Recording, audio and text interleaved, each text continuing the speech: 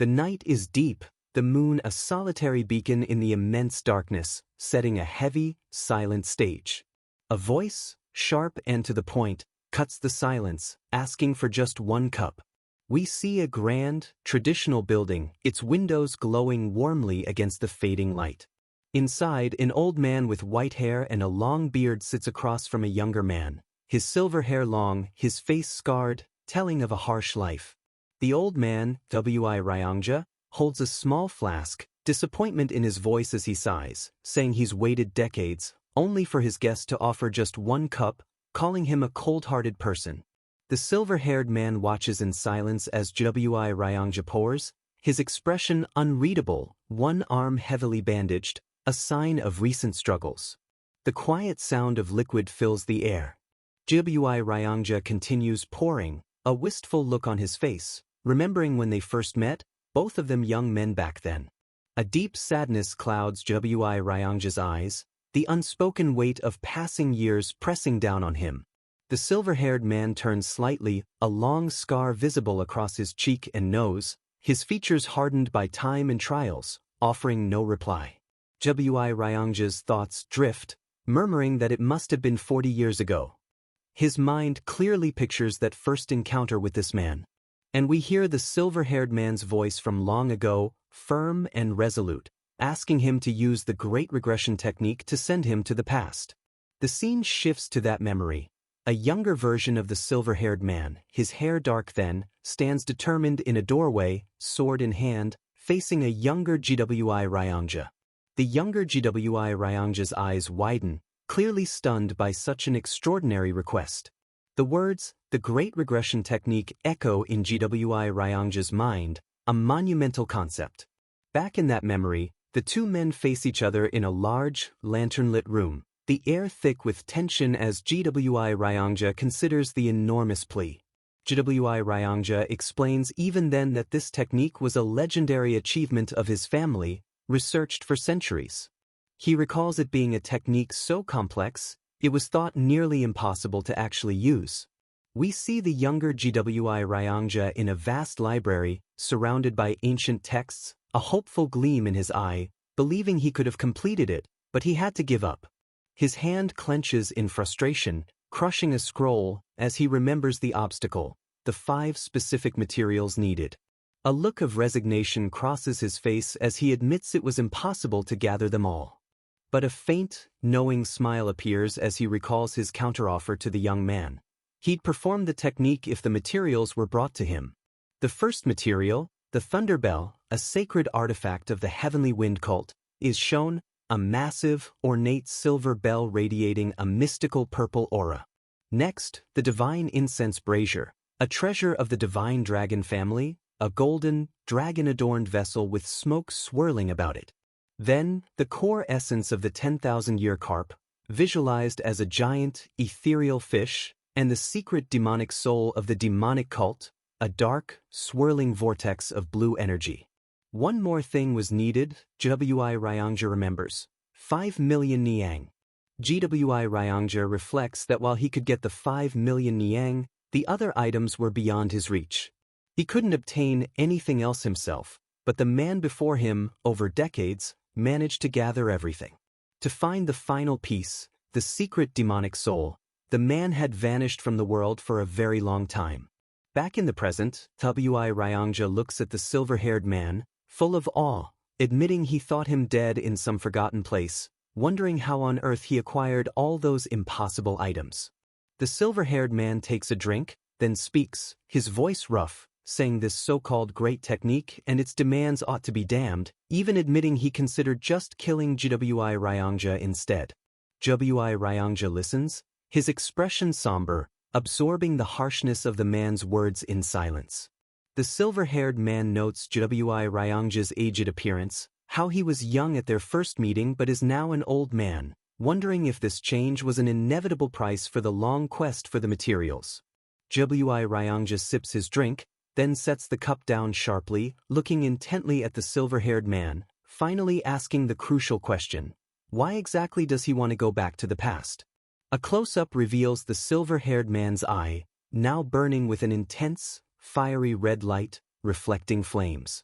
his face shadowed, his voice filled with a chilling resolve. He answers with a single word that drips with venom: revenge.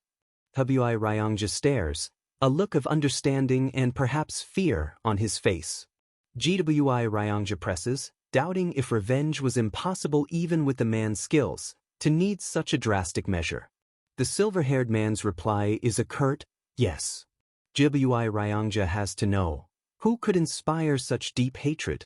We see the silver-haired man's eyes, cold and filled with a simmering fury, his scars stark against his skin. He utters the name Wamugi, and Gwi Ryangja's eye widens in shock, sweat forming on his brow, utterly alarmed.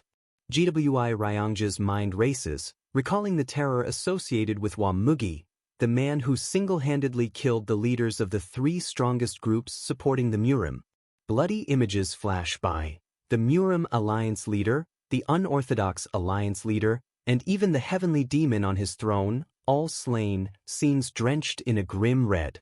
Gwi Ryangja remembers Wamugi's chilling title, the strongest person across all history. A terrifying image appears. Wamugi, a dark silhouette standing on a mountain of corpses under a fiery, apocalyptic sky, labeled the strongest person of this era. Gwi Ryangja looks horrified, mouth agape, believing that even going to the past wouldn't guarantee victory against such a foe. The silver-haired man's jaw clenches, teeth bared as he grits out that even so, he must kill Wamugi, no matter what. His face is a mask of cold fury as he reveals a personal connection. The heavenly demon, who died by his hands, was my father. Gwi Ryangja's eye widens even further, this revelation shocking him to his core. The silver-haired man sits amidst swirling dark energy, explaining his revenge isn't just for his father, nor for his sly cunt of a brother, coolly stating that those who dedicate their lives to demons expect death. Gwi Ryangja, bewildered, asks why then. The silver-haired man explains with flat, pain-filled words.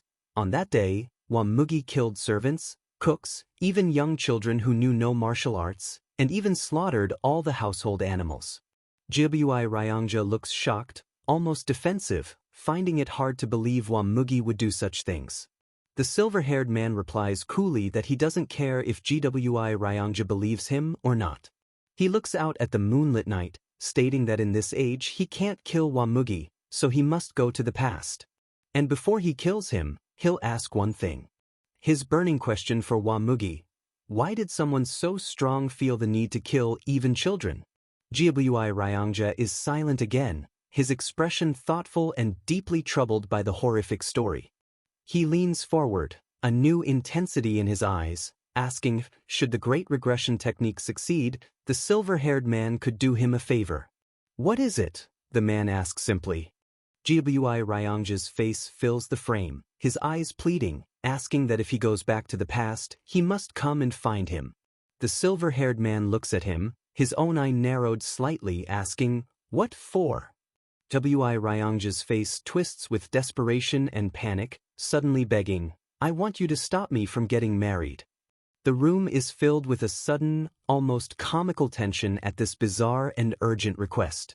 The silver-haired man's face is shadowed, then briefly lit, a hint of a smirk playing on his lips.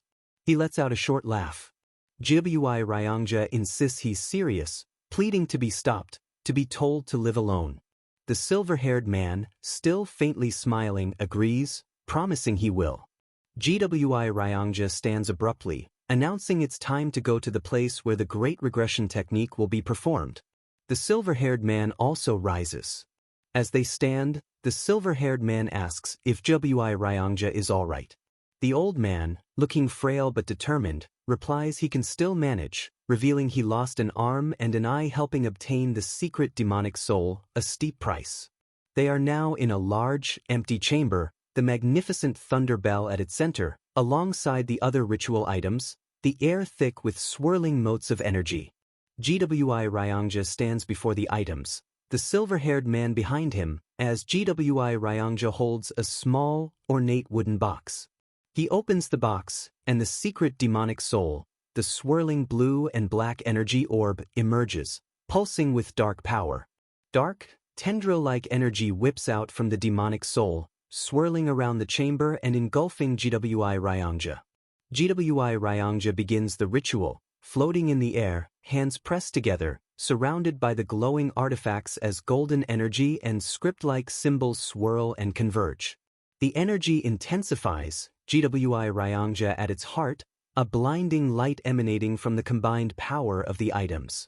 The energy swirls into a massive, dark vortex, tinged with eerie colors, WI Ryangja straining at its center, his face contorted with immense effort. The vortex seems to solidify for a moment, and GWI Ryangja, hands still clasped, exclaims with triumph, "I did it." He looks towards the silver-haired man, a wild, victorious expression on his sweat-soaked face, shouting, "Are you seeing this? I told you I did it." But as the energy settles, GWI Ryangja stands alone.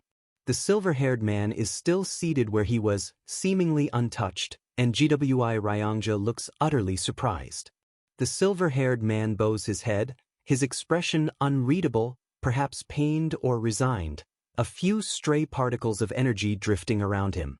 GWI Ryangja stares at the empty space where the portal should be, then back at the man, completely bewildered. His confusion shifts to a dawning, terrible realization. His face becomes a mask of disbelief and growing horror as the truth of what's happening sinks in with a low, ominous hum. The silver-haired man's voice is quiet, heavy with emotion as he says, "I'm sorry." GWI Ryangja stumbles back, shocked, as the silver-haired man repeats, "I'm really sorry." Still seated, he continues, promising he'll definitely find GWI Ryangja in the past and warn him about the impending disaster he asked to be saved from. GWI Ryangja turns away, walking towards the fading ritual energy, his voice filled with desperate longing, saying it's his family's greatest wish, and his own, to go back to the past. Strange, crackling sounds seem to come from him as he walks. Suddenly, GWI Ryangja freezes, his eye wide with shock. He realizes he can't move, his demonic acupoint sealed, golden energy spots appearing on his back as he trembles. The silver-haired man speaks his name, WI Ryangja, a hint of sorrow in his tone. WI Ryangja turns his head, his face a mask of betrayal and pain, asking how he could do this, while in the background, the silver-haired man's eye glows with that same intense, red light. The silver-haired man simply says, "Hey," his tone calm, almost casual, a chilling contrast to GWI Ryangja's distress. In an instant, the silver-haired man is before GWI Ryangja, striking him hard in the chest with an open palm.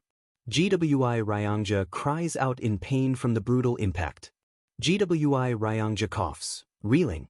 The silver-haired man looks down, somber, apologizing for losing his rationality for a moment, admitting he knows how painstaking GWI Ryangja's efforts were and that he shouldn't have struck him. A close-up of the silver-haired man's eye, no longer burning red, but filled with a quiet sorrow and deep understanding.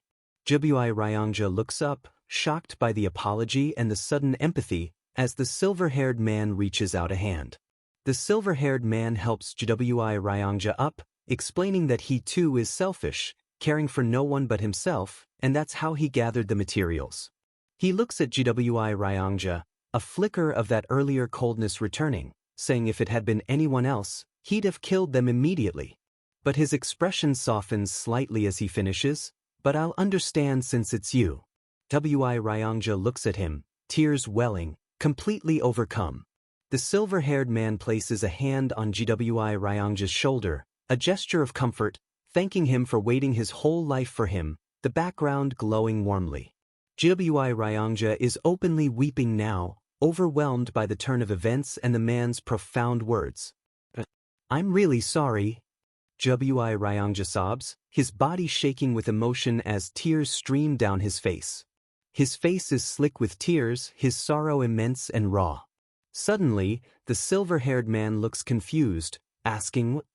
GWI Ryangja, still crying, looks up. The silver-haired man looks around, puzzled, as GWI Ryangja's image seems to fade or become transparent. The scene freezes. Both men are static, like statues, beautifully rendered butterflies also frozen in midair around them.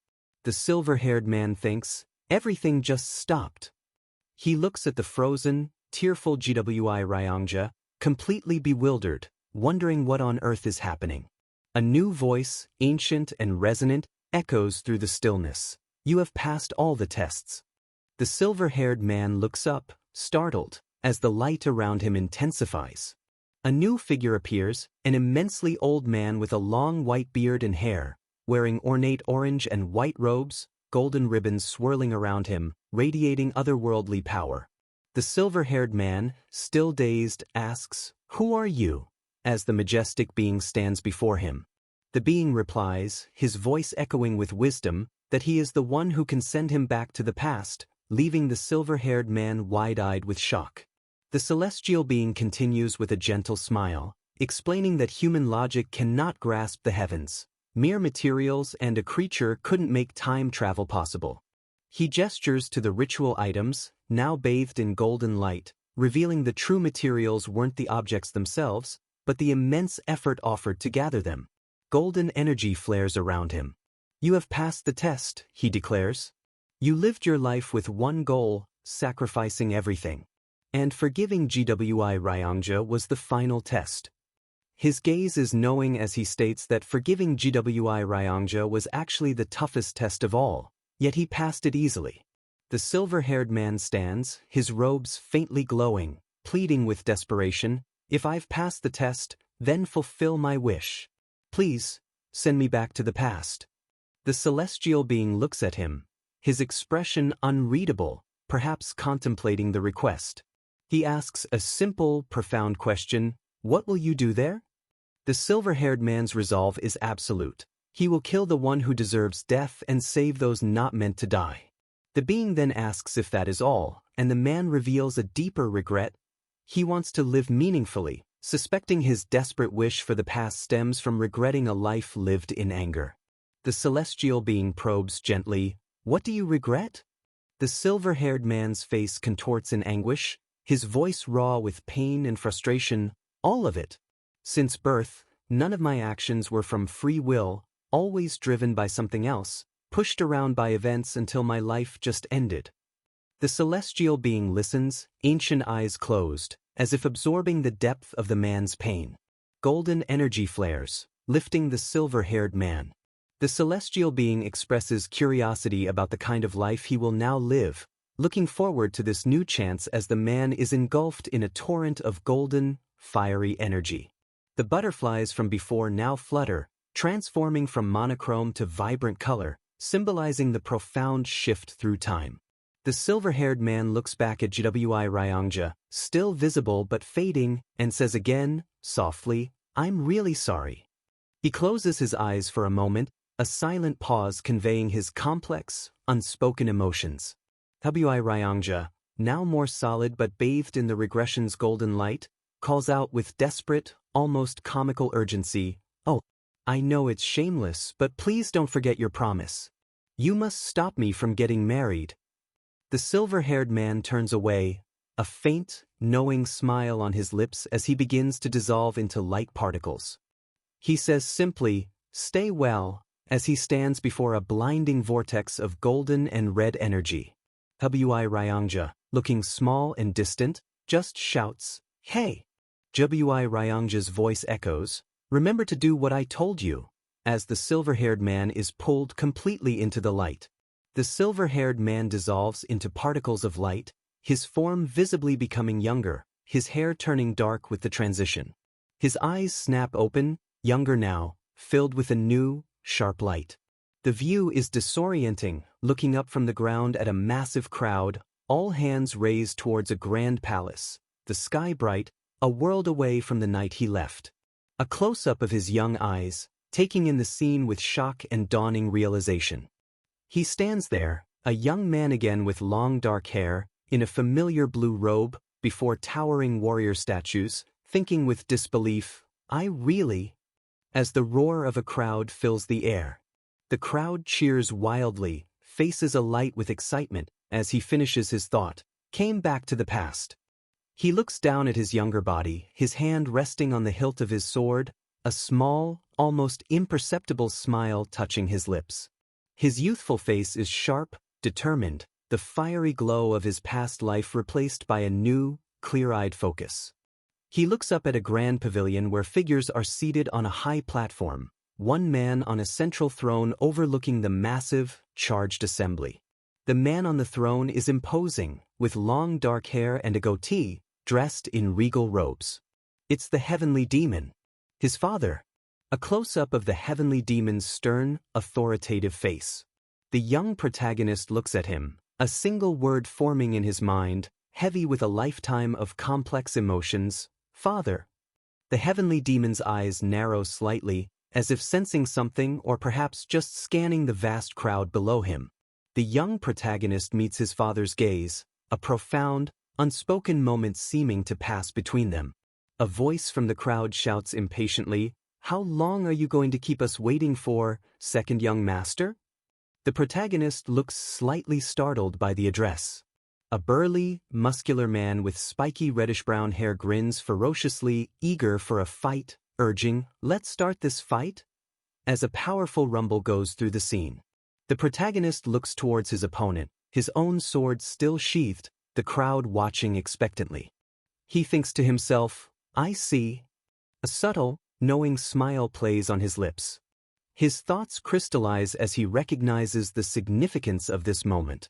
Today is.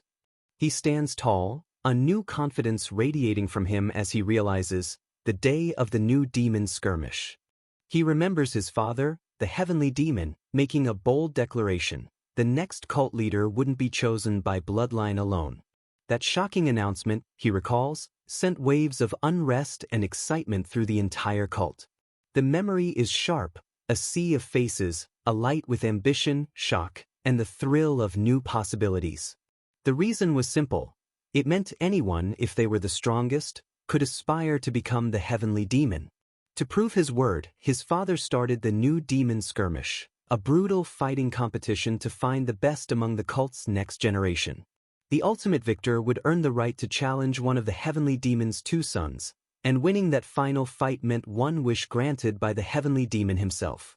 Back in the present, his burly opponent, Gu Pyungo, glares, sneering as he readies his massive sword. Gu Pyungo taunts him, suggesting he give up while he still can. But the young protagonist stands calmly amidst the roaring crowd, his expression unreadable, hand resting on his sheathed sword. He's silent, lost in thought, the weight of his future knowledge pressing in. His mind flashes back. In his original past, he remembers feeling insulted that Gu Pyungo chose him, thinking it meant he was seen as the easier target compared to his older brother. But now, older and wiser, he grits his teeth, realizing there might have been a darker reason for that choice. He remembers the betrayal. Gu Pyungo had bribed the cook to poison his food with an energy-dispersing drug, leaving him temporarily powerless. The bitter memory of that defeat surfaces, kneeling in his own blood, his sword useless. He'd told his father, but his father had said nothing. In fact, his father's eyes had seemed to blame him for falling for such a petty trick. That loss was the first step in his downfall, leading to a cascade of mistakes and failures that cost him his position in the succession war. Surrounded by a dark, swirling energy in his memory, he realizes with chilling clarity, everything truly started from today's defeat. Gu Pyungo's voice yanks him back to the present, annoyed that he seems distracted. The protagonist's eye narrows. The two fighters face off, the crowd a distant roar, the protagonist still silent. He finally speaks, his voice calm, asking Gu Pyungo what his name was, a question that clearly stuns his opponent. Gu Pyungo roars in anger at being apparently ignored, shouting his own name. The protagonist just nods slightly as if barely registering, "Oh right, Gu Pyungo." He recalls Gu Pyungo's title, the Blood Raven Sword Demon, fifth of the 7 disciples of the Blood Demon Supreme. Gu Pyungo sneers, taking his calm as overconfidence. A new, chilling understanding dawns on the protagonist. Something he never knew before. He glances at his father on the throne. Those eyes. Father already knew he'd been poisoned. He was being watched, observed to see how he would overcome this treacherous situation. With his future knowledge, he knows he could beat Gu Pyungo in a single move, even without inner energy. But he can't reveal his true, vastly improved skills yet. He needs to keep his true strength hidden, for now.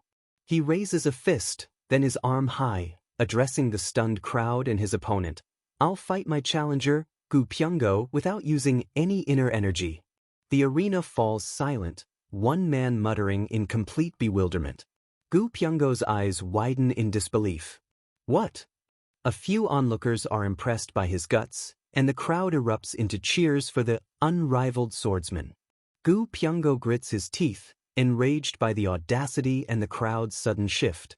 He raises his own fist, shouting defiantly that if that's the game, then he too will fight without inner energy.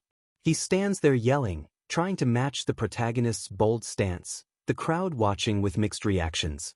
Some in the crowd grumble, disappointed at the prospect of a fight without flashy energy techniques, calling it a waste of time. Gu Pyongo glares, gripping his sword, thinking that even without inner energy, his blade will still cut deep, slamming it into the ground with a mighty crack. The protagonist stands calmly, a slight smile on his face, flexing his hand, feeling a strange newness in his younger body but confident he can control it. Gu Pyongo charges with a roar, yelling for him to unsheath his sword. The protagonist remains still, sword sheathed, calmly stating he doesn't think he needs a sword for this opponent. Gu Pyongo laughs mockingly, then snarls that while he won't kill the cult leader's son, he'll take an arm, swinging his massive sword. The protagonist dodges with ease, a smirk on his face, pleased that his body reacts even faster than he expected. Gu Pyongo continues his wild, powerful assault, a blur of missed strikes. The protagonist moves with unnatural grace, flipping and dodging, easily avoiding Gu Pyongo's clumsy, brute force attacks. He lands lightly, kicking off the ground to create distance, always one step ahead. He places a hand over his chest, a red glow emanating as a genuine smile lights his face, feeling the powerful, steady beat of his young heart. He feels truly alive. Gu Pyongo, frustrated and panting, glares at the smiling protagonist. You fucking bastard. You dare laugh? He charges again, swinging wildly. The protagonist's eyes narrow, amusement vanishing, replaced by a cold, sharp focus. He ducks under a swing and slams a powerful punch into Gu Pyongo's jaw, sending blood flying. He follows with a devastating flurry of blows, his fists a blur of motion. Each hit lands with brutal, bone-jarring force. Gu Pyongo is relentlessly pummeled, unable to defend against the lightning-fast barrage. Blood pours from Gu Pyongo's mouth as he's knocked completely off his feet, overwhelmed. He crashes to the ground, dazed, bleeding, and utterly defeated. The protagonist delivers a final, crushing stomp to Gu Pyongo's arm. He stands over the fallen man, his voice cold. Was it this hand? The one you used to give the poison? Gu Pyongo's eyes are wide with pain and the shock of being found out. With a sickening crack, the protagonist twists Gu Pyongo's arm. The man screams in agony as the crowd gasps. The protagonist stands victorious over the writhing Gu Pyongo, his silence more intimidating than any shout. He looks out, his expression resolute, thinking that now he's returned, he'll no longer let anyone else dictate his life. He raises his hand, calmly signaling the end of the fight. The crowd is stunned into absolute silence, staring in disbelief at the swift, brutal outcome. The heavenly demon's voice rings out from the throne. As I've said, I'll grant you a wish. The heavenly demon sits on his ornate throne, raising a hand, inviting him to state his desire. The protagonist stands in the arena, Gu Pyongo kneeling defeated, his massive sword lying useless beside him. He knows most would ask for a powerful sword or a secret martial arts manual. That's what everyone expects. His father watches him, expression unreadable, patiently waiting for the request. The protagonist looks up at the Grand Palace, then decides this time he'll follow his heart, his true instincts. He turns to face his father, his voice clear and steady. I wish to go on a hunt with you, father. The heavenly demon is visibly taken aback, silent for a long moment, contemplating this deeply unexpected and personal request. Gu Pyongo, still on the ground, and the crowd alike murmur in disbelief at such an unconventional wish. You want to hunt with me? His father asks. The protagonist smiles faintly. Yes. I heard you enjoyed hunting when you were young. I'd like to learn from you. A flicker of something unreadable, surprise, perhaps even a hint of warmth, passes through the heavenly demon's eyes. Slowly, deliberately, he closes his hand, a subtle gesture of acceptance. He stands, his voice firm and decisive, "We'll depart tomorrow at dawn." The intricate dragon embroidery on his robe seems to gleam with a life of its own as he makes the pronouncement. He turns and walks away, the other figures on the platform looking on with expressions ranging from surprise to disapproval. The protagonist watches him go. From the crowd, a familiar, scornful voice, his older brother, scoffs, calling him an idiot. His brother continues his disdainful remarks about the lousy wish, as the injured Gu Pyongo is helped away. The protagonist turns to his brother, a slight smirk playing on his lips, casually asking what his name was again, infuriating his brother into a sputtering rage. He looks coolly at his enraged brother, his eyes glinting, thinking that now he's back, their petty, reckless lives hold no interest for him. Later, as dusk settles, casting a warm glow over the palace, the protagonist is in the quiet of his room. He gazes at his reflection in a mirror, touching his young face, marveling, "I'm really young again. Unlike the old me." For a fleeting moment, the mirror shows the reflection of his older, heavily scarred self, a stark reminder of the brutal life he's been given a chance to rewrite. His thoughts turn to his ultimate target, Wamugi. What could he be doing right now? Plans begin to form. If he can find Wamugi and kill him before he gains his monstrous strength, he could prevent everything. But finding him is the challenge.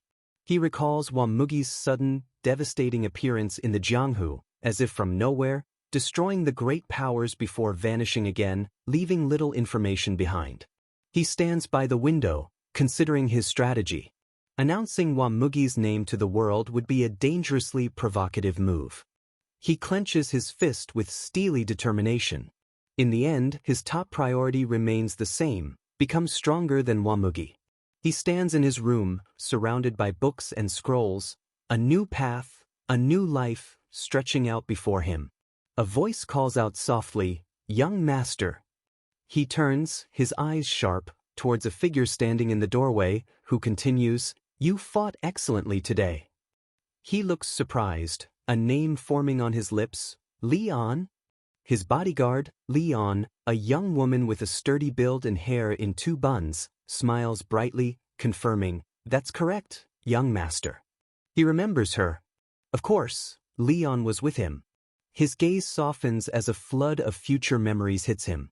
He hadn't known back then that her large size was due to a martial art she learned, all for his sake. He recalls the body petrification technique, a secret art that could make one's body as tough as rock temporarily. But its biggest flaw, he remembers, was that it made the user's body incredibly large. A painful, vivid memory surfaces, Leon, throwing herself in front of him, impaled by Wamugi's deadly sword aura, sacrificing her life to save his. Leon looks at him, her head tilted, a questioning innocence in her eyes. "Why are you looking at me like that?" He stares at her, truly hearing her voice for what feels like the first time, thinking, "I didn't realize her voice sounded so nice." He reflects on his past self's profound ignorance. She was ready to give her life for him, yet he'd only ever seen her as a simple bodyguard. He took her unwavering loyalty for granted, like the very air he breathed. A wave of deep regret and overwhelming gratitude washes over him. They stand facing each other in the warm light of the room, the stark difference in their physical sizes more apparent than ever. He thinks, a newfound appreciation dawning in his mind, "She's bigger than I remembered." Leon looks back, her expression open and questioning, a silent query in her eyes as she wonders at his intense, unblinking gaze.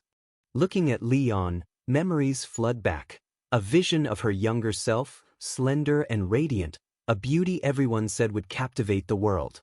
But reality was different. She'd suddenly gained weight, yet her smile was determined as she vowed, "I'll protect you, young master." Guilt washes over him. He never knew how much she cried over her changed appearance. He never noticed her swollen eyes from weeping alone in the dark, her sorrow hidden. Deep regret fills him as he wonders how much pain she must have endured. She could have been the world's greatest beauty, but sacrificed it all. How had he treated her then? He remembers his past self, yawning dismissively as she cheerfully offered him rice cakes. The shameful truth hits him. He probably treated her more coldly after her appearance changed. His eyes now hold a new understanding, a fierce determination. He looks directly at Leon, his expression earnest, making a silent, heartfelt vow. Leon, he thinks, I promise, I'll get rid of the body petrification technique side effects for you. She stares back, surprised. Leon, concerned, asks, Young master? Are you all right? He turns slightly, a gentle, reassuring smile on his lips. I'm all right, he says, then corrects himself with newfound confidence. No. I'm good actually. Leon looks puzzled, thinking he's acting a little strange today. He muses that, as his ever-present bodyguard, she'd naturally notice the change in him. He grins mischievously, let's go. I'll show you something even stranger, and strides off. Leon, still confused, asks where they're going. To flip the dining table, he replies cryptically, leaving her completely bewildered. They arrive at a grand building, likely the kitchen's, lights glowing warmly within. Inside, the kitchen staff, led by the elderly head cook, bow deeply as they enter. The protagonist looks at the head cook, his voice serious. Why did you do it?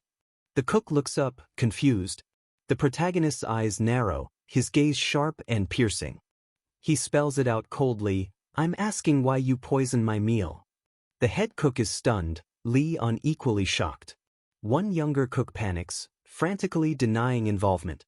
The protagonist turns his sharp gaze to this younger cook, asking if he gambled away the 3,000 niang he received. The cook flinches. With contempt, he explains the young cook's gambling addiction led him to desperation, poisoning the meal for money. The guilty cook prostrates himself, begging for mercy, admitting Gu Pyongo personally gave him the money. In a flash, the protagonist draws his sword, the cook's crying out in alarm. The head cook and another stare in horror as blood splatters across the floor. He sheathes his sword, blood dripping from the blade, his voice grim. Shame on you. A cook, poisoning food? The head cook, Cook Lim, kneels deeply beside the dead man, taking full responsibility for everything. The protagonist questions this, stating the one at fault is the poisoner. Cook Lim insists kitchen matters are his burden. The protagonist turns his head, a thoughtful, calculating expression on his face. He asks pointedly if that means any injustice in the cult is his father's fault. Cook Lim is taken aback. Leon watches as Cook Lim quickly denies this, the other cooks still kneeling silently. So why are you trying to take responsibility? The protagonist presses. Cook Lim is silent, eyes downcast. His demeanor shifts. Stop talking nonsense and cook me shredded chicken noodles for dinner. It's been a while. Cook Lim looks up, a mixture of relief and utter confusion on his face. As they leave, Leon asks, surprised, didn't you just have that a few days ago? The protagonist glances back, a knowing, distant look in his eyes. Leon looks up at him, still puzzled by his sudden, specific craving. He thinks with a wistful smile, that was a few decades ago to me. The next day at dawn, the heavenly demon, dressed for hunting, eyes his son's extensive gear. What's with all those hunting belongings? The protagonist stands ready, fully equipped. They're needed for the next few days. His father raises an eyebrow. Days? I only planned for one. The protagonist replies smoothly, who knows? You might enjoy it.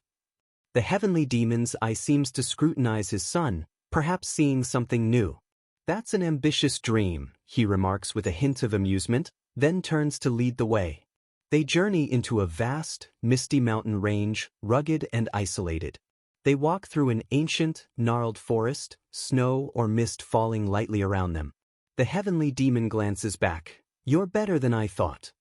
The protagonist is surprised. He wonders if his father noticed him hiding his true skills during the skirmish. He decides it's better to be upfront with his powerful, observant father. I was hiding my skills, he admits. His father replies without turning, I noticed. The protagonist smiles faintly, explaining he's not a cat that hisses, but a beast that hides its claws. His father questions this. Why would a beast hide its claws? The protagonist is momentarily stumped. His father retorts dryly, that's why you're a cat. The heavenly demon changes subjects, asking how much of the soaring sword art he's mastered. He recalls the soaring sword art, a secret, advanced technique passed down their bloodline, similar to those of demon supremes.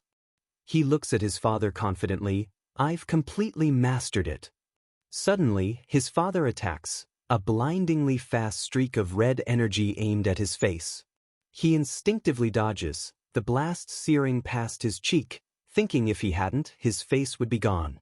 He touches his cheek, sweating as his father impassively says, You've really mastered it, then coolly adds he would have paid the price for lying. The protagonist smirks about his face resembling his father's. The heavenly demon looks at his son, a flicker of something unreadable in his eyes. The protagonist wonders, slightly unnerved, if he pushed things too far with his remark. His father turns away, to have completely mastered it at your age. That's worthy of praise. The protagonist looks slightly relieved, a faint smile touching his lips at the acknowledgement. They continue walking through the quiet, sun-dappled forest. The protagonist looks at his father, a genuine, rare smile this time. He says simply, with sincerity, thank you. They venture deeper into the dense, ancient forest, the sunlight struggling to penetrate. The heavenly demon stops, asking who taught him to hunt. The protagonist is silent. His father continues, mentioning his own older brother, revealing the protagonist had an uncle. He died, his father states flatly. I killed him when I was around your age. The protagonist is visibly, profoundly shocked. He stares at his father's back, trying to process this stunning, brutal revelation. His father glances back, his eyes cold. You did great. The protagonist is still reeling from the confession. The heavenly demon adds chillingly, otherwise, I wouldn't have been born, implying a deadly struggle for succession. The protagonist is silent, the immense weight of his father's dark past settling heavily upon him. As his father strides on, he reflects that even his father must have been wounded by fighting family. The stronger one seems, the deeper the hidden scars. He recalls his father's past words about the poisoning. Back then, he couldn't find any other solutions. A close-up of his father's hand, clenching slightly, hints at the immense burdens he carried alone.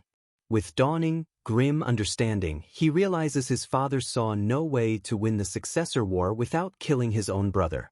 He clenches his own fist, thinking to his father, I hope you won't think that I can do it.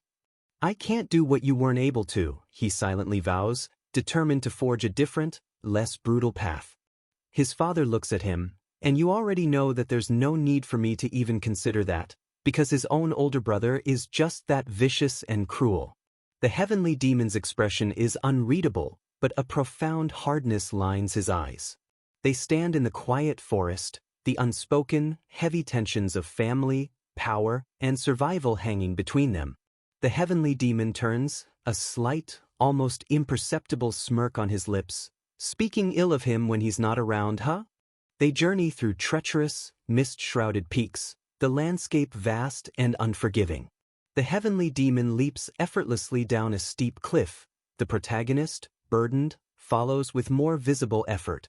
The protagonist looks pensive, the weariness of his past life mixing with the uncertainty of this new one. He reflects that he never married or had children in his past life, so he didn't know that feeling. Now he's curious.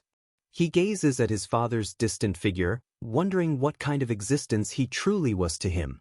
The heavenly demon stops abruptly, sensing something. The protagonist catches up. At the edge of a dense forest, his father gazes in, our dinner. The protagonist reaches for his bow, but his father questions how he'll kill something he can't even see. Surprised, the protagonist listens as his father instructs him to first close his eyes and feel his surroundings. He closes his eyes, his expression focused, trying to understand. He concentrates, attempting to perceive the unseen. His father explains sensing vibrations, the energy flow of beings, a common technique for martial masters.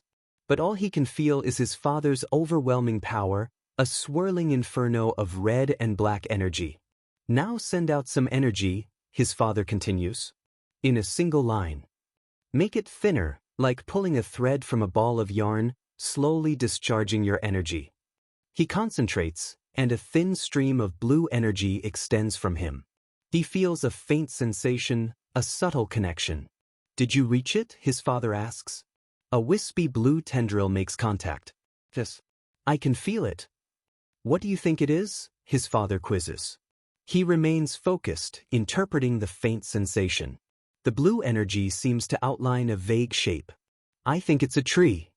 Search that vicinity, his father commands. Slowly, he extends his energy thread further, carefully. He listens intently with his heightened senses, a bead of sweat forming. The thread of energy snakes through the darkness, searching. Suddenly, it outlines the fierce face of a wild boar, tusks gleaming. His eyes snap open, glowing blue for an instant. A wild boar? He exclaims in surprise. He looks at his father, slightly unsure. Or a bear. Stiff fur, long body, it feels like a wild boar. His father confirms after a moment, yes, it's a wild boar. The protagonist clenches his fist, a small smile of accomplishment. His father watches, expressionless. He reflects that even his past self struggled at this distance initially, but his gifted body learns martial arts quickly. His father's eyes narrow slightly. Later, the boar roasts over a fire. His father asks when he learned to prepare hunted animals, remarking he seems too skilled for a first-timer. He claims he learned from a book. He smiles faintly, thinking it's because he hunted countless boars for food before regressing. His father sits on a tiger pelt the protagonist prepared. Worth carrying all the heavy baggage, the protagonist admits. Did you want to hunt with me to impress me for the succession? His father asks. No, he replies, I can become successor on my own. The heavenly demon smirks. That's a lot of confidence. Why did you want to hunt with me then? His father presses. By the campfire, he explains his first reason.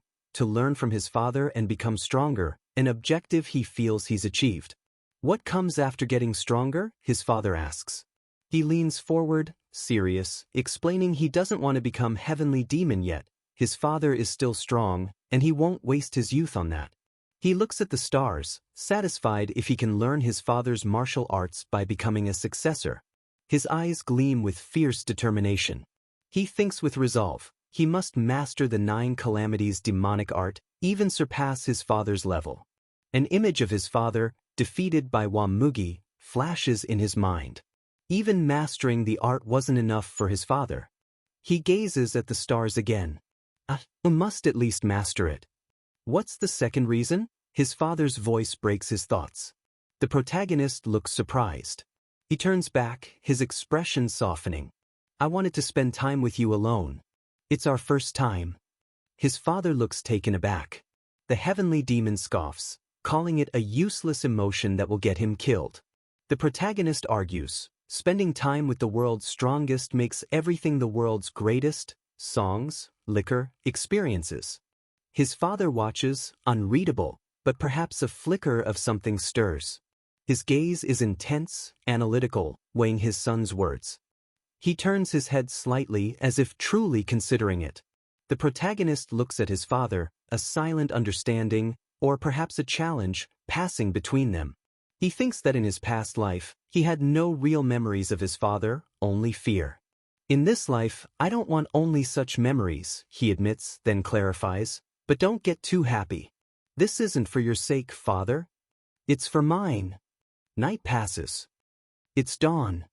The heavenly demon stands, looking at the misty mountains. Let's go back now.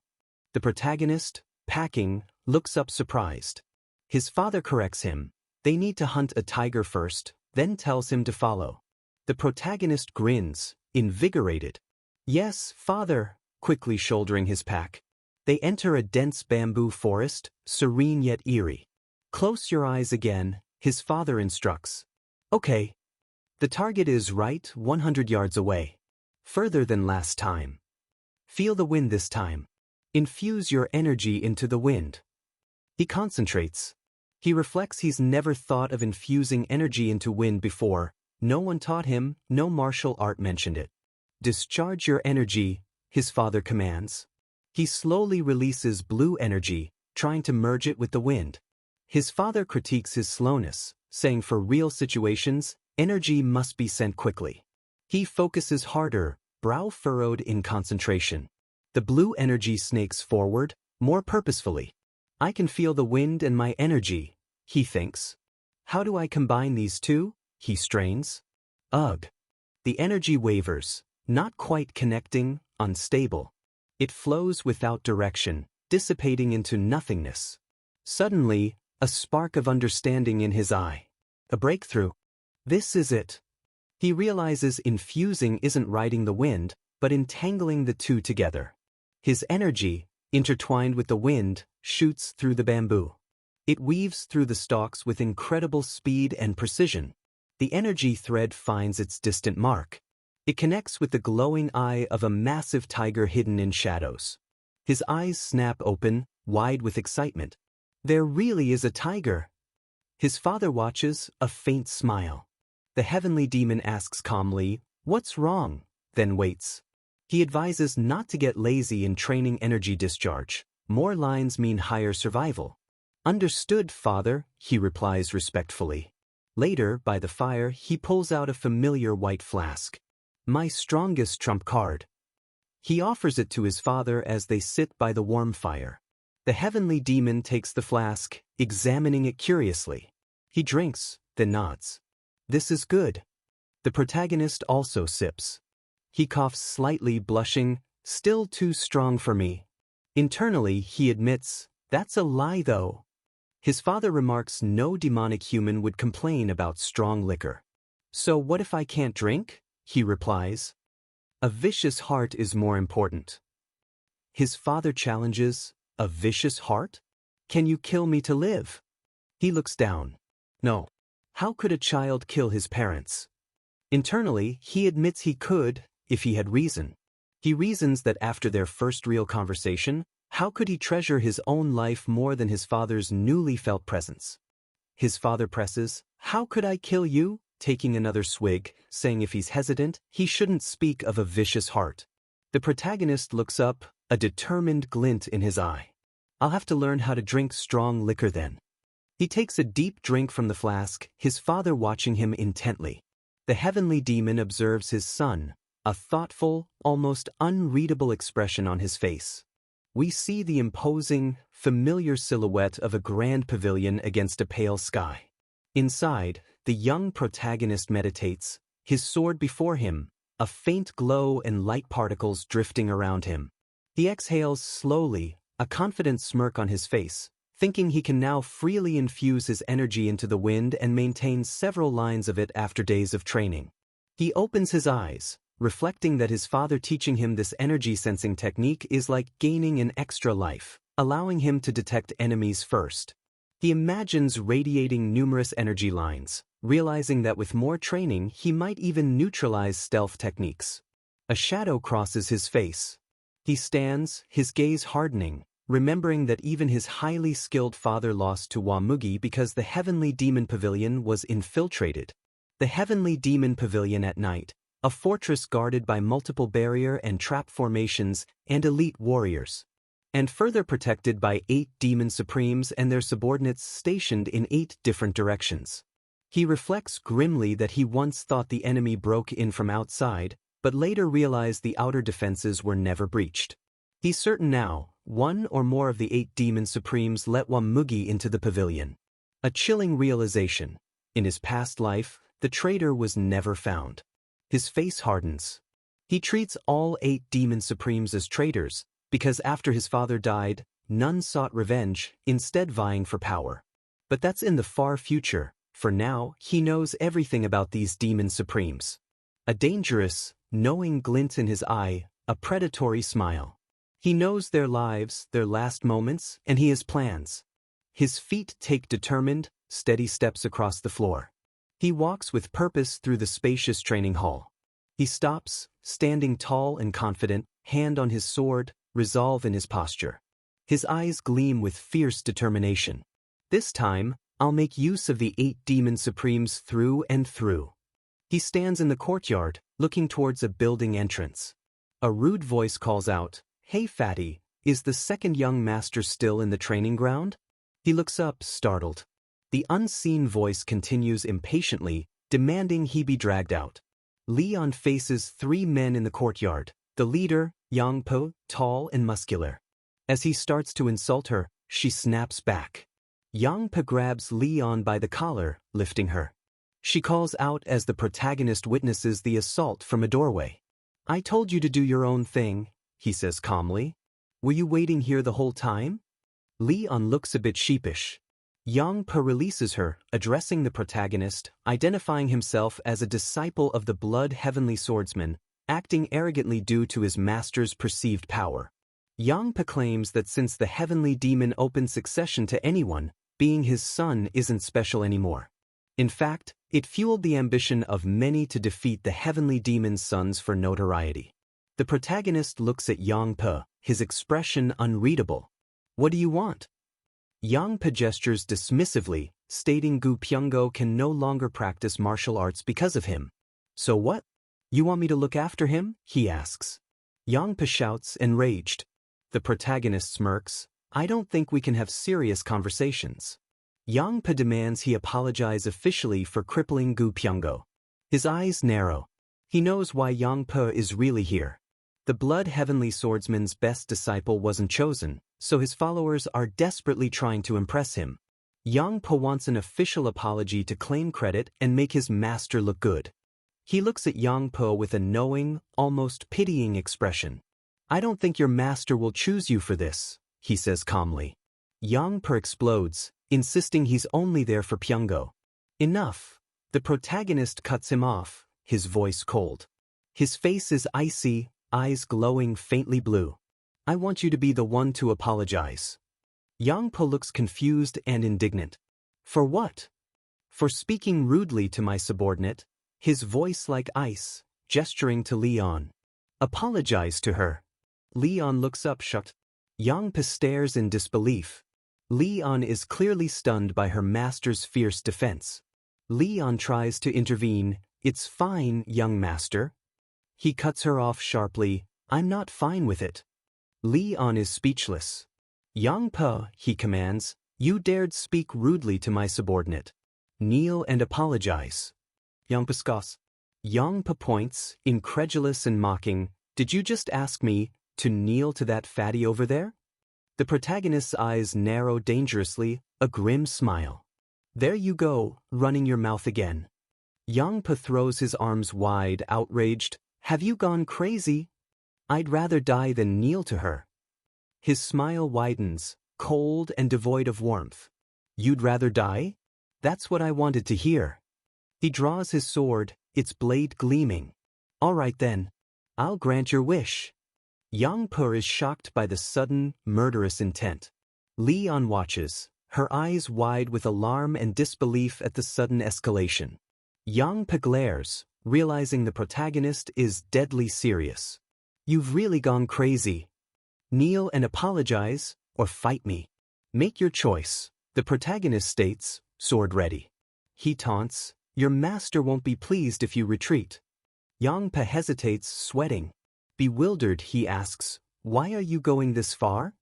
The protagonist replies steadily, "I don't care if you're here for me or even for revenge. But I won't allow you to insult my subordinate."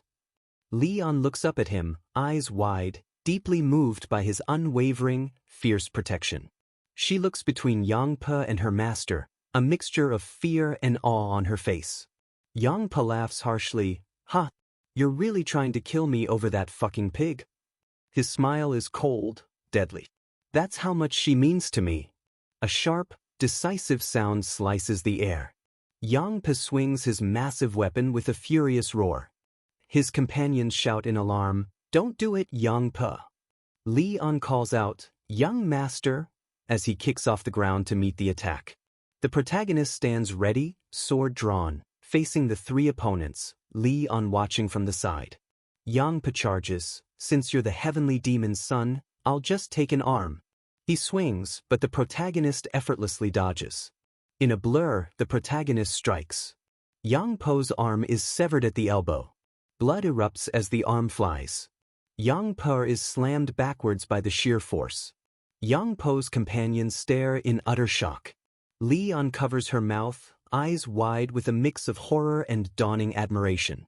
He stands over Yang Po, sword dripping. Your mouth caused your death. You used it to insult my subordinate? And that same mouth refused to apologize. Leon looks on, her expression complex, sweat on her face. With a final, brutal flourish, he unleashes a devastating attack on Yang Po's remaining companions, black energy swirling.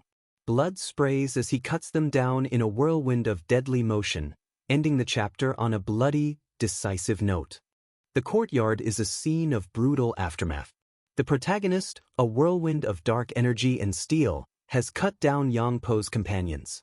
Blood erupts from a fatal wound in a visceral close-up. His face is grim, eyes cold, as he finishes his deadly work with swift efficiency. He stands over Yang Po, the severed arm nearby, the other two sprawled dead. One surviving goon shouts Yang Po's name in terror. The remaining companion, terrified but trying to sound brave, confronts him. Do you think you can handle the consequences? Your mouth resembles his, the protagonist says coolly, making the man flinch in horror. His eyes glow with icy blue light. Pass on my words exactly. If you dare say it differently, I'll find you at dusk. The terrified man scrambles away. Leon approaches, her voice trembling. Why did you do that? She looks at him, eyes wide with fear and confusion. Why did you do that for someone like me? He turns to her, his expression softening, thinking she's still worried about him despite her own emotional pain. This isn't because of you, he tells her. I simply killed someone who deserved to die. Leon frets, the Blood Heaven's bladesman won't let this slide. His eyes hold a knowing, strategic glint. He understands her fear. The 8 demon supremes, including his father, possess immense influence and power that even the heavenly demon can't ignore. And the Blood Heaven's bladesman is one of these powerful 8 demon supremes. A dark, fiery image of the bladesman appears as he considers, I crippled one of his disciples and killed another. He reassures Leon with a confident smirk, he won't do anything. He gains nothing, only criticism for teaching his disciples poorly. Leon still worries about his pride. He doesn't have such pride, he states firmly. Leon looks down, still unsure but trusting him. He gently touches her cheek, a surprisingly tender gesture. Leaning closer, his voice soft but firm, in any case, you don't need to worry so much about me. Leon looks up, her eyes wide and luminous, clearly moved by his concern and fierce protection. He continues, on the contrary, I actually gained something from killing Yang Po. He looks at the night sky. I crushed Gu Pyongo, now killed Yang Po. I'll attract everyone's attention. This scores me a point in the succession war. Leon approaches, young master, thank you for what you did today. She beams, her smile radiant and genuine. I was really happy you took my side. I mean it from the bottom of my heart. He looks at her, a faint, almost imperceptible smile on his own lips.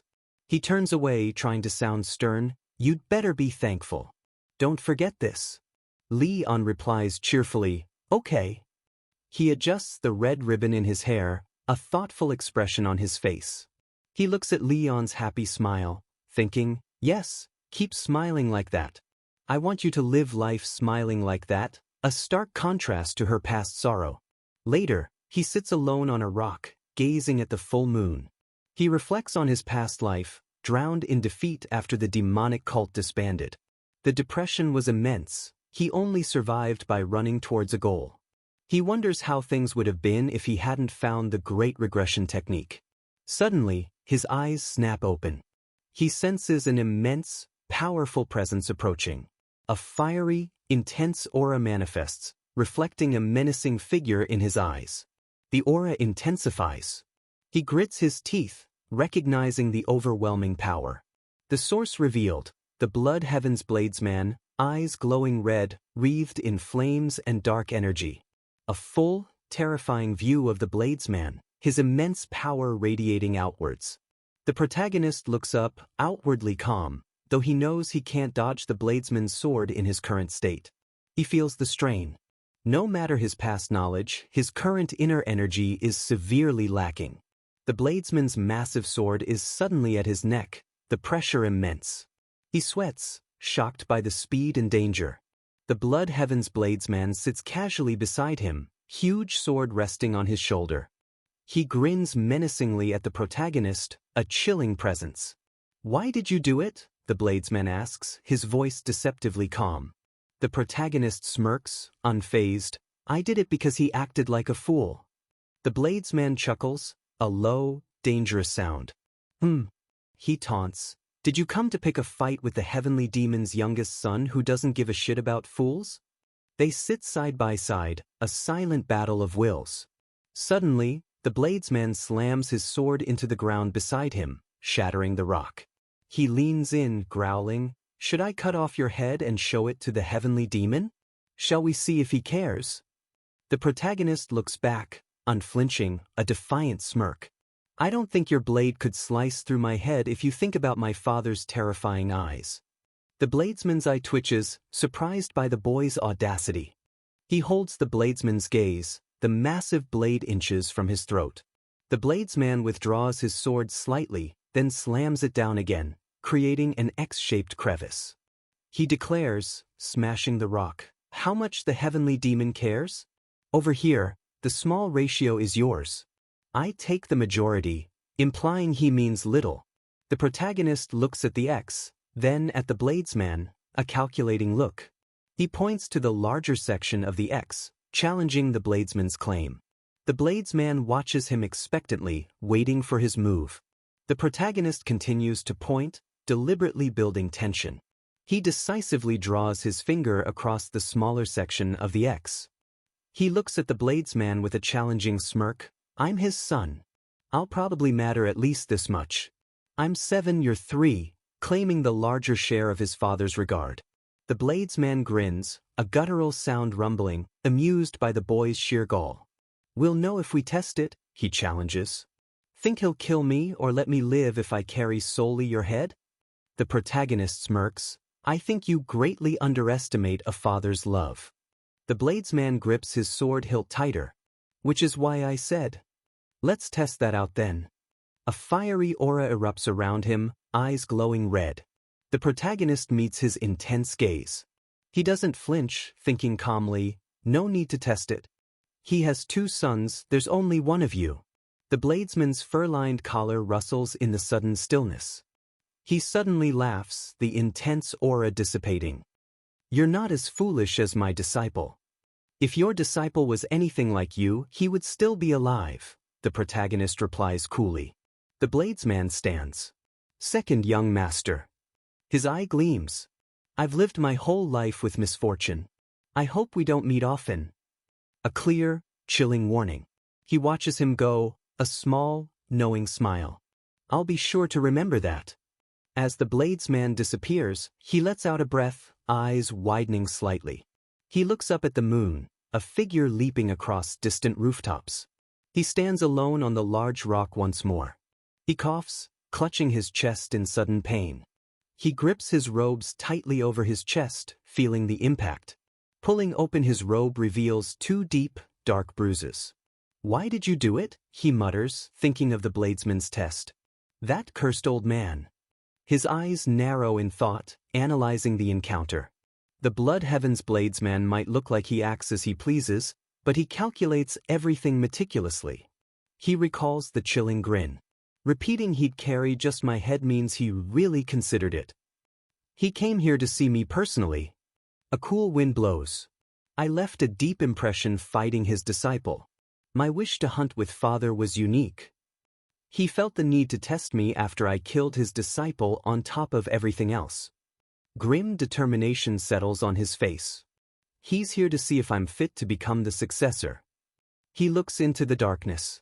Is my first opponent the Blood Heaven's bladesman? After shaking up the cult, our protagonist finds his father, the heavenly demon, has his own tests. The real trials might just be starting. We see the protagonist deep in focus, a brilliant blue aura flaring around him, crackling with energy as he cultivates his power. The blue energy swirls and rises, a contained storm, showing he's channeling significant, growing power. His eyes are sharp, determined, as if bracing for what's next or centering himself after recent chaos. His foot lands firmly on a roof tile. He's on the move under the cloak of night. Silhouetted against the dim glow of the cult's estate, his gaze is fixed, unwavering like a predator or a soldier. Across the rooftops, his father, the heavenly demon, stands holding a cup. "Father," the protagonist calls out, surprised. The heavenly demon, without turning, says he heard about his son killing the Blood Heaven's Sword Demon's disciple. The protagonist's face is calm, expression unreadable as he processes his father's words. He confirms steadily, yes, his disciple was deserving of death. No hesitation, just cold fact. His father continues, stating that regardless, the Blood Heaven's Sword Demon came to him about it. "Pardon?" the protagonist asks, taken aback. His father drops the bomb. "He wants you to receive punishment." A jolt of surprise hits the protagonist. "So, he came to you because I killed his disciple, and now he wants me punished?" he clarifies. His father confirms, noting it was unexpected. His mind races. The Blood Heaven's Sword Demon isn't just after revenge. He's testing my father, trying to see how he values me. He continues his analysis. "This is how he'll gauge if father even considers me a real contender for succession." A political game. His father looks down and declares, "So, I intend to punish you." The protagonist is visibly shocked. "There's no justification for you to punish me," he counters. His father's chilling reply, "Justification can be made." He looks deeply troubled, speechless disbelief and unease dawning. His father can just create a reason?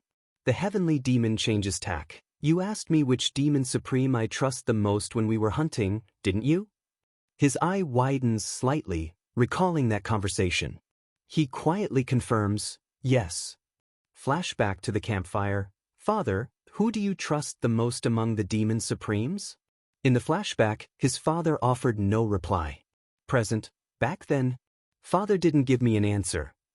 His eye again, still processing this unexpected turn. His father finally answers with cold truth, "I don't trust anyone. Not even the demon supremes." The protagonist is stunned. The heavenly demon continues, "Don't give me surface-level talk about rooting out corruption. I want to hear your true thoughts." He's pushing. His father looks on sternly, waiting for a genuine, deeper response. The protagonist meets his gaze, a serious, contemplative look on his face. A close-up on his mouth, carefully choosing words that could define his path. He speaks, low but firm, "I feel like, somewhere along the line, we've lost the path of the demon." A bold statement. The heavenly demon's eyes narrow slightly, absorbing this declaration. "We've lost the path of the demon?" his father echoes. Looking down, the protagonist confirms, "Yes." His father poses a critical question. "What does the path of the demon mean to you?" Testing his ideology. His eyes blaze with conviction. "I think the path of the demon is the will to defeat absolute evil." "To defeat absolute evil?" his father repeats, expression hard to read, listening intently. "I don't think the orthodox faction is our true opposite," he elaborates. "If not them, then what?" his father presses. "It'd be absolute evil," he declares. His father shows a subtle jolt of surprise. He describes it with chilling clarity, an evil so vile even other demons despise it. He argues the orthodox can't handle such true evil. His father considers, the orthodox faction is fundamentally forgiving. As long as they value people, how could they match an evil that's forsaken humanity? The protagonist stands tall, his conviction clear against the dark sky. His voice rises, fierce, blue energy glowing. "We are the only ones who can get rid of such atrocious evil, by being even more wicked ourselves." His face is alight with intense ideology, teeth gritted, hair flowing. He leans into his declaration, almost zealous. "When the great evil that even the orthodox faction can't handle kneels before us." His voice rings out, "That's when we've truly kept the path of the demon." He concludes passionately, if we can't accomplish this, we won't go far. We must even punish ourselves to survive and see it through. The heavenly demon watches silently, his face shadowed, listening to this revolutionary speech. A close-up of the protagonist's eye, his inner thoughts are revealed. He thinks, I can guarantee father has never thought of this, or heard anything like it before. His internal monologue continues over an image of him walking alone in a desolate, snowy landscape. This isn't cult doctrine. This is what I felt, realized, wandering the Central Plains my entire past life. His father finally speaks, calm but edged. Any other arrogant thoughts? He looks back, passion cooled to steady resolve. No, that should suffice. A knowing look from his father. I think I know now why the blood heaven sword demon wants me to punish you. A flicker of surprise from the protagonist. He's seen something in you, and he wants to use me to test you, his father continues. Internally, he acknowledges, I guess he saw potential for me to be a successor. Or, his father adds, a glint in his eye, maybe he sees you as someone who'll mess up our cult. He smirks.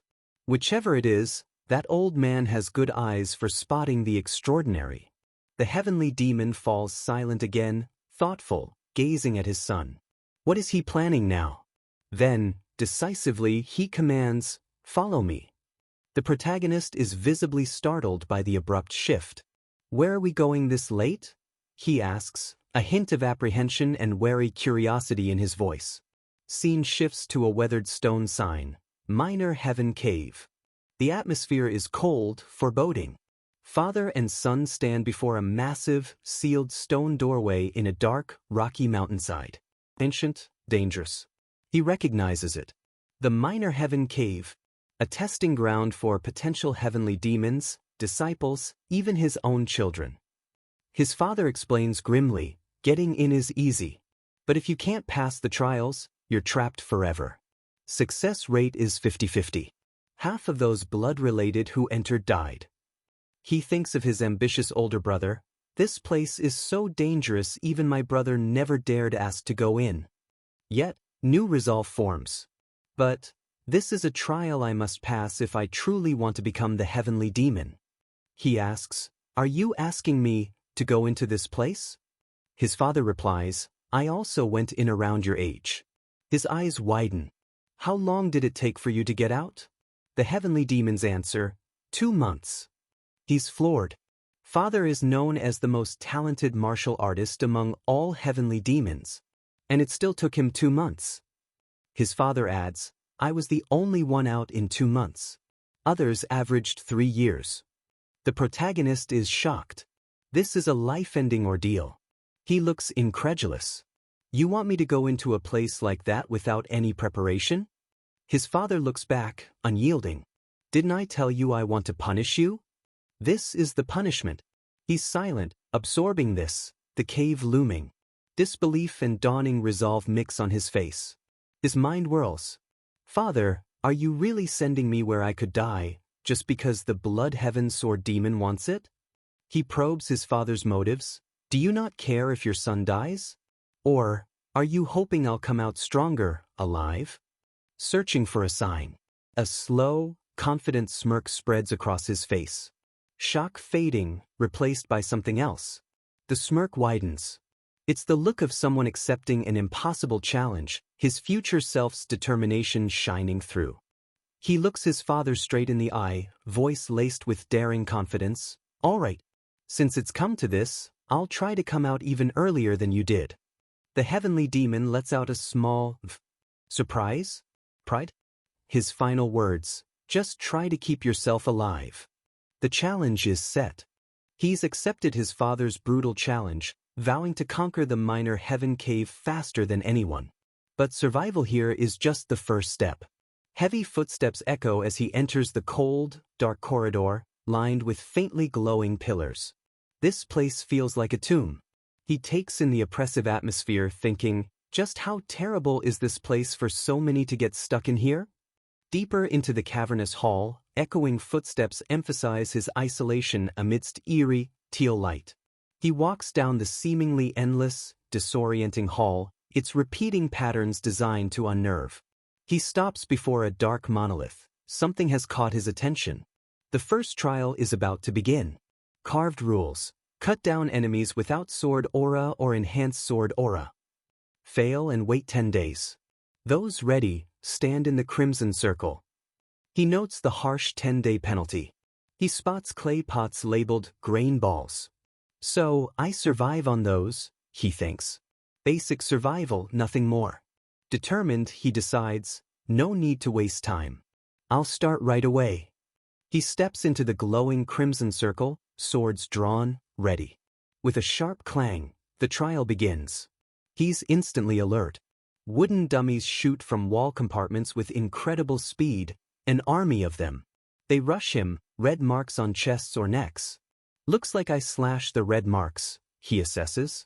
Precision, not brute force. He explodes into action, swords a blur, weaving through dummies, striking red targets with fluid, powerful blows.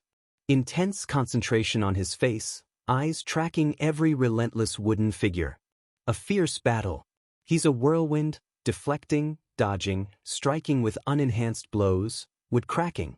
He shatters a dummy, but more press in. They're tougher than I thought, he pants, the assault taking its toll.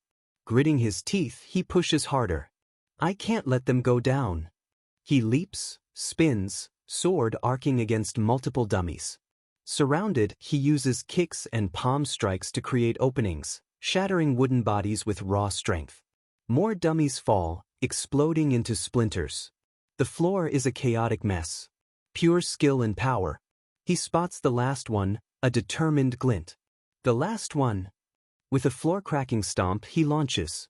Camera zooms in on the final dummy, its red target clear. The red target glows ominously. This is the final moment. With a decisive slash, he cleaves the last dummy in two. Amidst wreckage, breathing heavily, Hugh. Relief. Almost had to spend another 10 days here. Close call. He reflects, impossible to pass this with my skills before regression. His future knowledge benefits him greatly. The room quiet, broken dummies scattered. A low rumbling begins. A wall slides open, revealing a new passage and another stone monolith. Approaching, he notices something on the wall.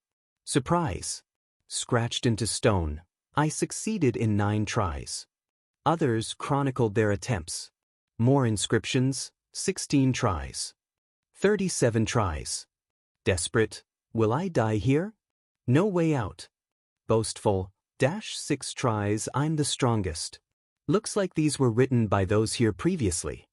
He scans messages, then pauses. The handwriting at the end. Familiar. At the bottom, curtly, idiots. A smirk. It's father. Of course. He chuckles. Although he's not wrong, can't believe he berated our ancestors like that. A moment of levity. He steps through the new passage, ready for the next challenge. A new chamber. Walls lined with an arsenal of weapons. A red circle glows. Different, more focused. He takes in the array of weapons, thoughtful. His eyes scan the blades. Seeing as how there are so many types of weapons. This trial seems to need them. Already analyzing, looking for clues. Another monolith. Second trial, split the stone in half within 2 hours. You may use sword aura or enhanced sword aura. Penalty, 20 days. Ready, stand in the crimson circle. He steps into the circle. A pedestal rises, a smooth, round stone ball on top. Power radiates. He looks at the stone ball, unreadable, contemplating. 2 hours, too much time to just cut a ball. If I use enhanced sword aura, I could cut hundreds.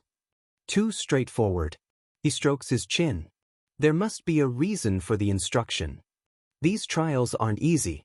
He selects a sword, swings hard. It bounces off, no scratch. Guess just slashing won't work. Grabs another sword, determined. I'll use enhanced sword aura to cut this. And quickly move on. He powers up, sword glowing blue, eyes alight. Ready to unleash. Just as he's about to strike, his eyes widen. Sudden realization, a doubt. He hesitates, energy dimming slightly. Something gives him pause. Lowers sword, aura fading. Too easy to pass like this. Wonder how others did this? Checks wall inscriptions. More messages. Split it in one try with enhanced aura. Failed 89 times without, then used it. Cut it without enhanced aura. Another skeptical, how did he do that? Can't believe it. A desperate plea, can't use enhanced aura, what do I do? Some struggled. More comments, lying about no enhanced aura. Agree he's lying. He thinks, what about father? Finds his father's blunt inscription, absolute nonsense. If there's heat you lose. Heat. Ponders. Why say that? Usual self would just berate them. This feels like a clue.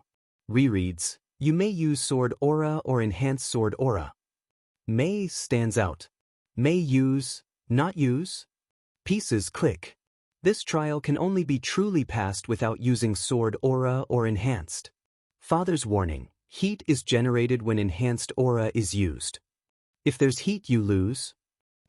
With understanding, he strikes repeatedly with an unenhanced sword.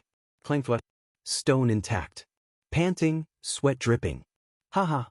Groans, can't even scratch it. How do I split this? Time's almost up. Glares at the stone, teeth gritted. Temptation strong. Should I just use enhanced aura and pass? Grits teeth harder, sweat pouring. Immense internal struggle. Throws head back, frustrated sigh. Harder than anticipated. Image of his stern father. Father split this without enhanced aura. If he could, there's a way. Father? He murmurs, a new thought dawning. Eyes widen slightly. Could it be? Connecting his father's success with another lesson. Closes eyes, centering. Brilliant blue aura emanates, the energy sensing technique from the hunt. Blue energy envelopes the stone, not attacking, but probing. Understanding, not breaking. Eyes snap open, glowing blue. Surprised. He's detected something. Realizes, I can detect a faint line I couldn't see with my eyes. The secret. Raises hand, focusing energy. Faint blue line clear. Not an illusion. Forms a perfect circle. The weak point. Eyes narrow, locking onto the almost invisible line. Sharp intake of breath, focused cry, swyish. Sword down in one swift, precise stroke along the line. Stone splits. Triumphant, manic grin. I did it. Halves fall apart. Notices something nestled in the perfectly cut center. Eyes widen in shock, staring at the revealed object. That's a small, perfectly spherical, glowing purple pill. Recognizes it instantly, voice filled with disbelief. A demonic essence pill? A significant reward. He's deciphered his father's riddles and claimed a treasure.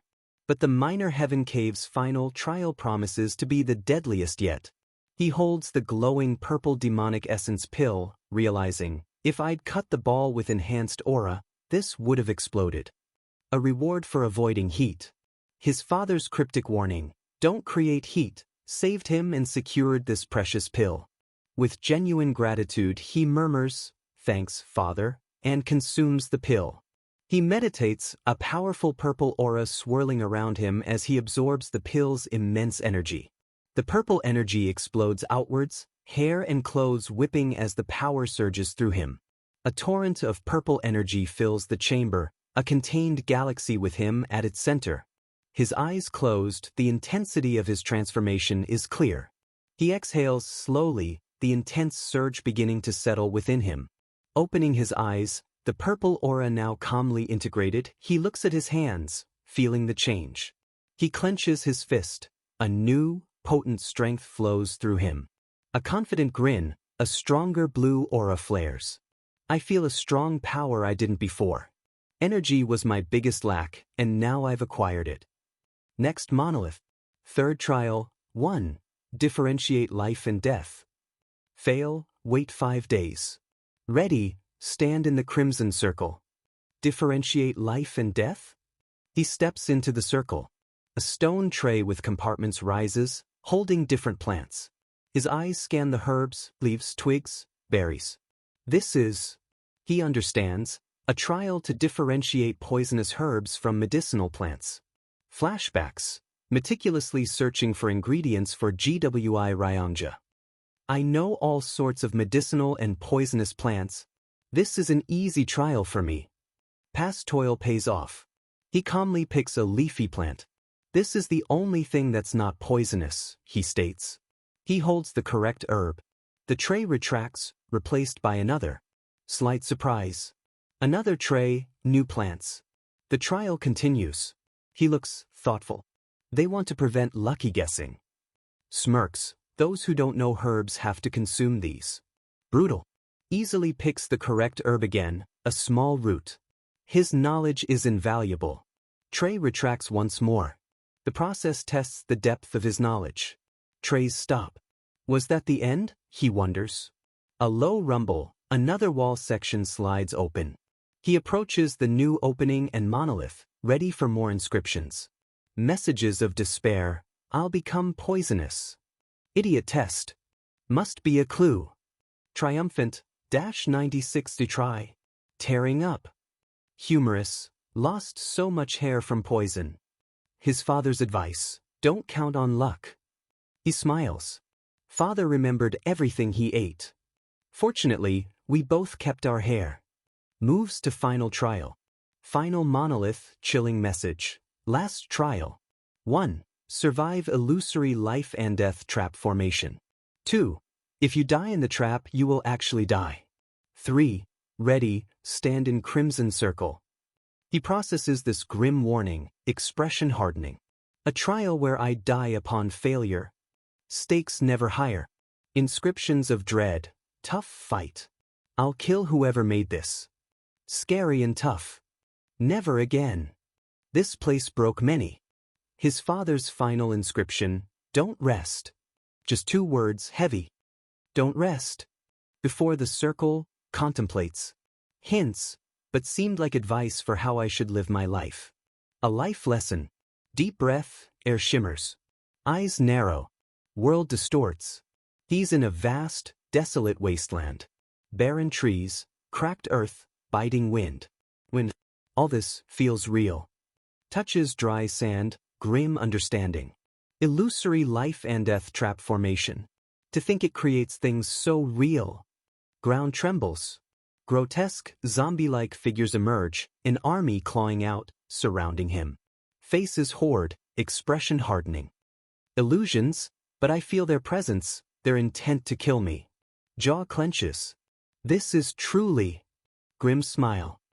A good opportunity for me. To unleash full power. Draws sword, charges. Cuts down figures, surprisingly solid for illusions. Eyes wide with battle focus, adrenaline coursing, fighting for his life. Monstrous fist swings, ducks just in time, force whistles past. Uses enemy's arm as springboard, deflects massive blade, agile and desperate. Twists mid-air, slashing multiple enemies, impacts echoing. Surrounded, fights with controlled fury, sword a whirlwind. Sweeping slash. Not dealing with humans, cold glint. Goes all out. Blue aura, empowered by pill, thrups. Massive blue energy beam vaporizes swathes of enemies. I can fight without hesitation. Power coursing. Amidst carnage, blue aura blazing. Thanks to the demonic essence pill, I use energy easily. Crucial difference. Respite short. More sharp, menacing weapons appear in the sky, aimed. Spears, swords, cleavers, a rain of phantom steel about to descend. His eyes narrow. This trial is far from over. Fresh wave of even more grotesque, heavily armed warriors charges, numerous and menacing. His determined eyes show he's ready for the next onslaught. Leaps and weaves through attacks, a blur against monstrous figures. Sharp breath, ha!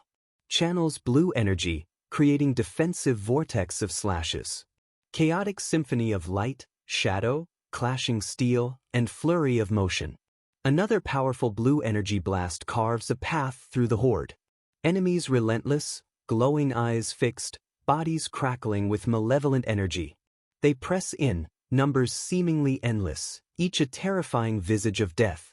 Different monstrous warriors, some with huge cleavers, others with eerie hats, all radiating dread. Stands ground, surrounded, sheer scale overwhelming. Yet he doesn't falter. Dark, viscous blood of illusion splatters as he cuts them down. Leaps high, dodging sweeping attack, ground erupting. Immense force. Sword flashes, meeting crude weapons with deadly precision. Expression grim, focused. Desperate fight for survival, even against phantoms. Massive dust cloud erupts. Panting slightly. Is it over? Amidst dissipating dust, a lone figure. Rai thought, pity if that was all. Knows better. Eyes narrow again. Senses it. Small, knowing smirk. He was right. Dust settles. New legion of even more terrifying, armored warriors, eyes glowing red, emerges. So it really wasn't over. The energy I feel from them is far more powerful. True endurance test begins. He survived illusions of death, but now, emerging from the minor heaven cave, a new, treacherous battlefield awaits. His own corrupt cult. The battle rages. He's a whirlwind, sword a silver streak against grotesque figures, each impact felt. Panting, he parries a brutal slash from a red-eyed foe. My enemies are slowly getting stronger. An escalating nightmare. His father's advice, don't rest. I understand now. He thinks, blue aura blazing. This feels like a real battlefield, more so than any since I regressed. He fights relentlessly, movements instinctual. I must fight continuously. The insights gained are becoming one with my body. Past experience merges with present potential. Phantom kunai and daggers rain down, a deadly shower of steel. He reacts instantly, sword a blur, deflecting projectiles with incredible speed. Spots an opening, lunges, impaling another grotesque illusion. Come at me, he roars, wild energy flaring. Faster and stronger, pushing beyond limits. With a yell, channels energy, cleaving a towering monster clean in half. Amidst vanquished illusions, faces one last colossal shadowy beast, black ichor arcing. Massive illusion splits, dissolving, blue energy crackling. Leans on sword, panting hard. Illusionary world wavers. Empty wasteland, sweat covered. Is it over? World fades, cave's teal light returns. Exit opens. Voice echoes. Congratulations on passing the trials. May your strength advance the heavenly demon divine cult. Tired but triumphant smile. Passed the trials. All in a day when it took father a month. Referring to initial stages or subjective time. His eyes narrow, calculating. Considers. If people knew, it'd cause an uproar.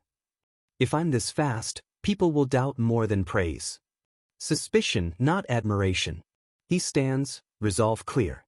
His eyes are firm, unwavering. Looks back at cave entrance. I'll stay here and continue my training. Decides, I'll fully digest the insights learned and make it mine. Consolidating gains. 100 days later, before his father on the throne. You took exactly 100 days. Did my best, couldn't break your record. Father asks, cut the stone the proper way? Respectfully, naturally. You left a big hint. Also didn't rest in the final illusion. Close-up of heavenly demon's stern, unreadable face. Fleeting moment, corner of his mouth twitches upwards. Protagonist catches it, surprised. Thinks, I think he just smiled. Looks again at stoic face. Or did I see it wrongly? So quick, so subtle. Heavenly demon speaks, looks like you're not a fool at least. Protagonist smirks internally, of course, I'm his son. Accepts backhanded compliment. Father looks away, silence between them. Protagonist watches, new understanding forming. Reflects, before, thought he enjoyed pitting children against each other for succession. Image of imposing father. But I understand now. He'd endure children's death for the cult. Not just enjoying us fighting. Harsh actions, colder purpose. Leaving voice calls, to make it through in 100 days. Second young master, incredible. Protagonist slightly surprised. Sees older man in official robes. Second in command, father's most trusted. Chief advisor, Sima Myung. Greets respectfully, slight smile, long-time advisor Sima. Sima bows. Glad I saw you. Wanted to discuss something about the cult. With me. Protagonist taken aback. Mind races. Discuss a cult matter with me? Looks to father. Father wanted him to. Sima explains, anonymous letter. Corruption within the demonic army. Protagonist reacts silently. Serious. Listens intently, expression grave. Recalls, demonic army, one of our combat groups. Leader is blood-related sibling of Blood Heaven Sword Demon. Image of imposing cult building. Blood Heaven Sword Demon involved again? Complicates things. Sima continues, last year, investigation failed. Special officer dispatched was killed. Grimly, by the demonic army? Sima confirms, indeed. And the killer committed suicide after. Convenient cover-up. Sima delivers purpose. I would like you to become Special Investigation Officer and take care of this personally. Immediately understands. Dangerous. Complicit will be executed.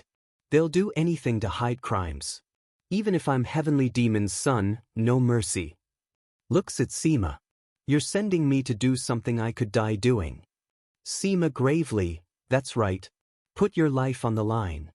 Eyes shift slightly, processing immense risk. Looks to father. This must be another of father's tests. Always his relentless trials. Father speaks, didn't you say you'll control them and hold them by their leashes? Calling back earlier boast. Coolly, that's when I become Heavenly Demon. Not backing down but aware of limits. Father presses, challenging, so, you're too scared to do this? Sighs, wry smile, touches temple. Well, can't refuse if you put it like this. Straightens, expression firm. I understand. I'll take up this mission. Accepts life-threatening task. Split panel, father's unreadable face, his own determined, smiling profile. Challenge met. Looks to father. Don't know what father is planning, but I'll put up a good performance. Then adds, oh, also. Unexpected request, almost casual. Since this could be my last moments, I'd like to have a drink with you. Heavenly Demon impassive, stone-faced, no response to audacious request. Sima watches silently. Turns to Sima, slight smile. To Sima, he acts tough but actually cares. Sima bewildered. Teasingly, didn't look like that though. Sima processes. Ornate architecture, likely Nirvana Pavilion, place of knowledge or internal affairs. Young man, curly brown hair, yellow robes, books, bows. Nice to meet you. Special Investigation Officer, Seo Daryong, Nirvana Pavilion. Tiny skull ornament in hair. Protagonist looks at Seo Daryong, silence hangs. Dryly disappointed, why are you here? Told chief advisor to send the most beautiful woman. Seo Daryong flustered, then straight-faced, guess I look like the most beautiful woman in his eyes. Tick mark of annoyance on protagonist's forehead. Not amused. Sighs, brushing it off. Whatever. Let's just get to work. Seo Daryong startled by abrupt shift. Seo Daryong asks, leaving right now? Protagonist confirms, yes. Wasting no time. Seo Daryong apprehensive, slight hesitation. Walking, Seo Daryong gives intel. Demonic Army Commander, Gu Chanfa. Younger brother of Blood Heaven's Sword Demon. 8th year as commander. Army rose to elite status through viciously dangerous missions. Protagonist listens, unreadable. Protagonist comments, means they're good at their work. Seo Daryong agrees, that's right. Protagonist takes a step, then pauses, a thought striking him. Stops, looks back. What's the matter? Daryong asks. Fixes him with cynical gaze. Do you not intend to investigate the corruption of the demonic army? Seo Daryong surprised, almost offended. I intend to do so. Protagonist continues flatly, Why do you look and talk like that? Can't feel any enthusiasm. Daryong taken aback. Protagonist states bleakly, because even if we uncover corruption, nothing will change. His expression is weary, cynical. Seen too much? CO Daryong visibly troubled. Thinks, does he mean unless executives change, the cult won't? Protagonist's eyes cold, reflecting deep disillusionment. CO Daryong asks, challenging, are you not scared? Walking through courtyard. Protagonist, without hesitation, not at all. Faint, almost dangerous smile. Is that so? Even though previous special officer died. CO Daryong's eyes narrow, shadow crossing face. Reveals, previous officer that died was my direct superior. Looks up, voice heavy. The person who used to teach me. Mission now deeply personal for him too. Protagonist looks at CO Daryong, unreadable flicker in his eyes. Silent. CO Daryong's face set with somber determination. Investigation begins, both men carrying heavy burdens into danger. Fresh from the minor heaven cave, he steps into a new inferno, the demonic army's heart. This isn't just an investigation, it's a high-stakes gamble. A sign, demonic dragon court. Gu Chanfa's den. 2 imposing guards block their path. Where are you from? Hostility immediate. CO Daryong steps forward. Special Investigator CO Daryong, Nirvana Pavilion. Business with the commander. Protagonist observes, slight smirk. Ho, he's pretty gutsy. Guards unimpressed. Special Investigator? Don't look special. Can't go in without permission. Daryong fumbles. Daryong shows official order. Guards take it. Wait here. Daryong insists, we'll meet your superior personally. Guard shoves document back. Told you, can't enter without permission. Daryong stressed, stopping an investigator with an order? Bald guard scoffs, bullshit. Here, you follow our rules. No respect for authority. Daryong incredulous, bullshit? Goateed guard leans in, exactly. Your title's all you have. Powerless. CO Daryong sweats, confidence crumbling under their disrespect.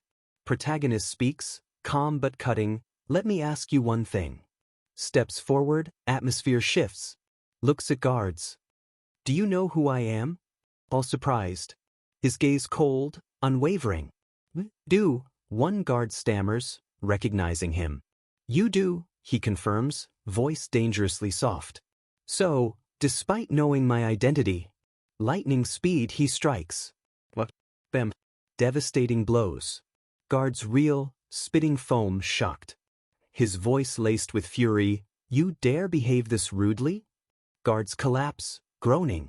CO Daryong stares, stunned by the brutal display. Turns to Daryong. Stop standing there. Lead the way. Daryong stammers, W? All right. Entering, met by rough demonic army members, a mob ready for trouble. Daryong shouts, brandishing order, standing in the way of official investigation. Want to rot in prison? Crowd laughs, jeers, completely unfazed. Don't take him seriously. Large, bald man with beard pushes through. Where the hell did these assholes come from to create a ruckus? Daryong, nervous. Special Investigator CO Daryong. Reveal your identity. Protagonist watches silently. Man smirks menacingly. Go Dang, demonic army's first corps captain. Sneers, good enough asshole? Daryong shaken. Thinks, second in command. Notorious for atrocious deeds. Captain Go Dang steps closer. Why aren't you saying anything? Daryong retorts, Captain Go, official orders. Mind what you say. Go Dang scoffs, mind what I say? What if I don't? Daryong threatens, arrested for disrupting investigation and insulting investigator. Arrest us. Go Dang repeats, voice dripping sarcasm. Throws head back, guttural laughs. Kiki. Chilling contempt. Protagonist impassive. Go Dang leans down mocking. Oh, I'm so scared. Grins. I'd like to see you try. CO Daryong speechless, completely intimidated. Protagonist steps forward smoothly. Captain Go, it's been too long. Go Dang surprised, extends hand. Last time at the banquet? Go Dang confused. What?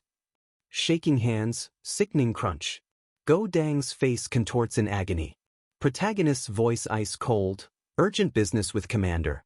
Enough hazing, let us pass. Whispers, act up, lose this hand forever. Go Dang frozen, shocked. Protagonist continues calmly, some misunderstand. Think swords don't work on them, 'cause they're noble. Looks into Go Dang's eyes. Think you can wield a sword with that hand? Low threat, let's see. Sword drops or intestines fall. Go Dang, cowed, steps aside. Protagonist smoothly, thanks for stepping aside. Walking past casually, I'll buy you drinks next time. Daryong utterly bewildered. Further away, Daryong asks, no Go Dang? Protagonist, no, met him first time today. Daryong confused. Why'd he step aside? Protagonist, cold smile, broke his hand when I shook it. He'll eat with one hand. Daryong gasps, what? Protagonist, unfazed, stop fussing, lead quickly. Daryong stammers, why sir? Heading to upper floors. Ascending stairs, Daryong explains, commander's office, 7th floor. Let's go. Regain some composure. 7th floor, blocked by more guards. Can't meet without appointment. Protagonist sighs, looking at stressed Daryong. Aren't they sick of this? Steps forward. Step aside. Official investigation. Guards unmoved. Can't do that. Protagonist clenches order. Shoves official order, heavenly demon seal, in guard's face. Stopping this order, you stop the cult leader. Guard's startled eyes widening. Gulp. Didn't expect direct challenge. Presses advantage, voice like steel. May look down on us, not this document. Leans closer. Or, do you look down on the cult leader? Guard sweating. Voice from office, let's second young master in. Guard step aside, relieved and terrified. Enter lavish office. Older man, wild white hair, knowing grin. Gu Chanfa, demonic army commander. Smoothly, welcome, second young master. Gu Chanfa leans forward, smile widening. My guy's rude? Ignorant, please understand. Apology insincere. Protagonist assesses coolly. Gu Chanfa. Unfathomable strength. Daryong having hard time. Daryong distressed by pressure. His expression neutral, giving nothing away. Replies lightly, coming out to pick fights, seem to have time. Ought to read books. Subtle jab. Gu Chanfa chuckles, eyes glinting. Saying ignorant are brave. Counters smoothly, old saying. Now those with knowledge are braver. Good at strategies, know what's needed. Not letting him control. Gu Chanfa's smile falters. I see. Fallen behind times. Protagonist internally, calm after provocation? Dangerous. Gu Chanfa changes subject. How come you're tasked with this? Protagonist, father punishing me. Punish you? Gu Chanfa asks, eyes narrowing, feigning surprise. Vague explanation, slight mistake on hunt. Gu Chanfa laughs loudly, booming, manic. Ah! Amused or disarming. Thinks, must have racked brains about me being investigator. Knows his presence causes ripples. Gu Chanfa, recovering, strokes chin. Why Nirvana Pavilion investigate? Another anonymous letter? Looks to Daryong who starts, can't tell. Protagonist cuts in, that's right. Anonymous letter. Daryong gasps, shocked he confirmed it. Gu Chanfa sighs dramatically, itch. Leans backward. Knew it. Leading rough demonic army I get slanders. Tiring. Playing victim. Smiles, polite but firm. Finish investigation quickly. Hope you understand inconvenience. Gu Chanfa acts offended. Inconvenience? So, thought our relationship more. Charm or threat. Cuts through charade. Known fact blood heaven's sword demon supports my brother? Directly addressing politics. Gutanfa, hand on heart, Ernst. Brother his own person, a mine. We're supporting you. Smooth words, cunning eyes. Smiles, wide, unervingly pleasant. A hearing that makes you dependable. Counting on cooperation. Gu Chanfa mirrors smile, more like a shark's. Counting on you too. Prepare place for you to stay. Protagonist, perfect. If that's the case, then dash. Gu Chanfa interrupts, tone shifting. Oh, be careful though. Leans forward, confidential, really worried about you. Referring to investigation dangers. Protagonist's eyes narrow, blue glint. Referring to a previous investigator killed? Gu Chanfa waves dismissively, smile returning. Oh, not that. Cult leader didn't send son to die. Adds, feigned sincerity, just concerned. Leaving, protagonist formally, thankful for your concern. I'll take my leave now then. Walking away, glances back at Gu Chanfa's unreadable expression. Close-up of Gu Chanfa's chilling, predatory eyes. Polite facade dropped. Outside, protagonist and Daryong walk silently. Slight, knowing smile on protagonist's face. Thinks, suspicion hardening, seems, reason father sent me is to make sure either you or I die here. Investigation is a death sentence. Flashback. Chief Advisor Sima Myung speaking. This is not a light matter. Sima before Heavenly Demon, holding sword. I should have taken care of it, not second young master. Thinks protagonist sent to die. Heavenly Demon, back to Sima. Sima continues, revealing protagonist's words. He said this to me. Sima's eye widens, that we've lost the demonic path. Sima shocked by young master's bold statement. Sima questions Heavenly Demon, disbelieving, is that why you sent him? Just because he said that? Close-up of Heavenly Demon's ornate sword. Heavenly Demon turns, hand on hilt, unyielding. If he dares to talk big, then he ought to prove it with his actions. Sima speechless, understanding terrifying weight of expectations. Mission isn't just corruption, it's ultimate test of protagonist's soul and audacious claims. The investigation begins. In the demonic dragon court, every shadow hides a threat. He's not just looking for corruption, he's walking a tightrope over vipers. A dead crow hangs ominously in their courtyard, a clear, provocative message. Demonic army members gather, voices an angry rumble. What the fuck? Why hang a dead crow? Agitated, looking for trouble. Protagonist and Daryong observe. Angry soldier yells, fucking obnoxious Nirvana pavilion assholes. So what if they're investigators? Protagonist notes calmly, the ones from the entrance are complaining most. Already picking out agitators. Daryong overwhelmed. Isn't this too much? Unnerved by blatant hostility. Powerful man, wild hair, nasty scar, pushes through. Protagonist coolly, who are you? Man roars, Third Corps Commander, Jang Ho. Take no. Daryong whispers, Jang Ho, strongest martial prowess among commanders. Real temper too. Significant threat. Protagonist faces Jang Ho, expression unreadable. Commander Jang, any complaints? Jang Ho points at Crow. Must I spell it out? What are you doing, putting that inauspicious crow here? Protagonist smoothly, someone threw it in, thought it was cultural. Jang Ho suggests, could have punished the one who did it. They stare each other down, a silent battle of wills. Tension thick. Protagonist breaks silence, slight, challenging smile. All right, I'll start with you then. Jang Ho confused, angered. What are you talking about? The investigation. He clarifies, smile unwavering, eyes sharp. Jang Ho incredulous. What are you suddenly dash? Protagonist cuts him off, firm, authoritative. Submit all records of Commander Jang. Finance-related, all movements. Daryong shocked.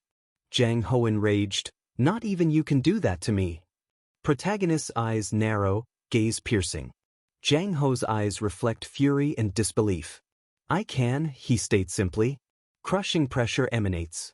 Ground cracks, debris flies. Jang Ho pushed back. Protagonist warns, get riled up, but obstructing investigation is treason. Jang Ho's men restrain him. Sir, let it go. Furious but shaken. Looks at Jang Ho. I'll start investigation with you. Gaze unyielding. Jang Ho glares back, furious, defiant. All right, let's see this to the end. Not backing down. Later, interrogation room. Jang Ho across from protagonist and Daryong. Tense. Protagonist watches Jang Ho intently. Jang Ho meets gaze, still hostile. Protagonist speaks calmly. How long will you keep testing me for? Jang Ho surprised. What do you mean? Protagonist drops bombshell, voice even. You're the one who sent the letter. Daryong gasps, shocked. Daryong bewildered. The one who sent the letter was Commander Jang? Protagonist observes Jang Ho. Jang Ho momentarily speechless. Tries to bluff. What are you talking about? Protagonist watches, gaze unwavering. Jang Ho's eye twitches. Accusation hit mark. Jang Ho's hands tremble. Finally cracks, voice strained. How did you know? Explains. Got involved yesterday, though didn't have to. To avoid Commander's suspicion. Jang Ho reluctantly, that's right. Also, third corps most under control. Only your subordinates didn't laugh or curse at Crow. Jang Ho silent. Your subordinates worried, stopped you. Someone who ran group that way wouldn't overlook corruption. Silence, weight of revelation hanging. That's not the only reason I guessed. Recalls Daryong's assessment of Jang Ho's temper and prowess. Heard Daryong, remembered something from previous life. Grim image, bloodied body. Incident where strongest corps commander died. Probably killed for sending anonymous letter about demonic army problems. That was Jang Ho. Jang Ho, voice heavy, didn't know if letter would work, didn't write exact details. Looks at protagonist, never imagined second young master would investigate. Is that so? And what did you think when you heard? Jang Ho looks down, despairing. Sorry, but I thought we were done for. Lost all hope. Smirks slightly. Popular for youngsters to be so honest. Daryong thinks, said it right to my face. Daryong points out, you're younger. Protagonist concedes, oh right. Rare levity. Turns serious. In any case, what on earth is happening here? Wants full story. Jang Ho's eye grim, resolute. About to reveal ugly truth. Jang Ho explains, Commander using demonic army for personal reasons. Taking money for assassination requests, making subordinates do it. CO Daryong gasps, what? Far worse than bribery. Thinks, thought just bribes, but this is far beyond. Serious problem, moving for financial gain. Rotting cult from within. CO Daryong bewildered, how is that possible? Deduces allowed, adjusting number of members. First corps probably doing it. Daryong surprised by quick analysis. Jang Ho impressed, how did you know? Explains, knew from third corps reaction. First corps first to stop us, cursed most at Crow. Aggressive defensiveness a tell. Jang Ho puzzled. How find out it was them? First corps' specific involvement. Looks down, deep in thought. Jang Ho reveals, voice heavy, martial artist, said to have committed suicide after killing previous investigator was my friend. First to send anonymous letter. Quietly, how close were you? Jang Ho's lips tremble slightly. Face etched with grief, anger. Joined cult same time. Basically family. Eyes narrow. Who do you think killed him? Jang Ho, voice filled with hatred. Believe Commander Gu Chanfa gave order. Go Dang, First Corps commander, personally killed him. Processes. If true, immense corruption. Commander and whole First Corps involved. Thinks. Killed investigator. Wonder if father or Sima Myung didn't know. Sure they realized something. That's why he sent me. Eyes gleam. He's testing if I can resolve this against demonic army commander. Looks at Jang Ho, hint of empathy. You made a good friend. Jang Ho, sorrowful, self-reproach. Good friend indeed. If I'd been good friend too, when he died, I'd have done something. Immense guilt. Protagonist and Daryong look at Jang Ho, heavy silence. Looks at Jang Ho, rare warmth. Third Corps Commander, Jang Ho. Thank you for being courageous. Jang Ho visibly stunned. Tears stream down scarred face. Hardened warrior moved to tears by simple acknowledgement. Co Daryong watches, perhaps understanding more about these complex demonic cult members. Thinks, watching them, looking at this day, starting to feel some hope for the lost demonic path. Resolve strengthens. Heavenly demon divine cult I want would be where people like them take important roles. Looks at weeping Jang Ho. While Jang Ho died in my previous life, he will not be dying this time. Clenches fist. Because the objective of my regression, eyes burn with fierce, almost holy light, is to save people who shouldn't die. True core of his second chance. To fix a broken system, sometimes you become what it fears, even if it means staining your hands with your own people's blood. This is absolute regression. Co Daryong, thoughtful, tells the protagonist, "You're quite different from the rumors I've heard," a hint of surprise in his voice. Protagonist turns slightly, long dark hair flowing, a calm but piercing gaze. Slightly surprised by the comment. Walking a paved path, he asks calmly, "What kind of rumors are those?" Co Daryong beside him. Daryong looks down, troubled. "Some say you aren't suited to become heavenly demon," he admits, then quickly, "I'm sorry." Awkward. Close up on protagonist's eyes. Sharp, unwavering, reflecting deep understanding beyond his age. Slight, imperceptible smile. "It's fine," he reassures. That could be a compliment too. Daryong confused, "Pardon?" Gazes skyward through tree canopy. "To me," he states steadily, "being suited to become heavenly demon isn't really praise. Sunlight filters through leaves. Our cult right now, I don't think it's ruled by terror." Face illuminated, knowing, almost dangerous smile. "Isn't it about time it changed?" Heavy implication. Co Daryong visibly shocked, eyes wide. Leaves fall, emphasizing gravity of his words. Backwalking, resolute expression. "Our cult must change." Eyes narrow, chilling intensity. If not, voice low, serious, "What awaits is extermination of my family, end of our cult. Knows future if things stay same." Simple black text. The next day. Portly man in yellow robes rushes, panicked. "There's trouble. Need you to take a look right away." Portly man leads frantically. Protagonist follows, serious, robes flowing, moving with urgency. Close up on protagonist's face. Eyes narrowed, mouth firm. Anticipating confrontation. Scene erupts into violence. Nirvana Pavilion investigators brutally beaten by demonic army soldiers. Co Daryong, bruised, shouts desperately, "Stop!" Arrives, gazes at battered Daryong. Co Daryong badly hurt? Calm but firm amidst chaos. Daryong, blood trickling, "I'm fine, but my colleague's severely injured." Man motionless, blood-stained. Kneels beside injured man, grim. His ribs are broken. Looks at Daryong. "Let's bring him to infirmary quickly." Injured investigator carried away. Protagonist and Daryong face hostile demonic army crowd. Tension palpable.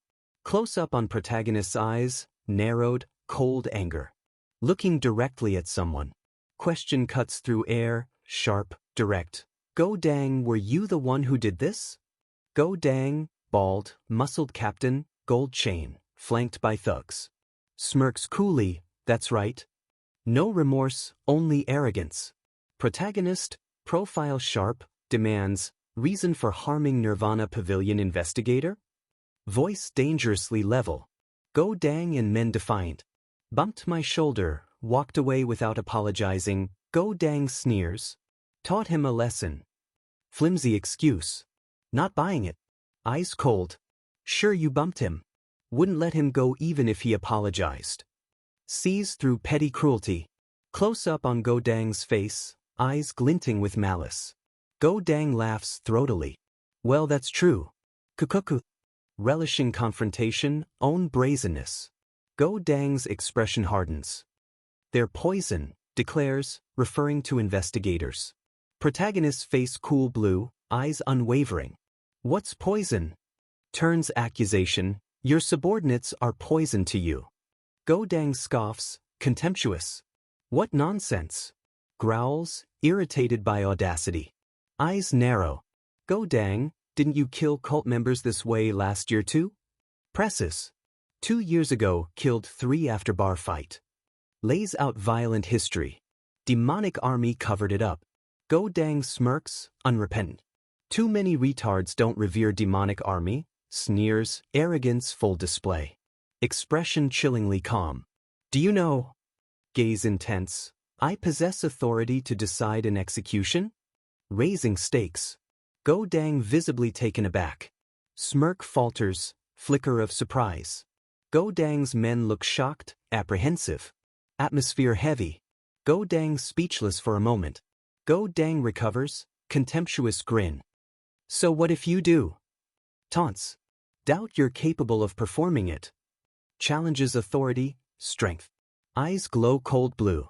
Inner thought. That's the poison. Fools act tough when conscious of others. Internal assessment. Should be nervous, acts tough for subordinates. Head too far up his ass. No idea what stage he's on. Bravado a fatal weakness. Takes decisive step forward. Sharp sound emphasizes movement. Go Dang and men watch, arrogance to wary surprise. Yellow flash, sudden attention. Go Dang's subordinates step forward, wall behind him. Mess with us, mess with demonic army. Got that courage? Protagonist alone, facing hostile group. Smirks, eyes glinting. At least I don't hide behind subordinates, retorts sharply. Go Dang, bandaged hand, protagonist broke it, growls, injured, 'cause of coward. Lucky. Extends left hand, challenging glint. Won't use right hand, how's that? Proposes. Fight? Just 2 of us. Go Dang, men stunned silent. Go Dang's men uneasy, bravado fading. Go Dang sneers. Tattle to cult leader after injury? Mocks. Teeth. Expression deadly serious. Won't hold you responsible if I die. Swear upon it. Daryong watches, worried. What's he trying to do? Close up on Go Dang's savage grin, teeth bared. Excited by fight on these terms. Great. Let's fight then. Go Dang roars, red glint, draws massive sword. Chung. Ready to kill. Daryong realizes. Go Dang ambidextrous, uses left hand as well as right. Thinks, sweating. Protagonist, observing, that's why he acted so confidently. Sees trap. Stands ready, sword in left hand, calm but alert. Wind whips hair. Daryong concerned, Go Dang's men watch with vicious anticipation. Tension electric. Fight explodes. Go Dang lunges, speed, power, sorta blur. YK. Massive swing. Kwang. Sword smashes ground where protagonist stood, shattering tiles. Protagonist dodged. Men gasp, whoa. Surprised by agility, captain's force. Go Dang, roaring frustration, whirls, blade arcing again. Pong, pong, pong. Light on feet, effortlessly evades furious barrage. Like a phantom. Close-up of protagonist's face, calm, focused, tracking Go Dang's every move. In control. Swift, precise movement, Weolg. Left hand, gloved, steady, grips own sword, deflects attack. Jiabieg. Stunning reversal, slams sword pommel into Go Dang's face. Blood erupts. Puawak. Brutal impact, sickening crunch, drives hilt into Go Dang's head again. Eyes roll back. Kwadang Chung. Go Dang collapses heavily, defeated. Protagonist stands over him, sword aloft. Swift, decisive victory. Go Dang's men enraged, shocked. Crazy bastard. Surge forward, swords drawn. Commander. Go Dang is captain. Daryong, face splattered, cries out, second young master. Fears protagonist overwhelmed. Close-up of protagonist's eye, cold, resolute. Dark sound, peep-peek, signals intent. People-peek, pioyak. Whirlwind of motion, blade flashing, effortlessly cuts down charging subordinates. More drop, bodies contorting, strikes find mark. Kong! Kong! Clash of steel, one-sided slaughter. Daryong watches, mouth agape, disbelief, horror. Remaining demonic army frozen in terror. Stands amidst fallen, sword ready. Looks at terrified survivors. Crimes of those who died is treason, declares, voice devoid of emotion. One stammers, terrified. Terrified subordinate, face pale, begs, please, spare me. Turns gaze slowly to still-breathing Godang. Expression unreadable, shadowed, intense. Walks calmly to Godang, broken, defeated, blood pooling. Close-up on protagonist's eyes. Cold, calculating, perhaps hint of judgment. Stands over Godang. Know what happened to families of people you killed in bar fight? Voice low, steady. Godang, bloody mess, silent. Too broken, perhaps finally realizing. Profile sharp, unforgiving. Doubt it, since you act like you didn't care. Words cut deeper. Lost father, son, husband. Able to live normal life. Question hangs heavy, condemnation. Godang, eyes wide, fear, regret, chokes out, I was in the wrong. Voice weak, defeated. Cuts him off, single, sharp word, silence. Lifts foot, poised to strike. PVK. Brutal finality, stomps hard on Godang's head. Blood splatters. Remaining demonic army watch, stunned, horrified. Seo Daryong, reeling, watches shocked. Sheer ruthlessness terrifying. Powerful, enraged voice booms. Who do you think you are? To dare to kill our cult members? Protagonist looks up, grim. Another, greater confrontation begun. Scene shifts. Delicate hand plucks pipa strings, golden motes dancing. Opulent, decadent setting. Elegant woman in green robes plays serenely, eyes closed, gentle smile. Soothing music, stark contrast to recent violence. Enraged voice likely from here. Fantastical art, woman in fiery red/gold, sun emblem, floats. Symbolic power, passion, or past event. Hand pours clear liquid from jug to cup. Joe. Calm before storm, or discussion over drinks. Disorienting view down ornate hall. Protagonist before seated Gu Chanfa.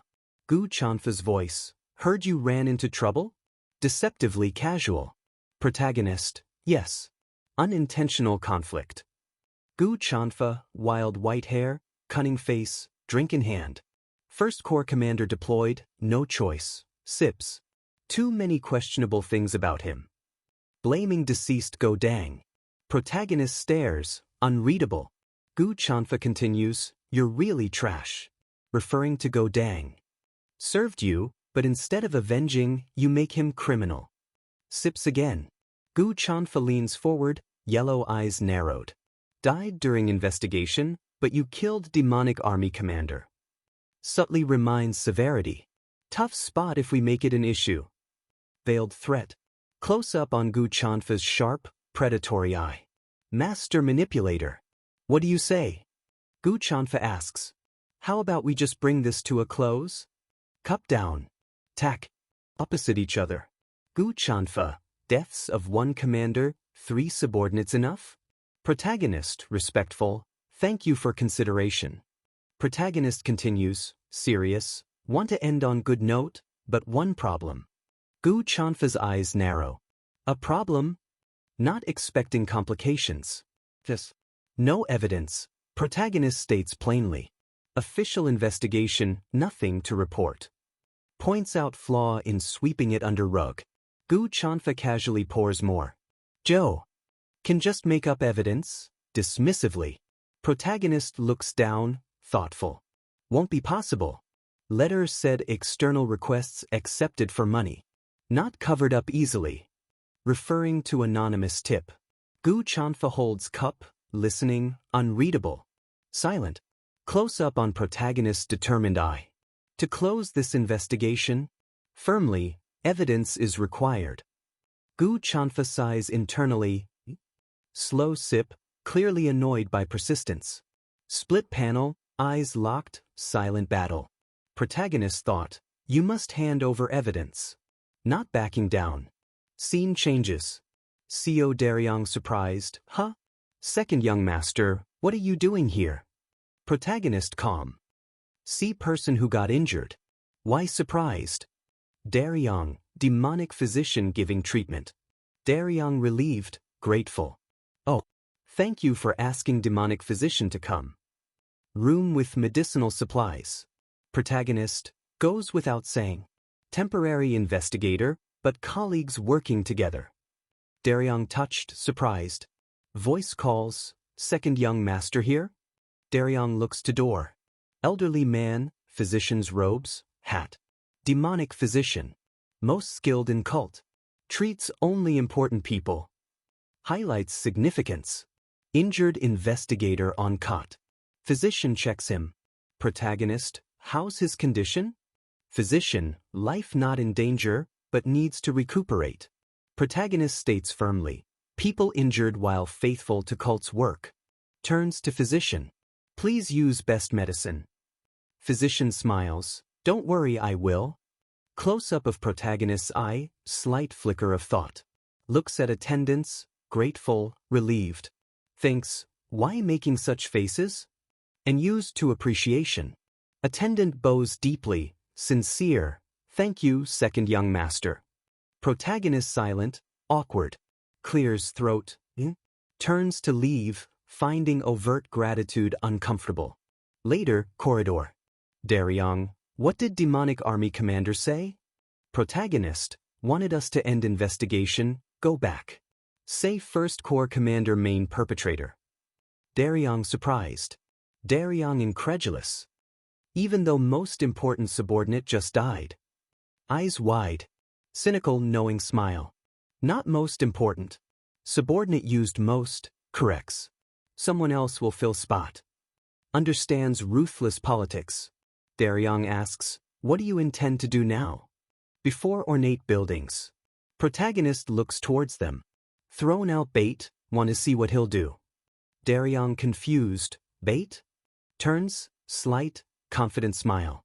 I'll tell you when he bites. Plan in motion. Daryong lost. What do I do? Protagonist, unexpected invitation, drink with me. Daryong momentarily speechless, flustered. Recovers, warm, appreciative smile. Today's drinks on me, offers generously. Protagonist returns smile, rare camaraderie. Desk piled with scrolls. The next day. Thought bubble, demonic army gave us these. Daryong in records room. Assassination logs, banknote papers worth thousands found in First Corps commander's house. Gu Chanfa's evidence. Protagonist smirks. Inner thought, he took the bait. Instructs Daryong, find smartest in First Corps. Someone strangely knowledgeable. Points to fakes. That guy made these. Daryong nods, okay. Stands, determined. Meet demonic army commander again. Needs to keep pressure, maintain facade. Need to buy you time to find smart guy. Alone in Grand Hall. Announces, received evidence from First Corps commander's house.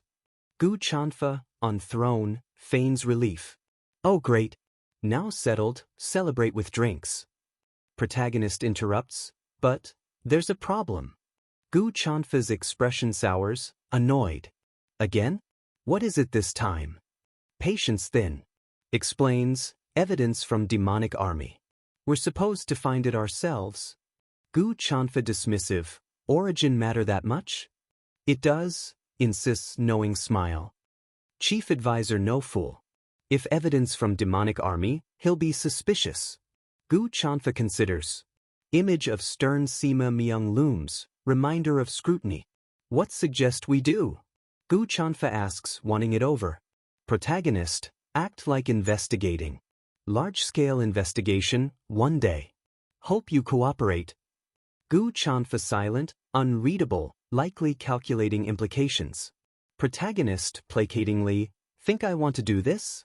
Just formality, need common official documents. Gu Chanfa sighs, waves hand, reluctant agreement. Subordinates will cooperate. Close-up on protagonist's eyes. Subtle glint of triumph, plan proceeding. Faint, imperceptible smile. Got Gu Chanfa where he wants him. Inner monologue, not top secret documents. Looking for first documents hiring demonic army, wills left by those on dangerous missions. Needed to look at handwriting, figure out who wrote request logs. Scene transitions, dimly lit room, Yang Gu tied, anxious. Man identified, first core, Yang Gu. Looks up nervously. Why captured me? Protagonist's voice cold, direct. Because you forged assassination request logs sent to us. Stands imposing over bound Yang Gu. Stark interrogation room. Yang Gu looks away, sweating. No idea what you're talking about, denies, nervousness evident. Tone softens, feigning understanding. No. Wasn't expecting you to know. Probably just did as told. Just need you to be honest. Yang Gu looks up, strained, more sweat. Never done anything like that, never received orders, insists, voice lacks conviction. Gaze piercing. Understand why acting this way. Scared demonic army commander might kill you. Hitting nerve. Yang Gu looks down, silent. Words had effect. Yang Gu surprised as protagonist says, "Can go back now." Pardon? Yang Gu stammers. Protagonist, don't intend to answer, can't be helped. Don't like torturing faithful subordinate who followed orders. Psychological tactic. Turns back, seemingly dismissing Yang Gu. Yang Gu stunned silent. Protagonist back to Yang Gu, seated, conflicted, terrified. Racks of weapons add to intimidation. Walking away casually adds, "That said, did you know? Investigators leave safely, demonic army commander will kill you eventually." Yang Gu's eyes widen in terror. What talking about? Yang Gu trembles. Protagonist calmly, "Commander heard about us capturing you. What happens if you leave without injuries?" Zooms on Yang Gu's horrified face. Turns slightly cold. "Wouldn't he think you told us everything? Sure you know what Commander would do." Yang Gu sweating, eyes darting, panicked. Knows protagonist right. Close up on Yang Gu's terrified eye. Realization of hopeless situation dawning. Absolute regression. The path to changing the future is often paved with difficult, bloody choices.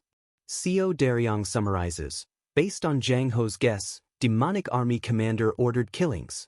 Go Dang executed them. Numerous other atrocious deeds. Protagonist listens, thoughtful. Daryong states gravely, killed a lot of people. Worried, commander won't just let himself be arrested. Protagonist's profile, firm lips, distant gaze. Contemplating a difficult decision. Turns to Daryong. Not going to arrest him, calmly. Daryong shocked, pardon? Eyes narrow, chilling intensity. Going to kill him, declares, no hesitation. Decision made. Daryong's face contorts in utter shock, horror.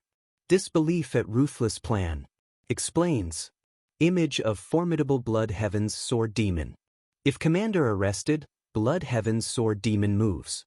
Won't watch brother executed. Situation too complicated. Elaborates. Plenty of forged evidence. Crimes pinned on scapegoat.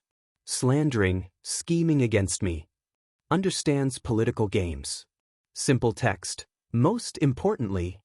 Continues grimly. If commander lives, people killed to keep silence. Jang Ho dies. Third Corps warriors protecting him also killed. Foresees bloody purge. Looks at Daryong.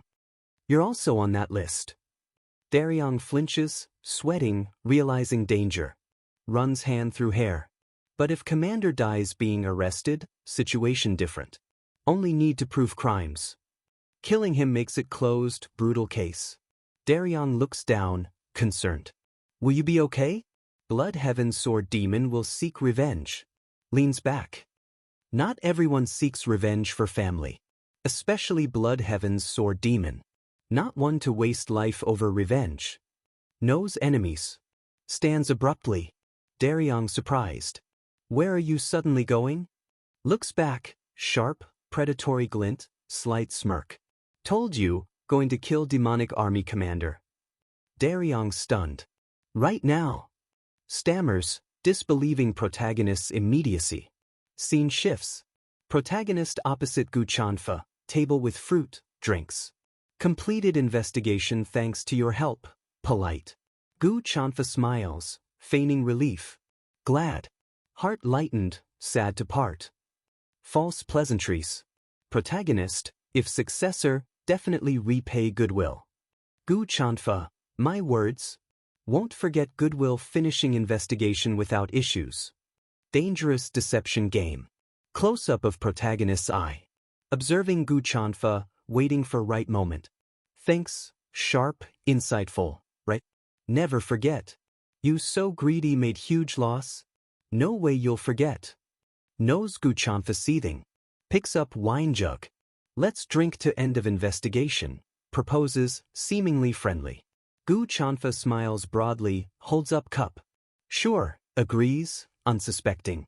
Pouring drink. Joe, suddenly asks, voice casual, eyes intense. Why did you do it? Gu Chanfa pauses, smile faltering. Do what? Hint of caution. Gaze like ice. More than enough money. Why so greedy? Use demonic army for requests. Laying crimes bare. Gu Chanfa's expression darkens. Holds cup, joviality gone. Places cup, tech. How would I know? Ask dead first corps commander. Deflects, blaming Go Dang. Smirks, pouring drink. How would puppet know? Retorts, Joe, implying Go Dang followed Gu Chanfa's orders. Gu Chanfa's eye twitches, anger barely contained. What trying to say? Growls, low, dangerous. Split panel, intense gaze is locked. Curious what you truly think, protagonist probes. Gu Chanfa silent. Muses, guess nothing in pitch darkness within you. Only greed that never ceases. Psychoanalyzing insatiable avarice. Pajik. Puwak. Gu Chanfa snaps. Crushes cup, pieces shattering, wine splashing. Rage boiled over. Face demonic snarl, eyes blazing. Hey, seethes, gone crazy? Protagonist calmly sips. Tack, unfazed. You're crazy for ordering requests. Ong. Gu Chanfa explodes, leaps up, power flaring, shattering table, food flying. Enough of your nonsense. Roars. Amidst chaos, calmly finishes drink, unperturbed by outburst. Close-up of protagonist's eyes. Cold, sharp ready. Gu Chanfa's eyes glowing red, murderous intent. About to attack. Pyopyang. Sound of sudden, explosive movement. Gu Chanfa stares down, stunned disbelief. Sword hilt visible, blade obscured. Confused. Protagonist, seated, moved blindingly fast. Finish drink. Attack. Soaring sword art, fifth technique. Heavenly strike. Phantom blade points at Gu Chanfa. Drops empty cup, shatters. Zheng. Chang. Looks up, voice clear, authoritative, demonic army commander, Gu Qinyang, full name. Under arrest for misusing demonic army, 2 murders, or instigation. Formal declaration, fatal blow struck. Gu Chanfa's face shock, dawning pain, sweat beading. This. Guess. Camera pulls back. Sword pierced Gu Chanfa's chest, back of chair. Isn't an arrest though? Chokes out, blood dripping. Chuluk. Chuluk. Cold eyes. Executed anyways. Leave this world for those who will live on. Swift, brutal motion, Siajak. Twists, pulls sword free. Blood sprays violently. Stands, sword dripping Gu Chanfa's blood, expression impassive. Gu Chanfa coughs blood, eyes wide, shock of impending death. Blood spatters white hair as he slumps forward. More blood flies, life ebbing. Onlookers stare, absolute shock, horror, mouths agape. Gu Chanfa slumps, dead, blood-soaking robes. Protagonist addresses stunned crowd, listen up. Demonic army commander died resisting arrest for grievous crimes. Crowd speechless, fear, disbelief. Daryang arrives, pale, shocked, sir. Jang Ho appears, stunned. Protagonist turns. 3rd Corps Commander, Jang Ho. Your command help Nirvana Pavilion investigate First Corps. Looks at Daryong. Arrest all members, important figures affiliated. Investigate officially. Gaze sweeps, chilling aura. Received full authority from cult leader, my orders are his. Execute immediately. Jang Ho, despite shock, snaps to attention, loyalty firm. Yes, sir. Salutes. Close up on Jang Ho's determined eyes. Understands gravity, necessity. Seo Daryong and Jang Ho exchange look. Path clear, fraught with danger. Protagonist alone moment, weight of action settling. Golden motes drift, stark contrast. Expression resolute, gaze fixed on path ahead. Event set, cannot be undone. Geo. Solitary footsteps echo, walking towards massive, imposing building, heavenly demon's main hall. Snow falls gently. Opulent, long throne room, guards, officials. Red carpet to elevated throne. End of carpet, heavenly demon on throne, flanked by blood heaven sword demon, chief advisor Sima Myung. Stern, unreadable expressions. Walks alone down long red carpet, approaching most powerful figures. Air thick with tension. Close up on protagonist's face. Calm, determined, ready for consequences. Close up of blood heaven's sword demon's face. Yellow eyes narrowed, intense. Just lost brother. Split panel, intense, silent gaze between blood heaven's sword demon and protagonist. Unspoken challenge, threat of retribution, hangs heavy. The night is still, a crescent moon above Conrad Castle. Within, plans are laid that will shake Pendragon territory. A few days before. Inside Conrad Castle, Eren stands before a desk. Eren, thoughtful, cunning, asks, "So we can use Ancona orcs in our favor?" Atia Pendragon replies, "Yes. They're bound to Ancona Forest. Their combat abilities superior. If you subdue them, great help." Eren, skeptical, "Orcs care only for fighting, slaughtering. Think they'll help our objectives?" Atia points, "Depends on your ability to take them over. Orcs only follow stronger beings. Apex of strength, dragons. But can't borrow Soldrake's might. Eren deemed unworthy. Must fight win yourself." Challenge laid bare. Eren looks down, contemplative. Orcs, murmurs word heavy with past, future. Tia smiles. As expected of god of death on battlefield, acknowledging Raven Vault. Asks directly, "Fought an orc before?" Eren silent, dark flicker in eyes. Close up on Eren's eye, flashback, brutal, bloody conflict. "I guess so." Eren replies, understated. Flashback intensifies. Raven Vault, demon core attire, savage battle with massive orc. Blood clash of steel. Orc enormous, pierced by spears, still standing, terrifying. Raven small but unyielding. Raven, battered, curses, "Shit. Seriously wounded, why won't he die?" Orc resilience astounding. Orc glares, feral rage, blood dripping, gripping massive club. Slams club, ground shakes. Raven barely avoids. Orc roars, undeterred by injuries, ready to continue. Charges, crude weapon raised, whirlwind of brutal force. Raven meets charge, blades silver blur against raw power. Clang. Raven grits teeth, grim determination, ferocity evident. Orc snarls, terrifying maw inches away. Raven ducks sweeping blow, nearly taking head off. Exclamation point. Realizes, if fight drags, I'm disadvantaged. Needs to end quickly. Still won't die after piercing heart, let's go for neck. Thanks, spots opening. He lunges, aiming for the orc's vulnerable throat. Eyes gleam with deadly intent, body a coiled spring. Drives sword upwards, aiming for a killing blow. Swish. Blade slices deep into orc's neck. Squelch. Using momentum, leaps onto orc's shoulder. Positions for final, decisive strike. With all strength, drives sword through orc's neck, severing spine. Massive orc topples, defeated. Raven lands, panting. Memory vivid, orc ferocity his skill. Present. Fought one when just joined Demon Corps. Admits, Managed to beat him. Difficult fight. If now, could probably do it. Confidence clear. The Tia beams, thumbs up. Nice. So you can do it. Enthusiasm almost comical. Continues, thumbs still up. After defeating Ancona orcs, quickly open mausoleum. Plan coming together. Eren sighs, sweat on temple. Good grief.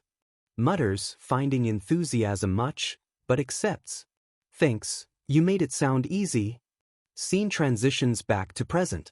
Eren, knights riding. Galloping hooves.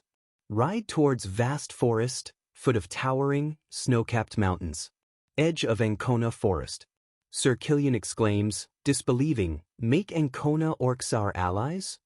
News a shock. Killian troubled. Reluctant to agree, admits honestly. Eren explains, raiding Ancona forest difficult with few of us. Need strong warriors.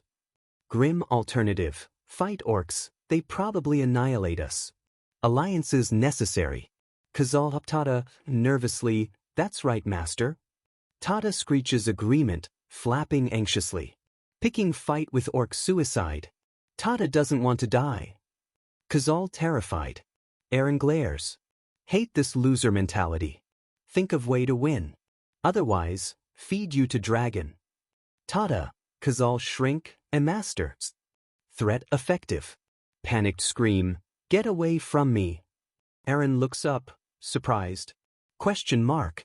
That voice. Breeden. Muses. Killian puzzled. Eren mutters, still hasn't gone back? What the hell? Kazal points. Master. Looks really bad.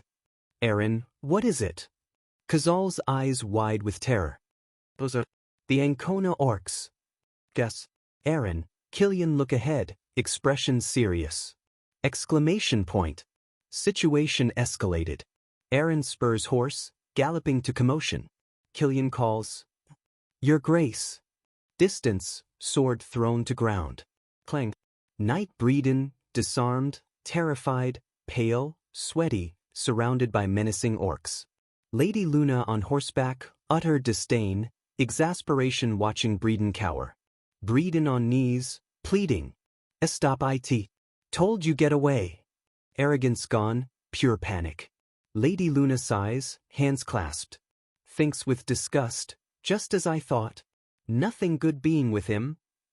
Glares at pathetic Breeden. Understand what you've done?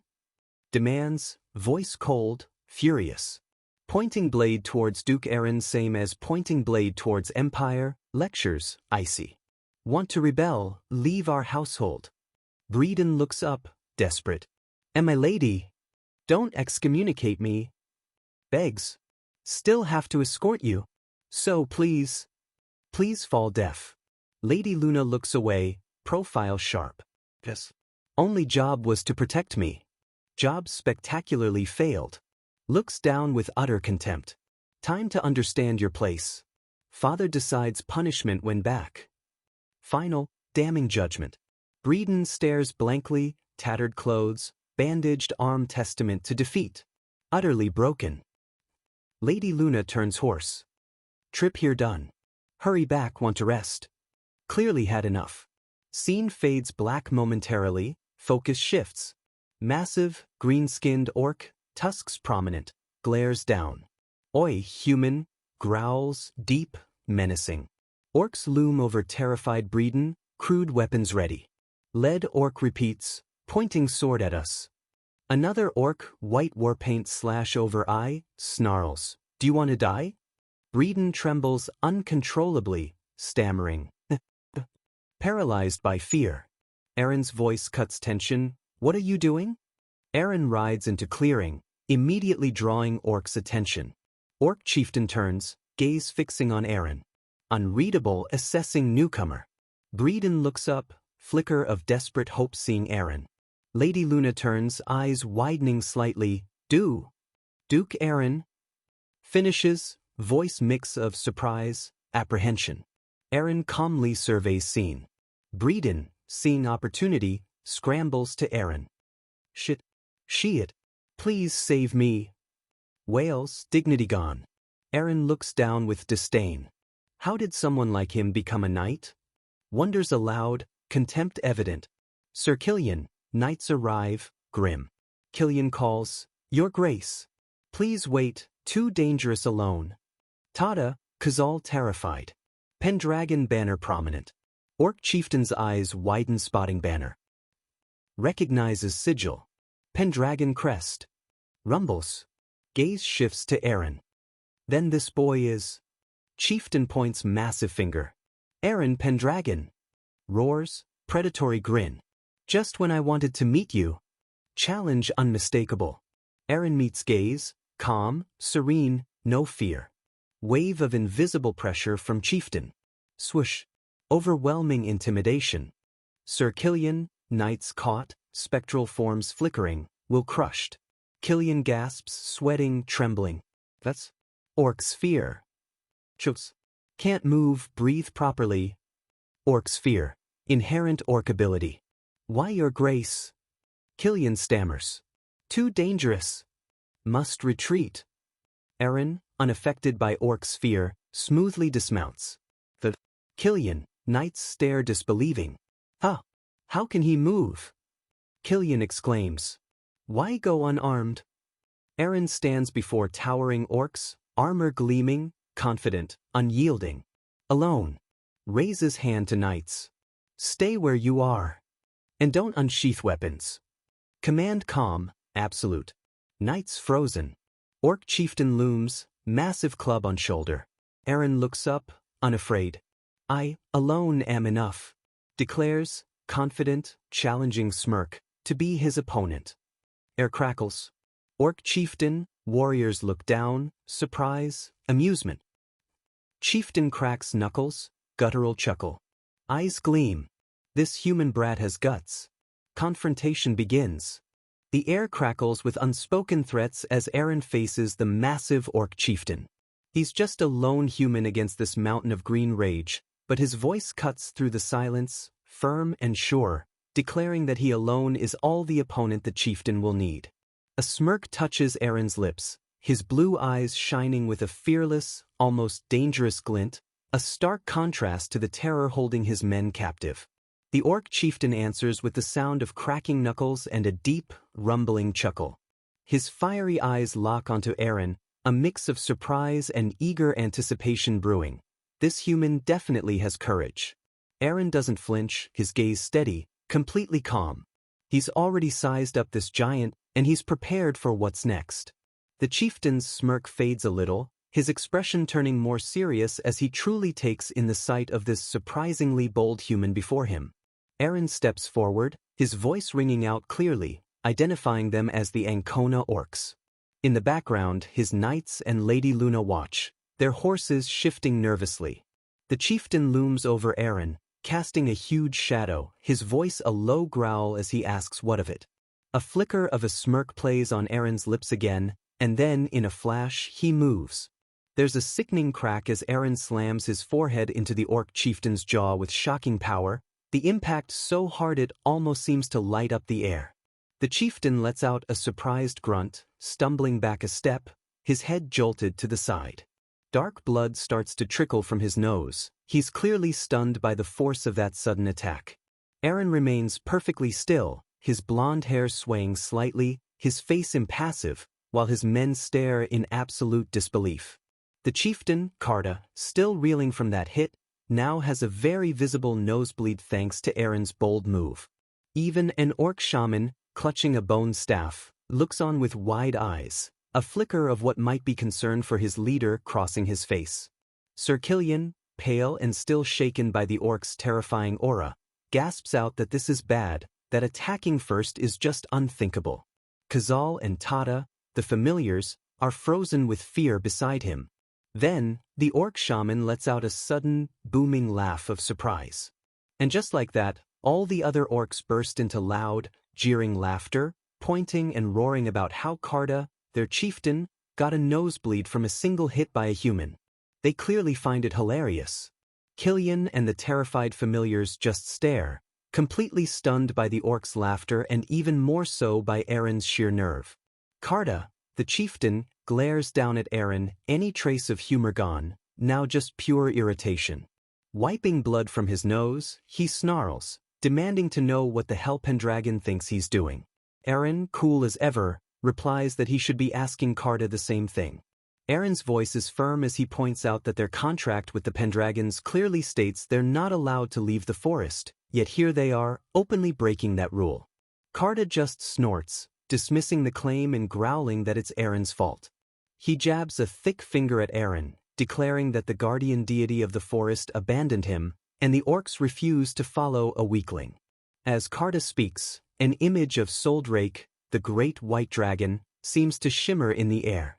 He explains that while they might respect the guardian deity of the forest, they won't obey Eren, because he failed to form a pact and lost his standing with the dragon. The orcs know all about the original Eren's failure. Eren takes this in, realizing they're talking about Soldrake.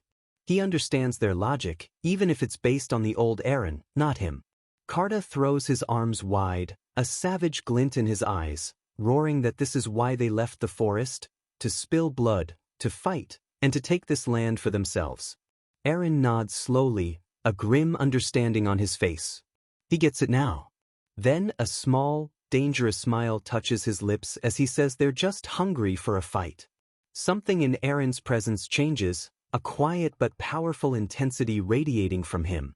He clasps his hands together, stating that unfortunately for them, he needs their strength. He looks Carta straight in the eye, acknowledging that the orc chieftain won't just listen to his commands. And that, Eren continues, his hands still clasped in a clear challenge, is precisely why he's come all this way to stand before him. He tells Carta he must know the reason, why he came unarmed. Carta glances from Eren to his own huge club, then lets out a grunt, admitting that for a human, Eren seems to understand orc customs well. Then, with a decisive move, Carta lets his heavy club fall to the ground with a loud thud. He's accepting the challenge, an unarmed duel. Eren looks up at the towering orc chieftain, confirming that yes, he knows their rules very well. It's a core part of Orcish honor. If your opponent is unarmed, you must also fight unarmed.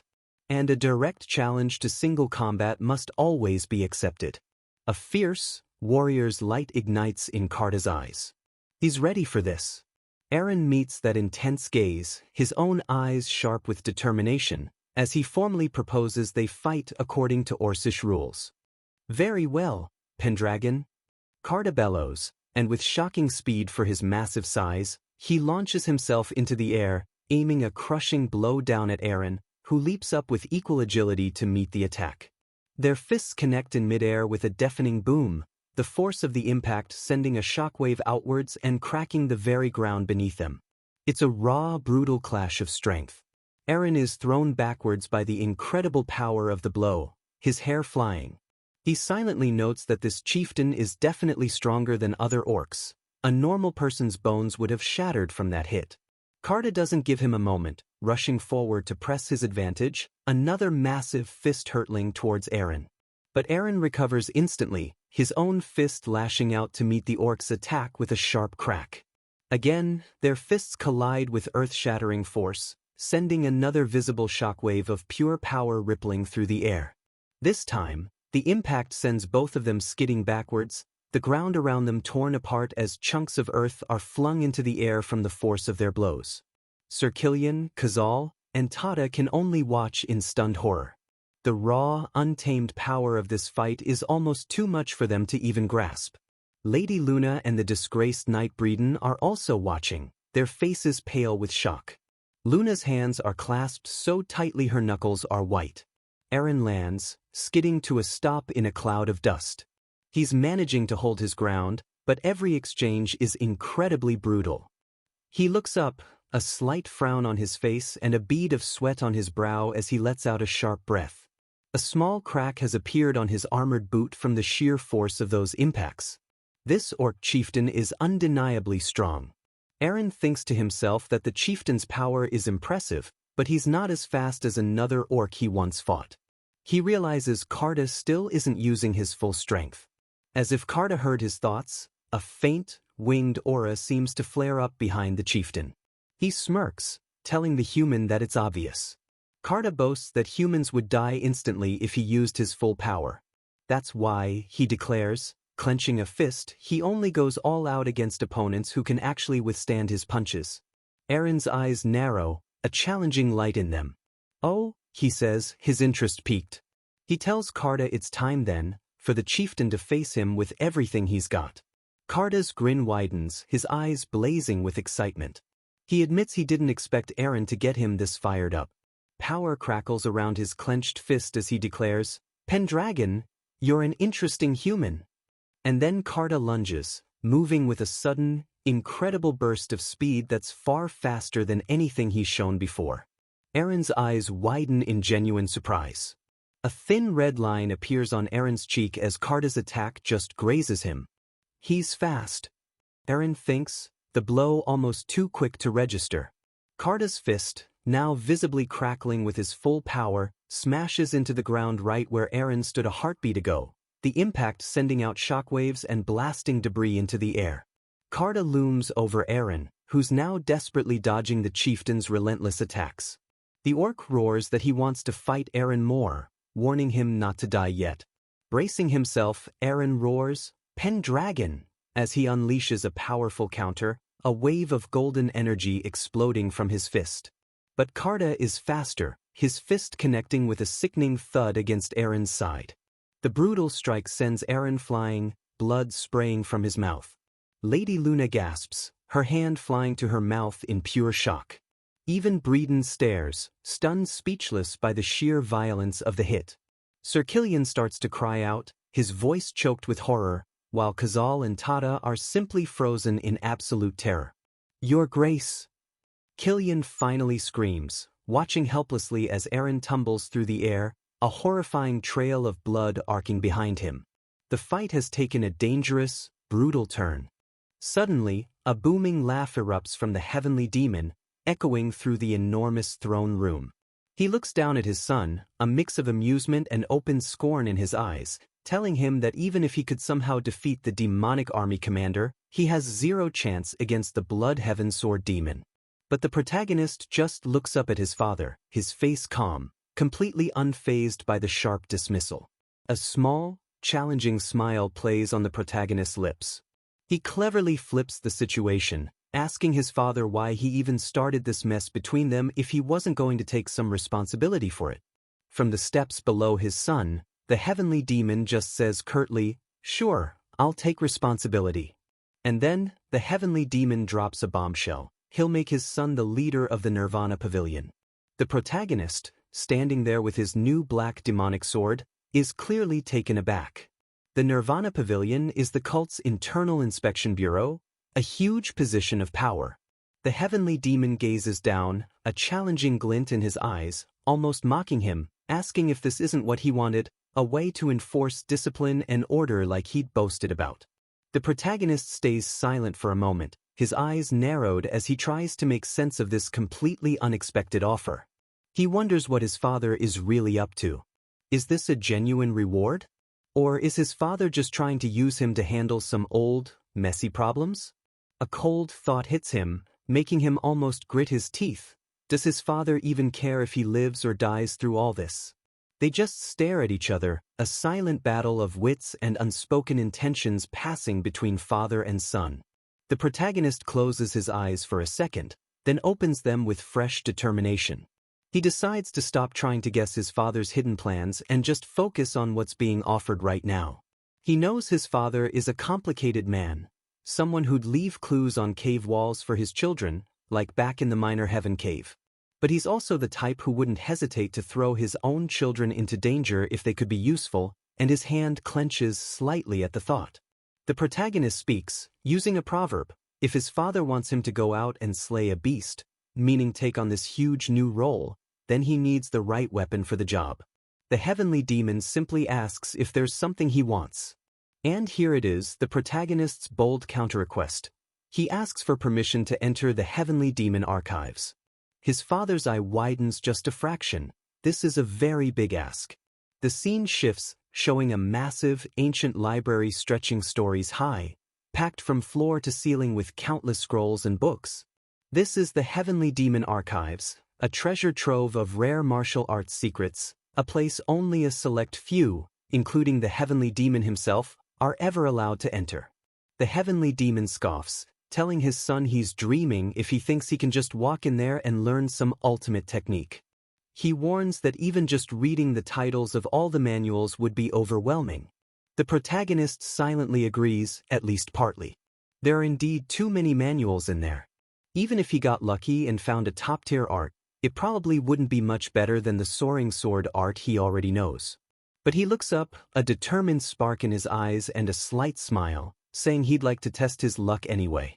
He clearly has something else in mind. The heavenly demon is quiet for a beat. The protagonist senses his father's hidden motives, thinking that he always has some deeper, darker game he's playing. Then, the heavenly demon's voice booms out, granting him permission, 7 days inside the heavenly demon archives. The protagonist bows, his new sword held respectfully. "Thank you, father," he says, a real smile of triumph finally on his face. He got exactly what he was aiming for. The title, Absolute Regression, appears, marking the end of this intense negotiation. We're pulled down into the heavenly demon archives, a seemingly endless library of ancient knowledge. The protagonist stands among the towering shelves, lost in thought. He remembers going back to the now-defunct heavenly demon divine cult in his past life, all to get something called the secret demonic soul, a key piece of his journey to regress. A memory surfaces, GWI Ryangja, an old man with white hair and a scarred face from his original timeline. GWI Ryangja had thought he was supposed to be dead, having left the cult decades ago. His face changed so no one would know him. The protagonist recalls GWI Ryangja's story, how it took him years to climb the ranks again, just to get a private audience with the new cult leader at that time. And it was then that GWI Ryangja learned about a very specific, very powerful martial art. This memory holds the key.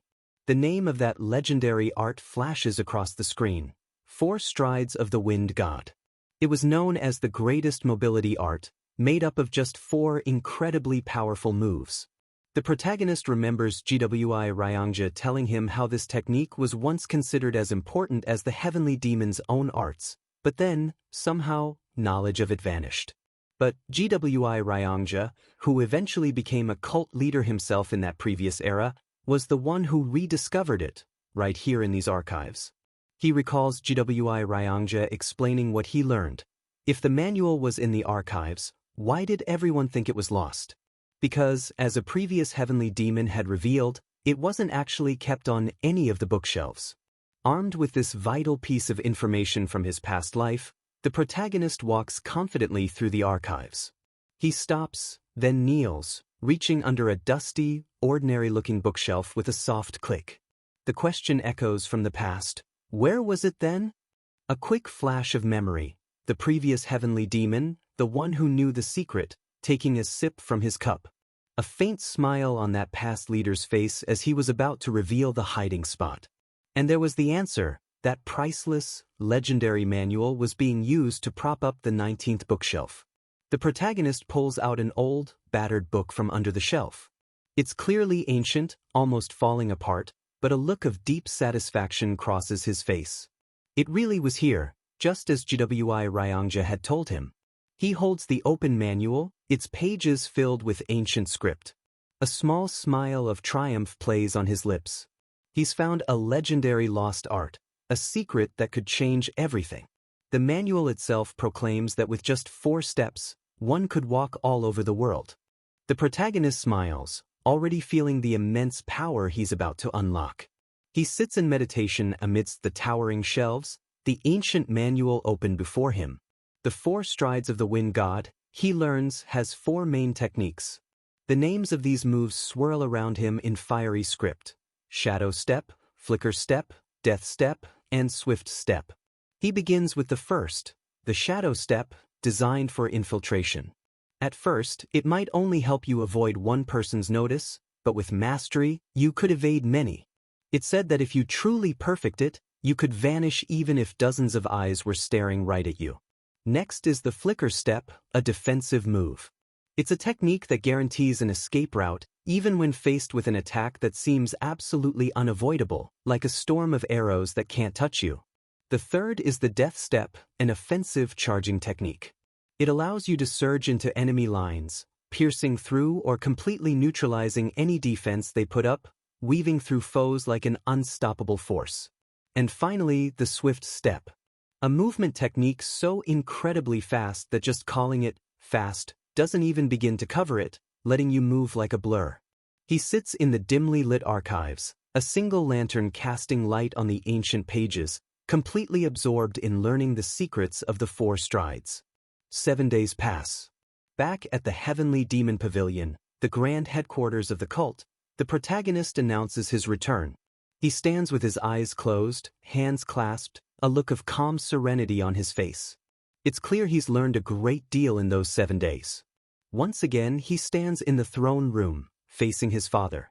The heavenly demon looks down at him, silent for a long moment. Then, his father asks the question, "What did you learn in the Heavenly Demon archives?" The protagonist looks up, his answer deceptively simple, a mobility art. The heavenly demon, seated on his throne, presses him further, "What is it?" "The 4 strides of the wind god," the protagonist reveals. The heavenly demon is visibly jolted, genuinely shocked. Leaning forward, a dark aura swirling around him, the heavenly demon growls, telling him not to talk nonsense. He demands to know if his son is seriously claiming to have learned the shadow step, a technique long believed to be completely lost. The protagonist stands his ground, a slight, confident smile on his face, calmly stating he wouldn't dare lie about something like this. The heavenly demon's eyes narrow, carefully scrutinizing his son, perhaps intrigued, perhaps still deeply skeptical. "Show me what you've learned," the heavenly demon commands. But the protagonist, ever audacious, coolly asks what he'll get in return, actually trying to bargain with the most powerful man in the cult. The heavenly demon closes his eyes for a moment, a flicker of something, annoyance? Amusement? Crossing his face. He opens his eyes, his expression unreadable, and delivers his chilling offer, "I'll spare your life." The protagonist just smirks, completely unfazed by the thinly veiled threat. And in an instant, with a sound like rushing air, he vanishes, leaving only blurred afterimages and swirling energy where he stood.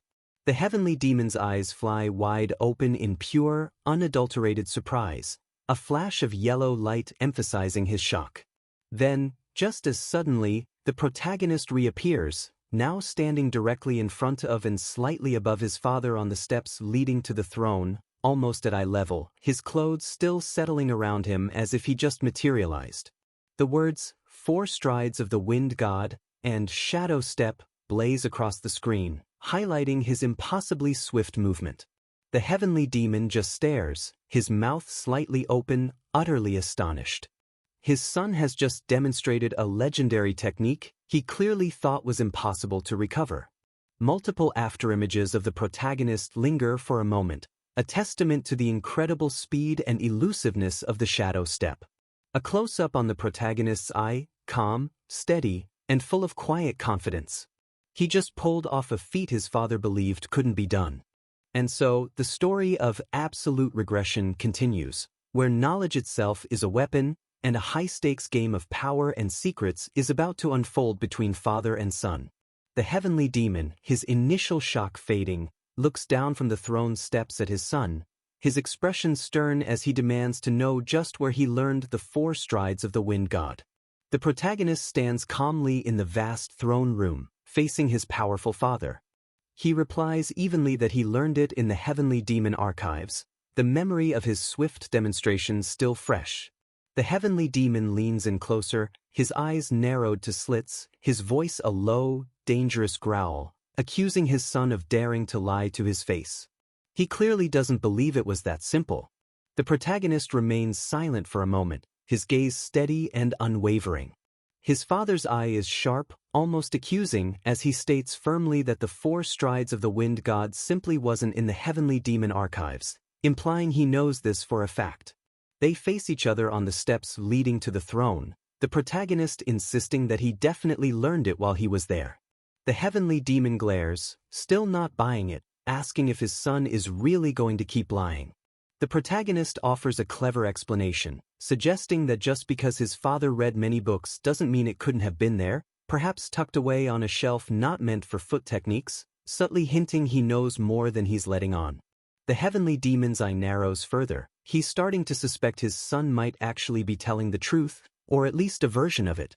And then the protagonist plays his ace. He tells his father that he knew the 4 strides of the wind god was in the archives, looking towards the vast library in the background, then feigning ignorance by saying he didn't, and just stumbled upon it by coincidence while looking for other arts.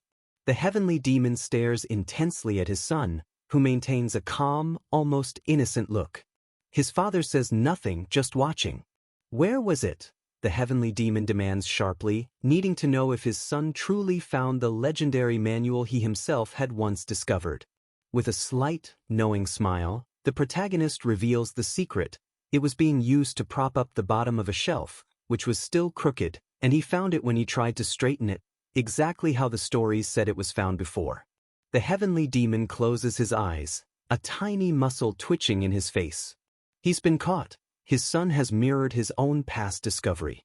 The protagonist presses his advantage, casually remarking that the important part of the manual must have been removed then, looking at his father with a knowing smile and asking, with feigned surprise, how his father knew that.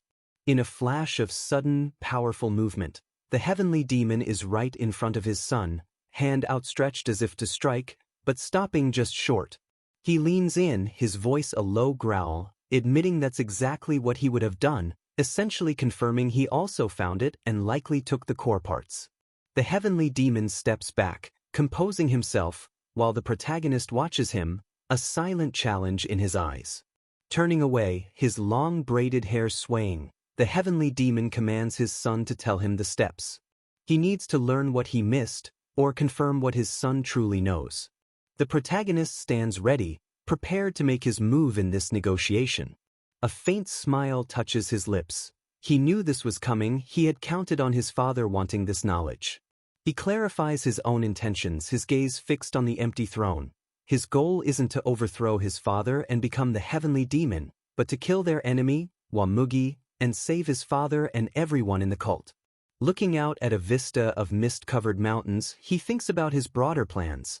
He even intended to help his father travel and enjoy life before eventually stepping down. His ambitions are far-reaching and not entirely about himself. He looks back at his father, a slight smile on his face. So, he's perfectly willing to teach him the 4 strides of the wind god, but there will be a price. The heavenly demon turns his back with a dismissive sound, curtly stating he doesn't want to learn it from him.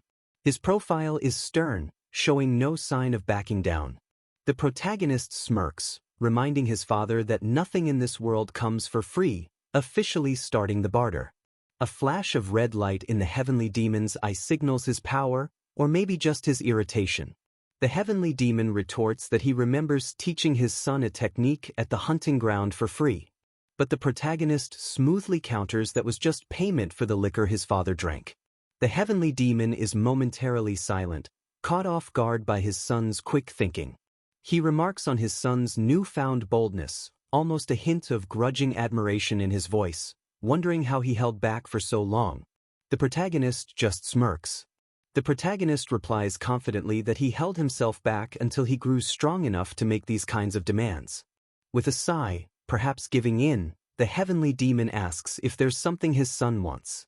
The protagonist looks his father directly in the eye, his own gaze intense, and states his price. I want the heavenly demon defense art. This is no small request. The heavenly demon defense art is a profound technique only the heavenly demon himself, or his chosen successor, can learn. Learning it is like gaining an extra life.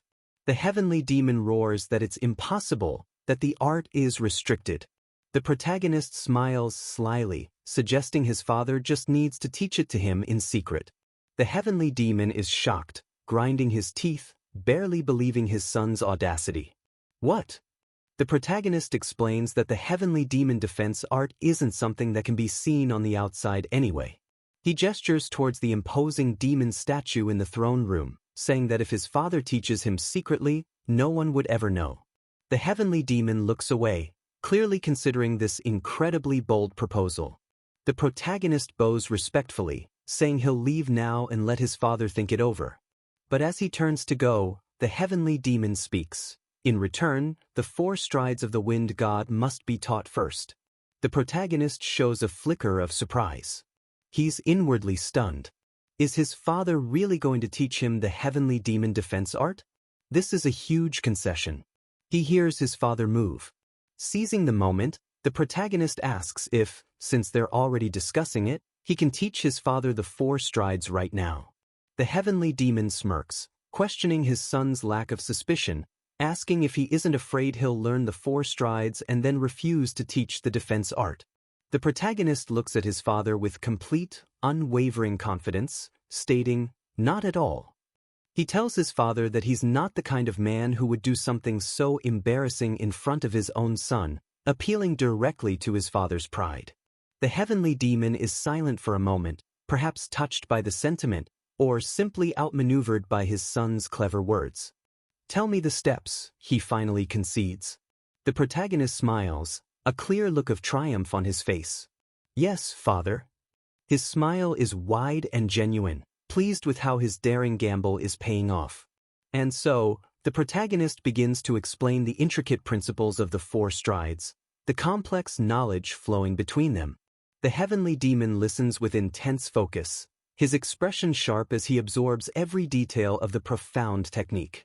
The lesson continues, the depth of the art evident, and it's clear the heavenly demon, a true martial arts genius, is grasping it with incredible speed. The grand, dark pillars of the throne room seem to bear silent witness as this powerful secret knowledge is passed from son to father. The explanation flows on, capturing the essence of the wind-like mobility art, set against the imposing backdrop of the cult's main hall. The intricate details of the 4 strides of the wind god continue to be revealed. The heavenly demon closes his eyes, absorbing the final principles, a faint aura beginning to surround him. His eyes snap open, a new, sharp understanding shining within them. The protagonist offers to repeat the complex instructions, asking if he should go over it one more time. The heavenly demon simply says, "It's fine." And then, with a rushing sound, he vanishes from the steps, leaving the protagonist completely stunned, his eyes wide with disbelief. Multiple afterimages of the heavenly demon flicker and dance around the throne room with breathtaking speed, far surpassing the protagonist's own earlier demonstration. The protagonist is aghast, recognizing the 4 strides of the wind god, but realizing with a shock that it's different, more refined than his own. He wonders in amazement if this is his father's own interpretation of the art, marveling at his sheer martial genius as 2 blurs of the heavenly demons seem to pass each other. Then, as suddenly as he moved, the heavenly demon reappears calmly on the steps, as if he hadn't moved at all, leaving the protagonist utterly astounded. The heavenly demon examines his hand, a faint golden aura still clinging to it, remarking with satisfaction that this is indeed a very good martial art. The protagonist looks on, a slight, almost proud smile on his face. He has succeeded. He's made his father significantly stronger. He thinks to himself that this is the biggest change he's made since his regression.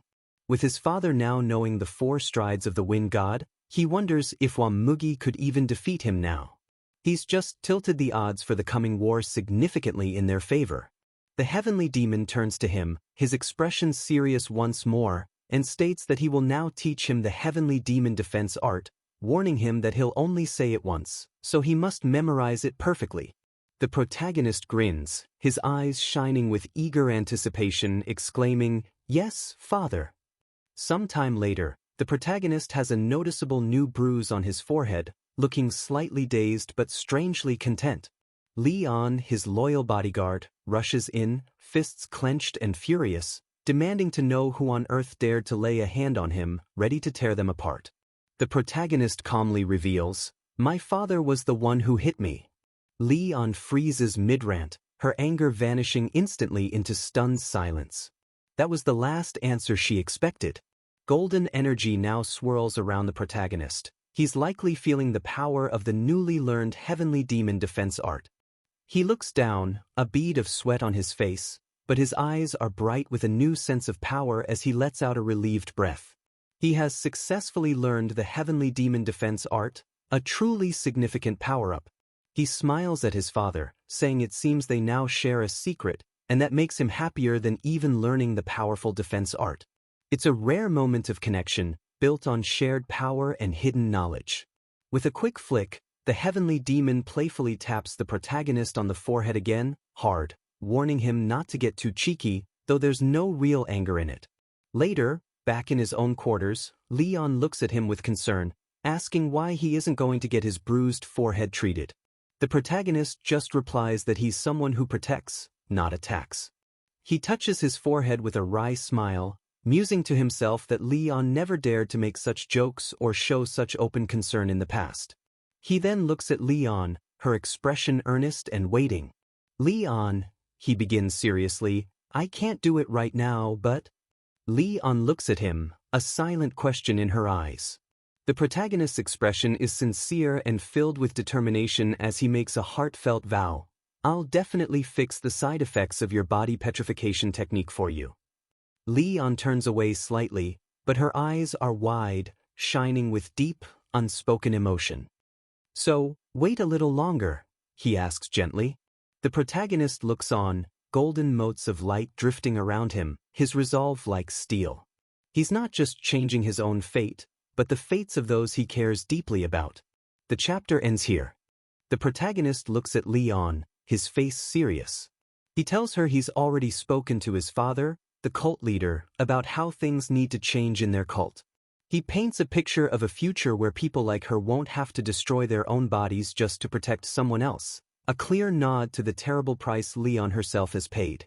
His gaze sweeps over Leon, who's now on the floor, maybe knocked down or just completely overwhelmed by his words. He wants to make their home a place where people like her are never again forced to do things they hate. A small, almost gentle smile touches his lips as he looks down at her, giving a glimpse of the better future he's determined to create. Leon, still on the ground, stares up at him, her eyes wide with a mix of shock and utter confusion, her mouth hanging open as she tries to take it all in.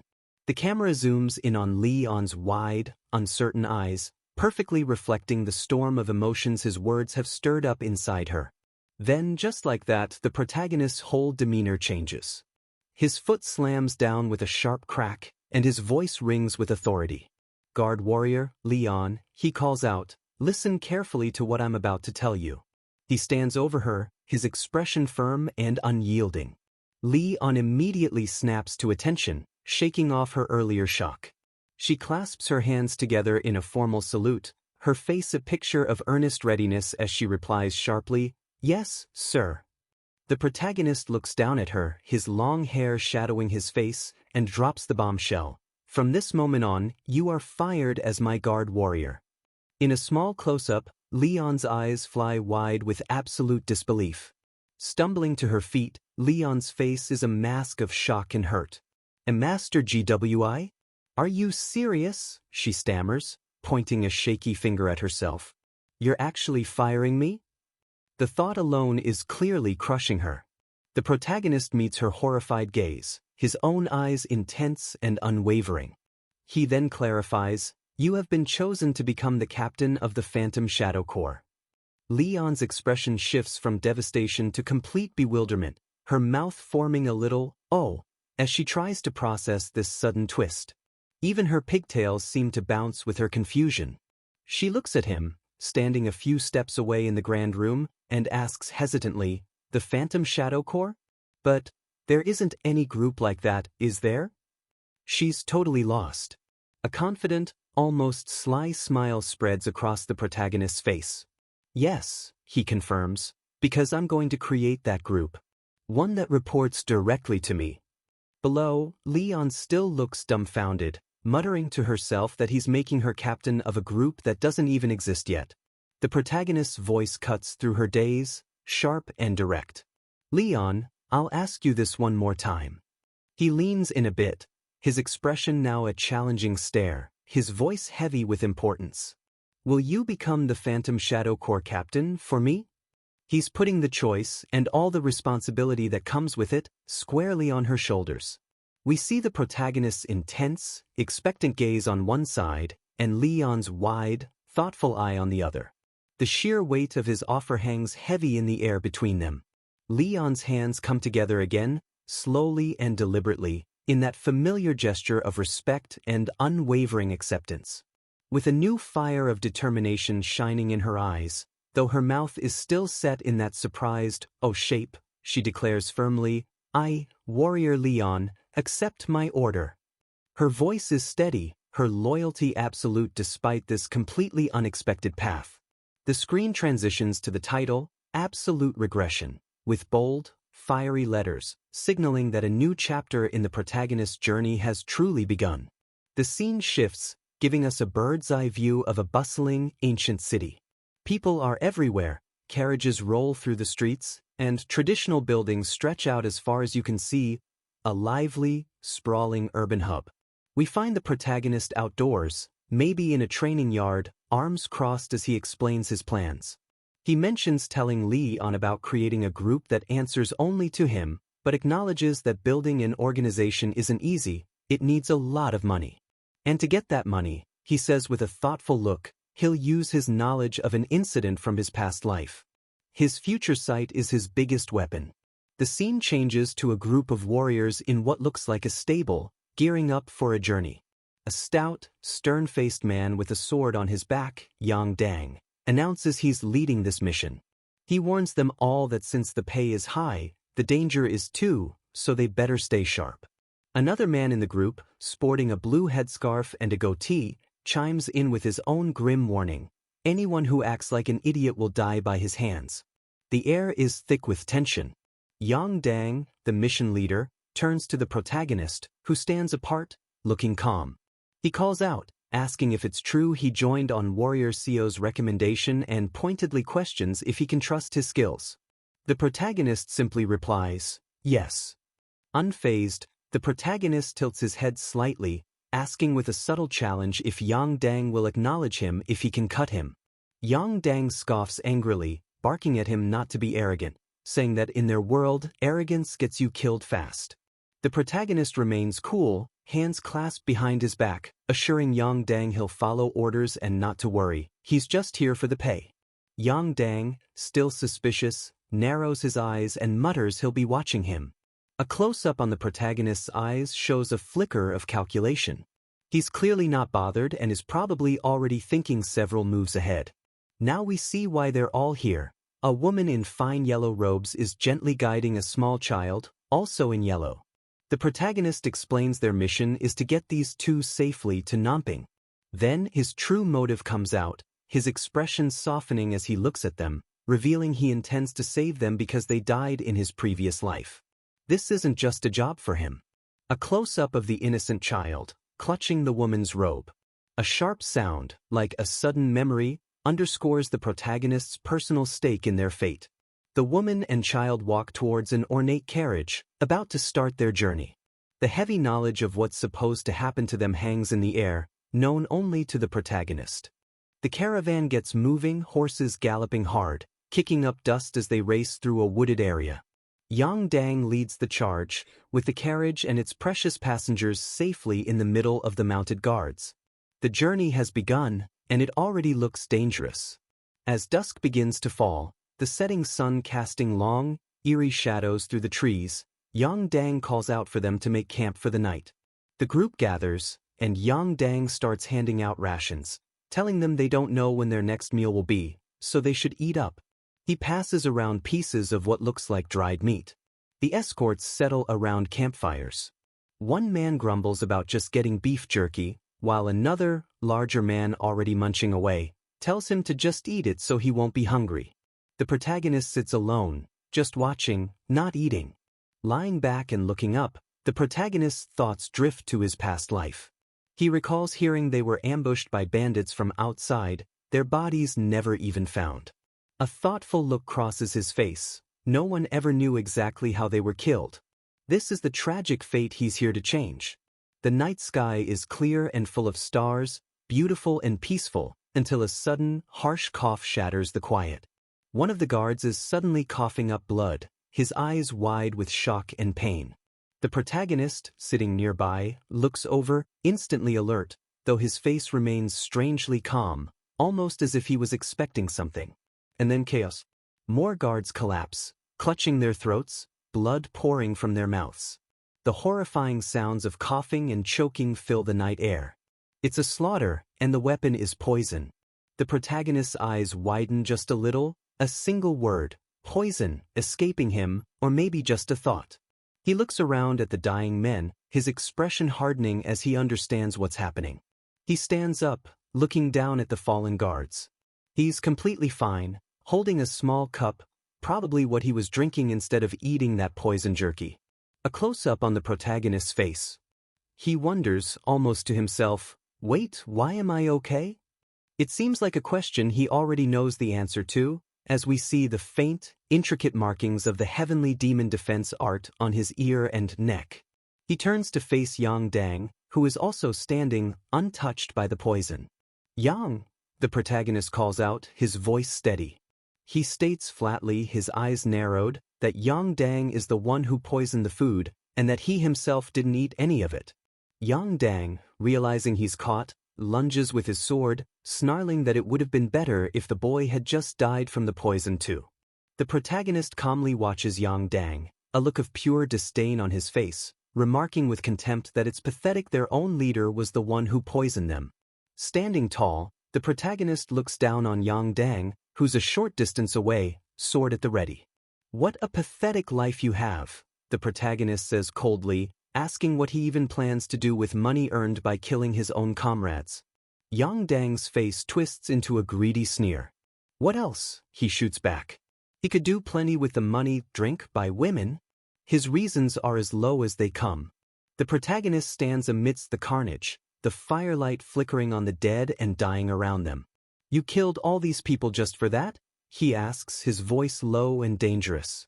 Yang Dang, defiant to the end, snaps back that the idiot should worry about his own life. The protagonist looks past Yang Dang, his gaze suddenly fixed on something in the darkness beyond the camp. Looks like it's over, he says, an exclamation mark appearing, signaling he's noticed something new. Out of the shadows, several imposing figures emerge, cloaked and armed, their faces hidden by hats and masks. The sound of their steady, deliberate footsteps crunches through the undergrowth as they approach. The protagonist observes them, a slight frown touching his lips. They're decently strong, he notes silently, sizing them up. One of the newcomers, clearly the leader with a distinctive headscarf and goatee, Warrior Quan, addresses Yang Dang, asking if he's already there. Then he shouts towards the carriage, "Come out now, before I burn the horse carriage down." The threat is unmistakable. The camera focuses on the ornate horse carriage, its lanterns casting a dim, flickering glow. It stands silently, its occupants hidden inside, no doubt terrified. Inside, the woman clutches the child protectively. Warrior Quan smirks, looking at the carriage with contempt, taunting them for hiding like rats and saying he was scolded for not finding them sooner. Yang Dang stands beside him, looking like a lackey. The woman, tears streaming down her face, pleads desperately, "Warrior Quan, please spare the child's life." The child beside her looks on with wide, frightened eyes. Warrior Quan looks down, a moment of silence as he seems to consider her plea, or maybe he's just enjoying her desperation. He looks up, putting on a false show of generosity. "All right," he says, "I'll spare her for old time's sake." But then his expression twists into a cruel, vicious sneer as he spits out, "Is that what you thought I'd say, you damn bitch?" His true, ugly nature is revealed in an instant. Warrior Quan leans into the carriage, his face contorted with rage, as the woman and child shrink back in terror. A grating sound, maybe his teeth grinding, fills the air. "You should be on your knees begging for mercy. How dare you act like you're my master?" he bellows. The child, tears welling in their eyes, looks incredibly small and vulnerable. The woman, holding the child tight, makes a desperate offer. If he spares the child, she'll give him 10 times the money he was supposed to get. Warrior Quan dismisses her offer with a cold, dismissive look, scoffing that she shouldn't waste her breath with such useless nonsense. His next words hit the woman like a physical blow. "Your father has already been caught." All the color drains from her face, her eyes widening in horror and utter despair as tears stream down her cheeks. Her shock is absolute. Suddenly, Warrior Quan glances to the side. showing his attention has been caught. His eye narrows as he senses someone else is there.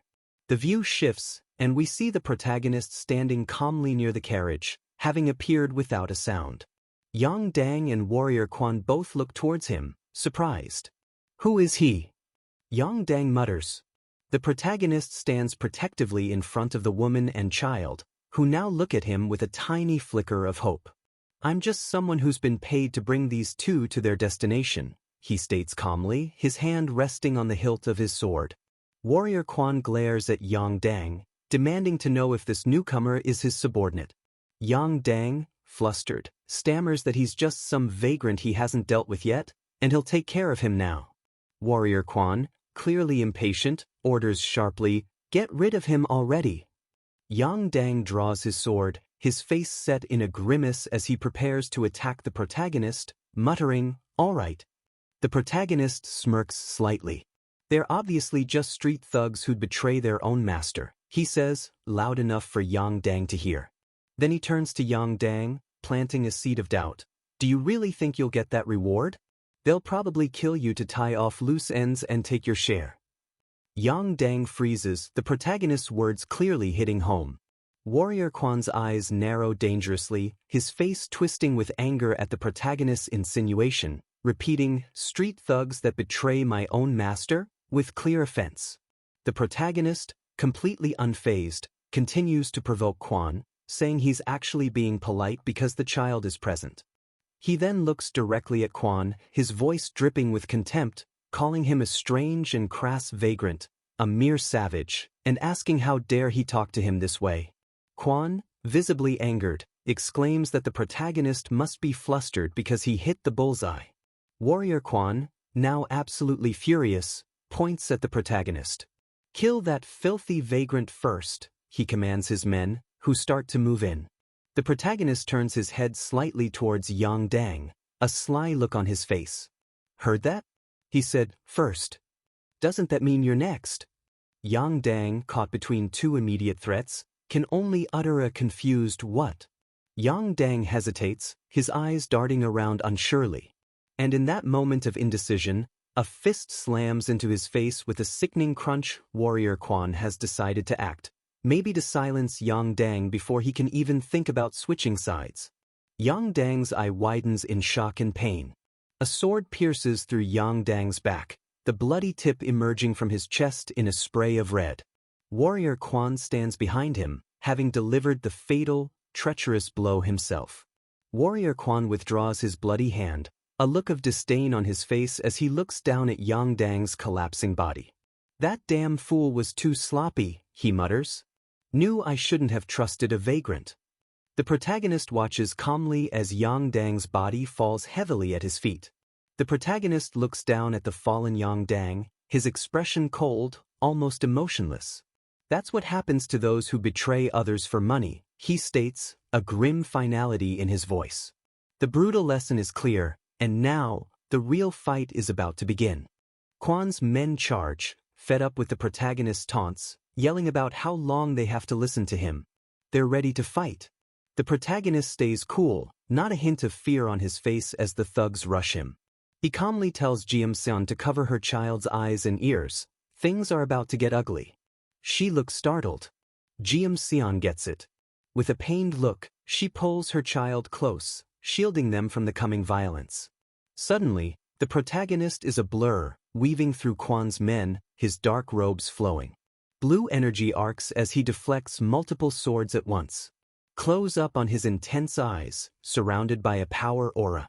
Big sound effects for a decisive move. His technique flashes on screen. 4 strides of the wind god. The legendary art.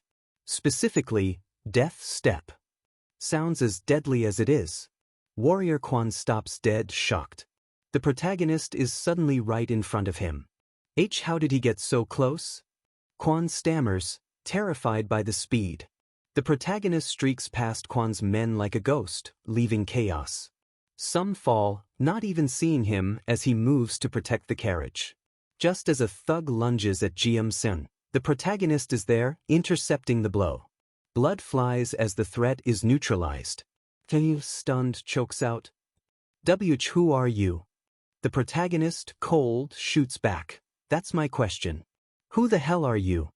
The protagonist glances back, maybe thinking or speaking to Seon, clarifying that Kwon-won is a traitor to her family. Kwon is still reeling. Sin, shielding her child, bravely declares, I'm Sin, daughter of the Golden Manor Master. Her identity raises the stakes. A sly look from the protagonist.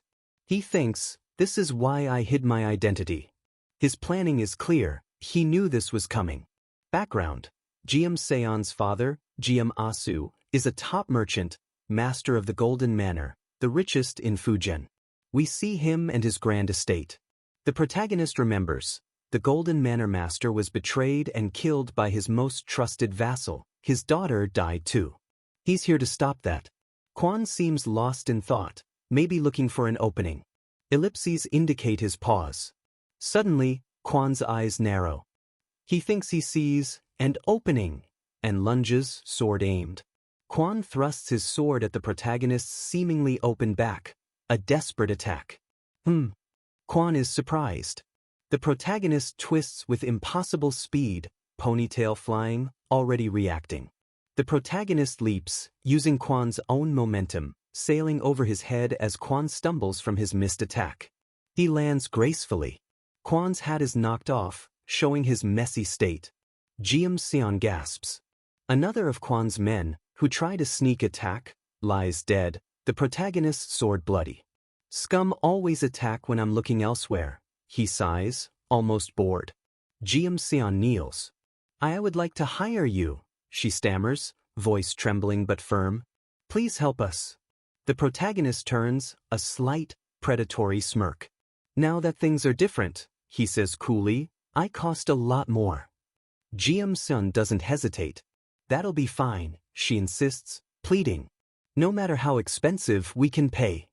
Then, emotionally, please save my father. A tiny, almost hidden smile on the protagonist's mouth. He's got them, and maybe a flicker of something beyond business. His decision, a simple, direct let's go. Scene change, the opulent Golden Manor.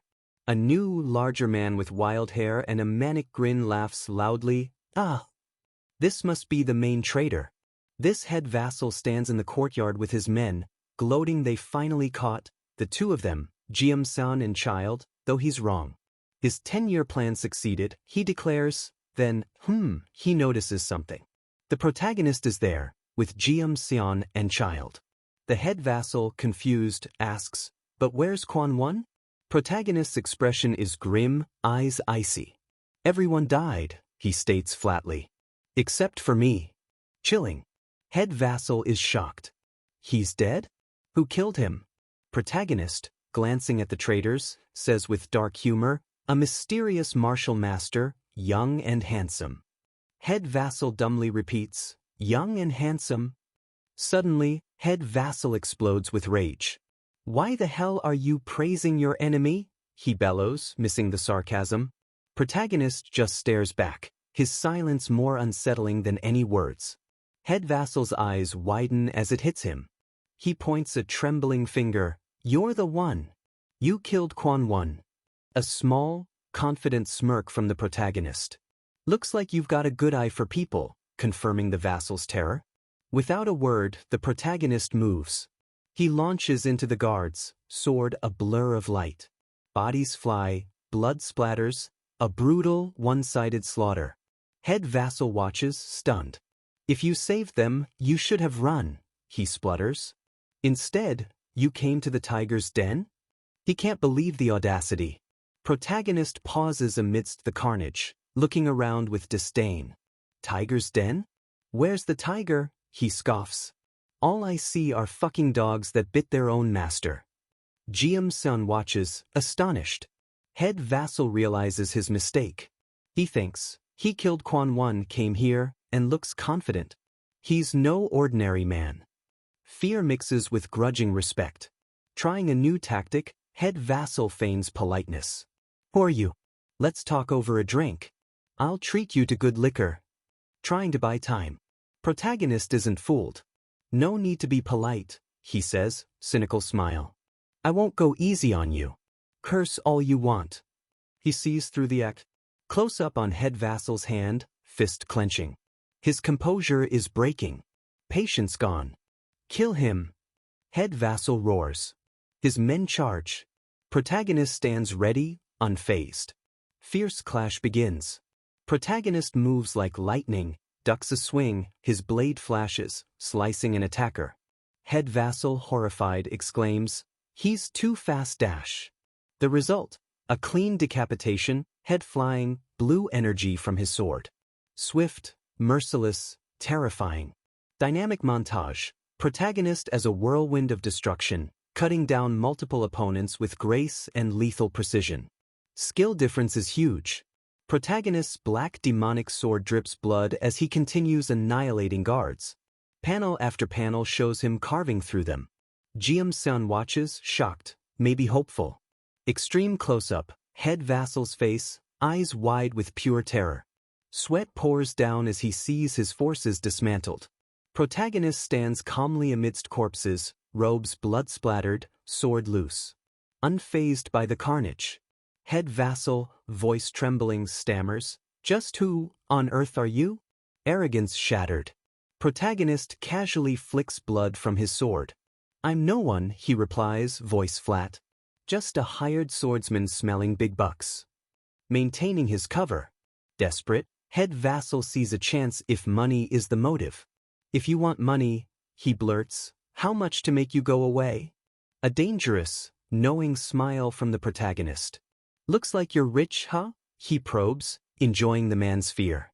Head vassal boasts, "Enough to change a life. Just tell me how much." Ready to pay anything. Protagonist's playful look vanishes, replaced by cold contempt. Gesturing to the golden manor, "Why do this when you have so much? Want to change your life? Use your own money. Why steal your master's?" He exposes the vassal's despicable greed. Head vassal is silent, face contorting, gritting teeth. No answer to the accusation.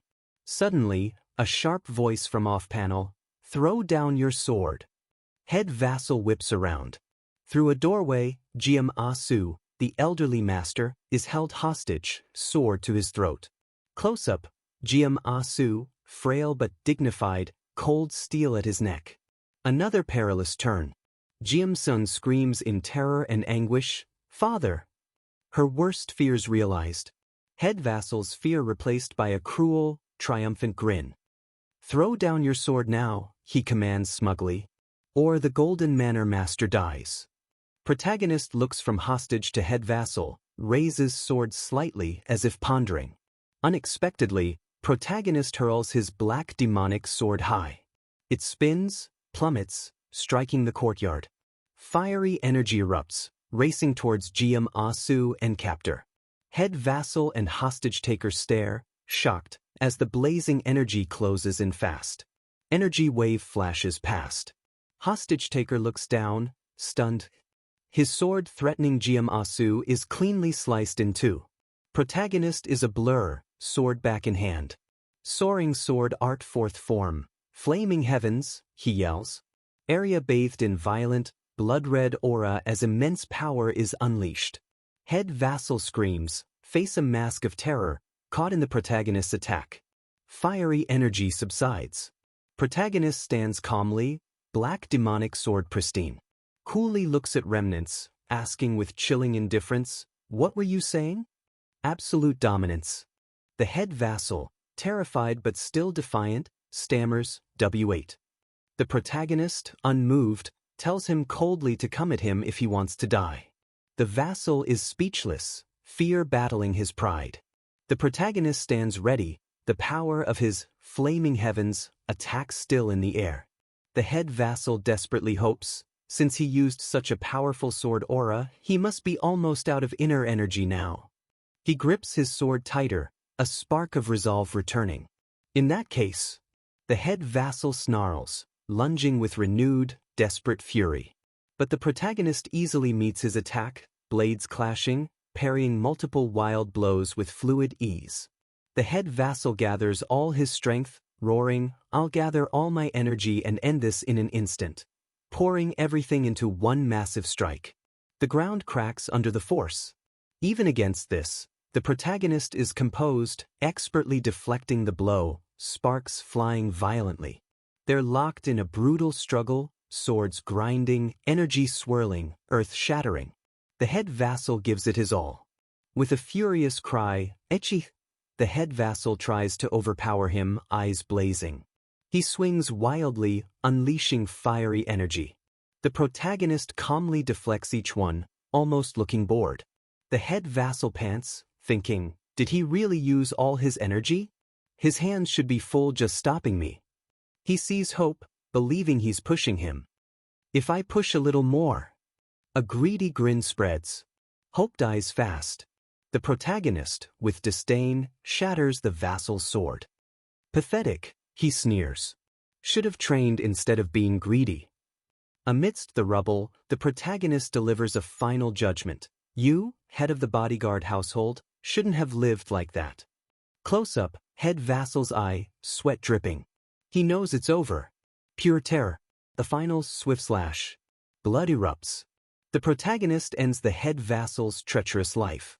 As the vassal falls, the protagonist advises, want to be rich next life? Be a merchant. The absolute regression title. This crisis from his past is resolved. A simple thank you appears. Scene shifts. GM Asu, master of Golden Manor, stands with his daughter and grandchild. The manor sign behind them. GM Asu bows slightly, voice full of gratitude. I'll never forget your help. You saved our family. He looks at the stoic protagonist. Could you tell me your name? He asks. Protagonist looks down, deflecting. I am but a mere vagrant passing by. Hiding his identity. GM Asu sees the devastation. Not even the vagrant king could do this so easily. Protagonist, you flatter me. GM Sun reminds her father, I promised we'd reward him. GM Asu nods, smiling gently. You did great, GM Asu tells his daughter, affirming, that's one promise we can keep. He means to be generous. To the protagonist, GM Asu says, if you need money, you've come to the right place. Gesturing to the manor's wealth. A tiny smile from the protagonist.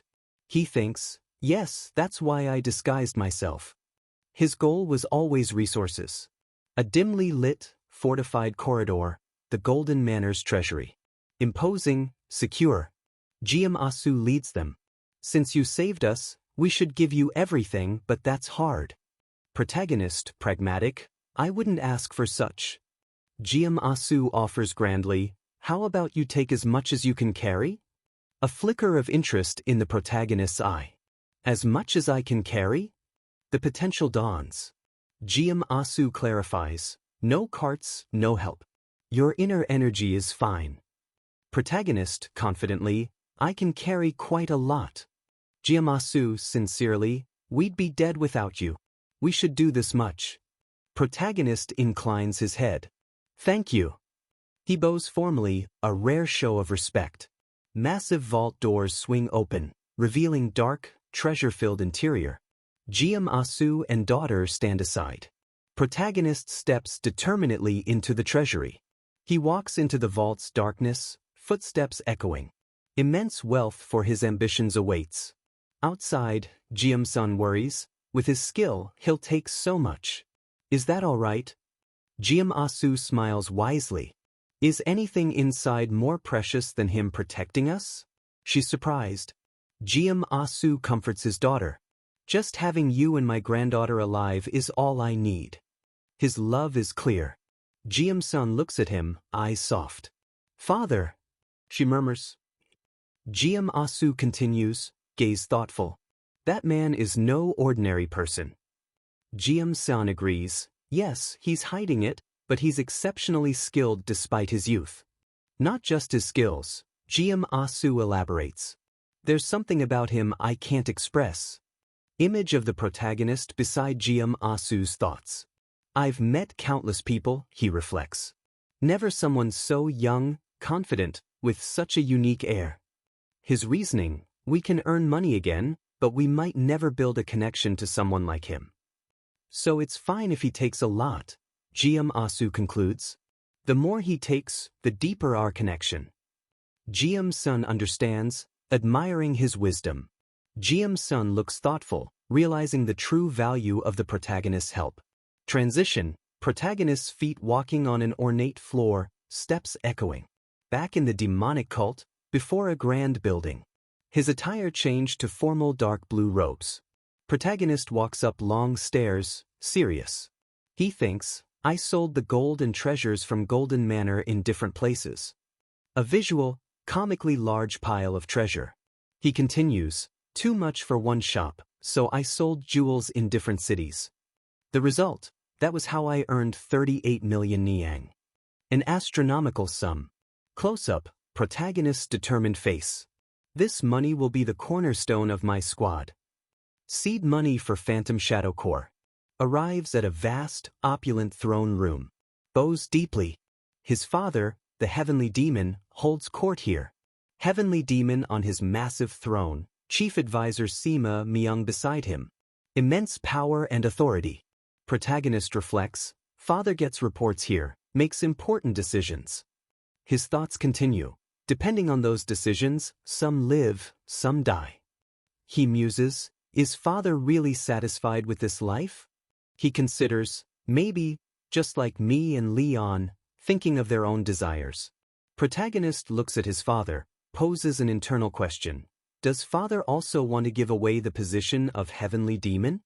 Heavenly Demon speaks, I heard you went outside. Protagonist looks up, slightly surprised. Yes, protagonist replies calmly. I went to earn money. Heavenly Demon looks down, expression unreadable. Why do you need money? Protagonist explains, can't keep using your money, and I'll need funding. Heavenly Demon asks, how will you spend it? Protagonist states plainly, I'd like to create my own private group. Heavenly Demon and Sima Myung look slightly surprised. Heavenly Demon questions, a private group? Don't Demon Supremes have subordinates? Protagonist, to deal with them, I need my own. Ambition clear. Heavenly Demon's expression hardens. That can't happen. If you do, your brother will too. Family and cultists will divide. A threat to stability. I forbid it. Heavenly Demon declares. Protagonist looks down, seemingly accepting, but thinks, expected resistance, knew it wouldn't be approved at once. He clenches his fist, he has a plan. Protagonist presents a bound scroll. Father, this is for you. Respectfully. Heavenly Demon and Sima Myung exchange puzzled glances. Unsure what this is. Heavenly Demon gestures dismissively, perhaps intending to refuse. Protagonist uses inner energy, scroll floats to his father, glowing. He covers his face slightly, humble or emotional. Heavenly Demon catches the scroll, it unfurls. Documents or thin wooden slips. He looks at it, then his son shocked. What's with this money? Clearly a ledger of immense value. Dramatic close-up, Heavenly Demon's eye, wide with disbelief. Protagonist, unseen, delivers the stunner, that's my allowance for you. Sharp intake of breath. Protagonist looks up, faint, knowing smile. Heavenly Demon can only utter a stunned, what? Chief Advisor Sima Myung is equally flabbergasted, mouth agape, eyes wide. Close-up, Heavenly Demon's mouth, thoughtful ellipsis. Processing this. Heavenly Demon slowly speaks, I have immense wealth. Stating the obvious, confused. Protagonist smiles faintly. I know you're the richest in the world. Heavenly Demon's eye narrows, realization dawning. Protagonist clarifies, what I gave you is the first allowance as your son. To thank you for raising me. Incredibly bold, manipulative, yet strangely filial. Heavenly Demon looks at the documents, utterly speechless. Sima Myung equally stunned. Protagonist bows, hands clasped. I wanted to do this at least once. Please rest well, father. Protagonist stands respectfully at the bottom of the throne room stairs. Heavenly Demon stares at the documents, Sima Myung looking on, both still processing. Close up, Heavenly Demon's face, surprise, pride, confusion, maybe amusement at his son's audacity. Sima Myung looks on, profoundly bewildered. floored by the second young master's actions. Power dynamics just shifted massively. The fiery, absolute regression title blazes onto the screen, promising more of the protagonist's clever and often brutal schemes. A simple title, Nirvana Pavilion. This is where the protagonist is setting his sights next. We see the Nirvana Pavilion headquarters, an imposing, multi-level traditional building, looking every bit the stern and official internal affairs division of the cult. Inside, the protagonist stands with hands clasped behind his back, looking out a window. Leon is beside him, always watching. They're in their new base of operations. Leon glances towards the door, a little surprised, as if someone's about to arrive. A voice calls out from off-screen, "It's time, Pavilion Master." The protagonist turns, calm and ready. He's about to step into his new role. Seo Daryong stands in the doorway, dressed in his yellow Nirvana Pavilion robes, hands clasped respectfully. "Everyone's waiting," he informs him. The protagonist looks at Seo Daryong, a hint of recognition in his eyes. "So you're here," he remarks, Leon looking on curiously. Seo Daryong smiles faintly, explaining, "I volunteered," showing he's willing to serve under this new leadership. They stand in an office. Seo Daryong adds that he never expected they'd meet like this again. The protagonist admits, evenly, "Honestly, I was very surprised." Their last encounter was far more dangerous. A split panel, the protagonist with a subtle, unreadable smile. Seo Daryong genuinely pleased, maybe a bit odd. The protagonist commands simply, "Let's go." Time to meet his new team. He turns, Leon beside him, ready to follow. His movement is decisive. Leon follows closely, her expression one of quiet support. Seo Daryong watches them a moment, thoughtful, before preparing to follow. The protagonist walks with purpose, Leon to his right, Seo Daryong to his left and slightly back. A united front. They emerge onto a balcony, looking down upon a courtyard. The courtyard is packed with rows of Nirvana Pavilion members in yellow robes, heads bowed respectfully. A murmur, "The new Pavilion Master is here," ripples through them. The protagonist looks over the assembly, his expression serious, taking them all in. He notes internally, "They're friendlier than I thought." He turns to Seo Daryong, suspiciously, "Did you tell them their salaries would be cut if they didn't welcome me?" Seo Daryong quickly denies it. "Why is the atmosphere so good then?" the protagonist asks. Seo Daryong explains, "Because of what you've shown them." The protagonist considers this. His mind flashes back. Then it's because of the investigation incident against the demonic army commander. Flashback, Go Dang killing the previous investigator, Seo Daryong's colleague injured, protagonist ensuring care from the demonic physician. Finally, protagonist crushing Go Dang's skull was as good as avenging them. He earned their respect through brutal, decisive action. Seo Daryong turns expectantly. "Please say something," he urges. Time for the new leader's address. The protagonist turns his gaze to the assembled members, thoughtful. The Nirvana Pavilion members stand silently, waiting for his words. The protagonist prepares to speak, eyes sweeping the crowd. The faces are varied, young, old, scarred, but all in yellow robes, looking up with anticipation. He begins, "Not even I know if you'll be happier or miserable now that I'm Pavilion Master."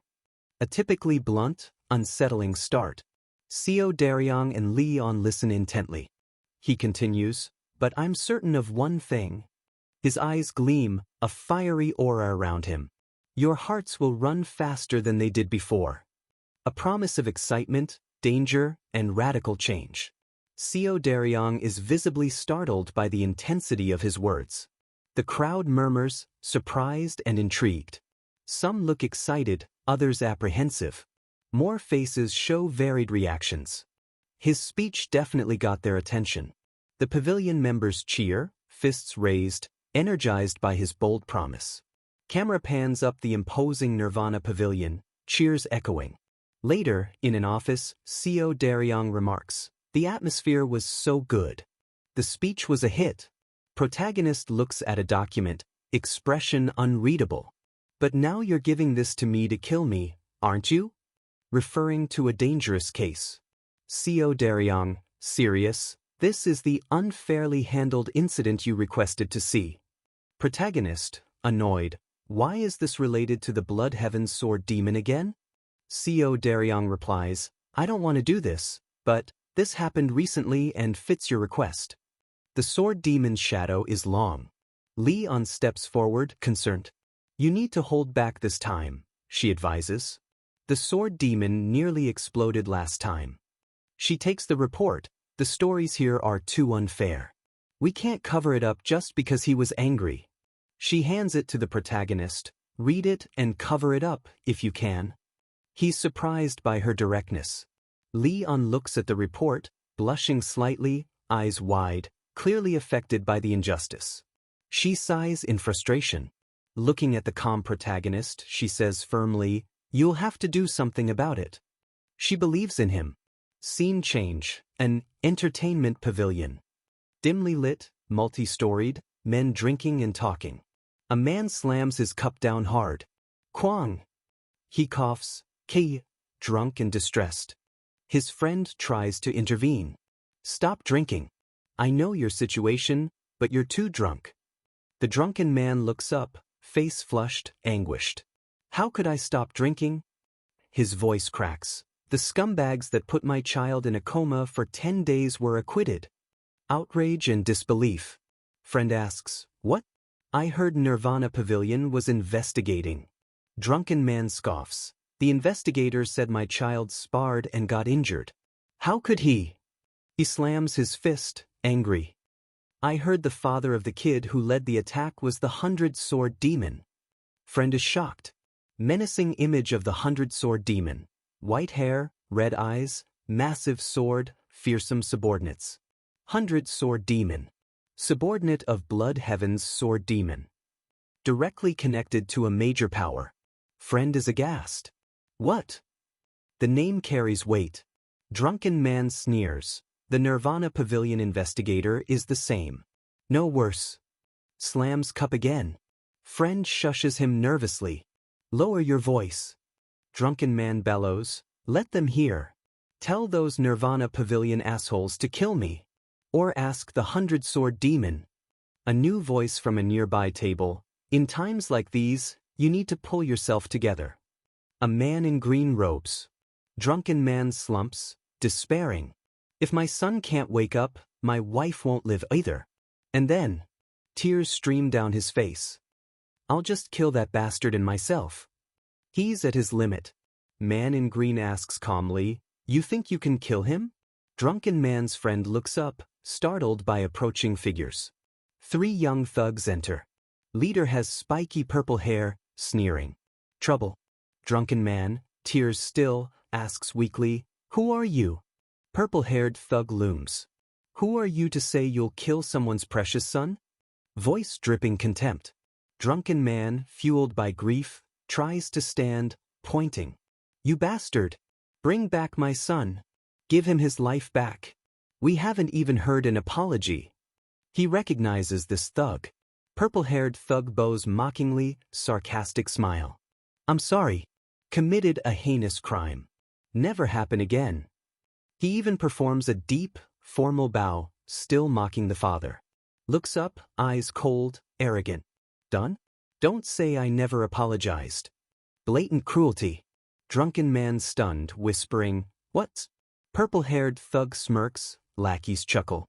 Enjoys tormenting the father. Drunken man snaps. Bastard, screams, grabbing his sword, enraged. Before he can draw, thug punches him hard. Brutal close-up, blood sprays. Drunken man flies back, crashes.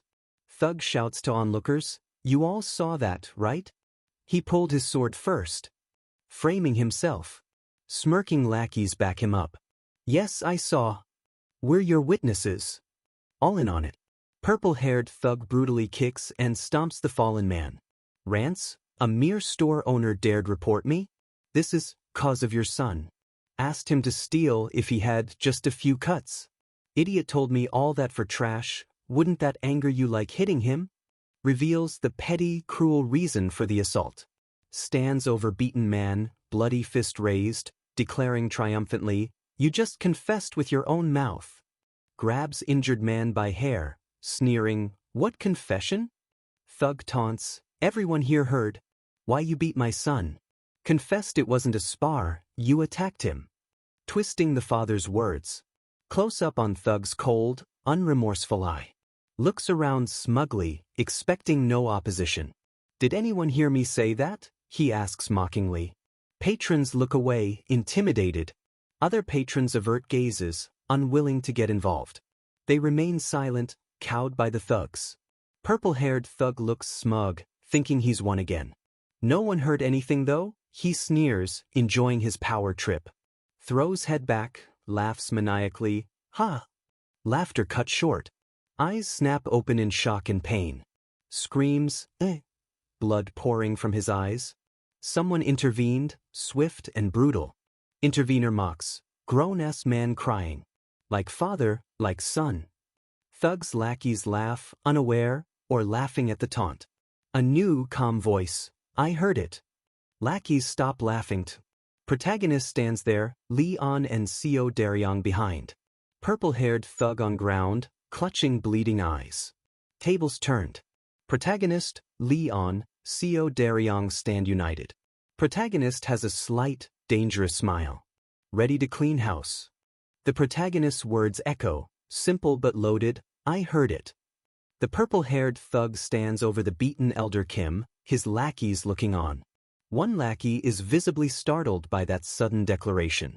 The protagonist, with Seo Daryong in yellow pavilion robes and Leon in her guard attire, strides forward. A subtle, confident smirk plays on his face. He's in charge here. The fiery, absolute regression title card blazes, signaling the protagonist is about to shake things up again. The purple-haired thug, blinded by arrogance and the earlier attack, spins around, enraged. "Who the hell said that?" he yells, not realizing who he's up against. He spots the protagonist, Seo Daryong, and Leon. The protagonist's calm look just seems to make him angrier. The protagonist looks at him coolly, chiding, "You don't even know who said it, yet you dare speak so rudely? I can just imagine how you grew up." A subtle dig at the thug's upbringing. The thug and his lackeys are momentarily stunned. The thug's bravado wavers for a second. Suddenly, the purple-haired thug bows his head, sweating. "My apologies. I was too emotional," he says meekly. "Please don't be angry." He's clearly sensed something about the protagonist. But it's an act. His head snaps up, a grotesque, mocking grin. "Retard, did you think that's what I'd say?" he sneers. "Don't know who you are, but you must have a death wish butting in." Arrogance back in full. The protagonist just smiles, a slight, almost amused twitch of his lips. Totally unfazed. He looks at the thug, smile widening slightly. "Just being the 100-sword demon's son lets you act so tyrannically," he observes. His reputation must be really powerful here. Testing the waters. The thug looks confused. "What? Just his son," he mutters, not getting it.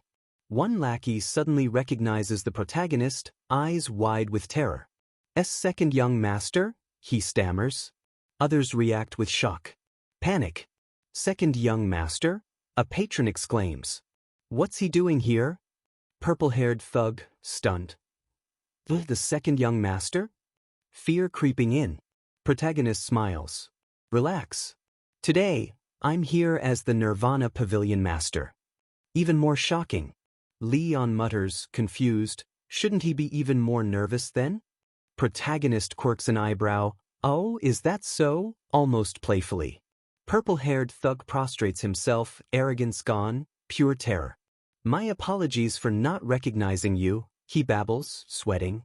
"Committed great disrespect, I'm too young, please forgive me." Protagonist looks down. "You don't seem that young from your behavior," he remarks drily. Thug hastily adds, "Not at all. Still very ignorant." Desperate. Protagonist observes, eyes narrowed. He's shrewd, he thinks. Knows when to bow down. Thug tries to leave. "I'll take my leave." Protagonist stops him. "I have business with you." Thug looks up, pale with dread. "What? With me? Protagonist's expression turns deadly serious. His voice cold. I'm here to investigate the assault incidents you've committed. The hammer falls. Thug stunned. Nirvana Pavilion already judged me innocent though?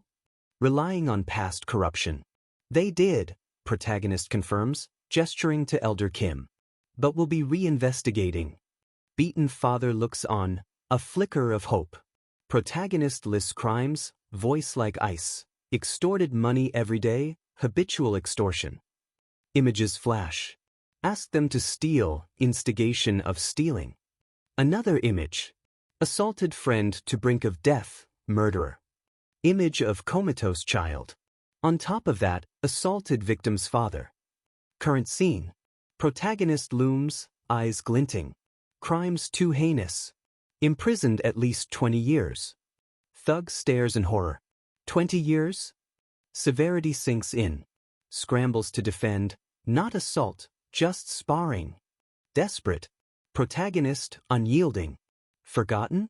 You confessed moments ago, and I, Nirvana Pavilion Master, heard it. Ghostly image of protagonist behind terrified thug. I heard it. No escape. Thug, cornered, tries last resort. My father won't let anyone accuse me. Snarling, using 100-sword demon's name. Protagonist smirks. No need to worry. Your father will be too busy. Close-up, protagonist's eyes, chilling, predatory gleam. Smirk widens to dangerous grin. Also intend to arrest your father for conspiring with a Nirvana Pavilion investigator. Going after the whole network. Thug aghast.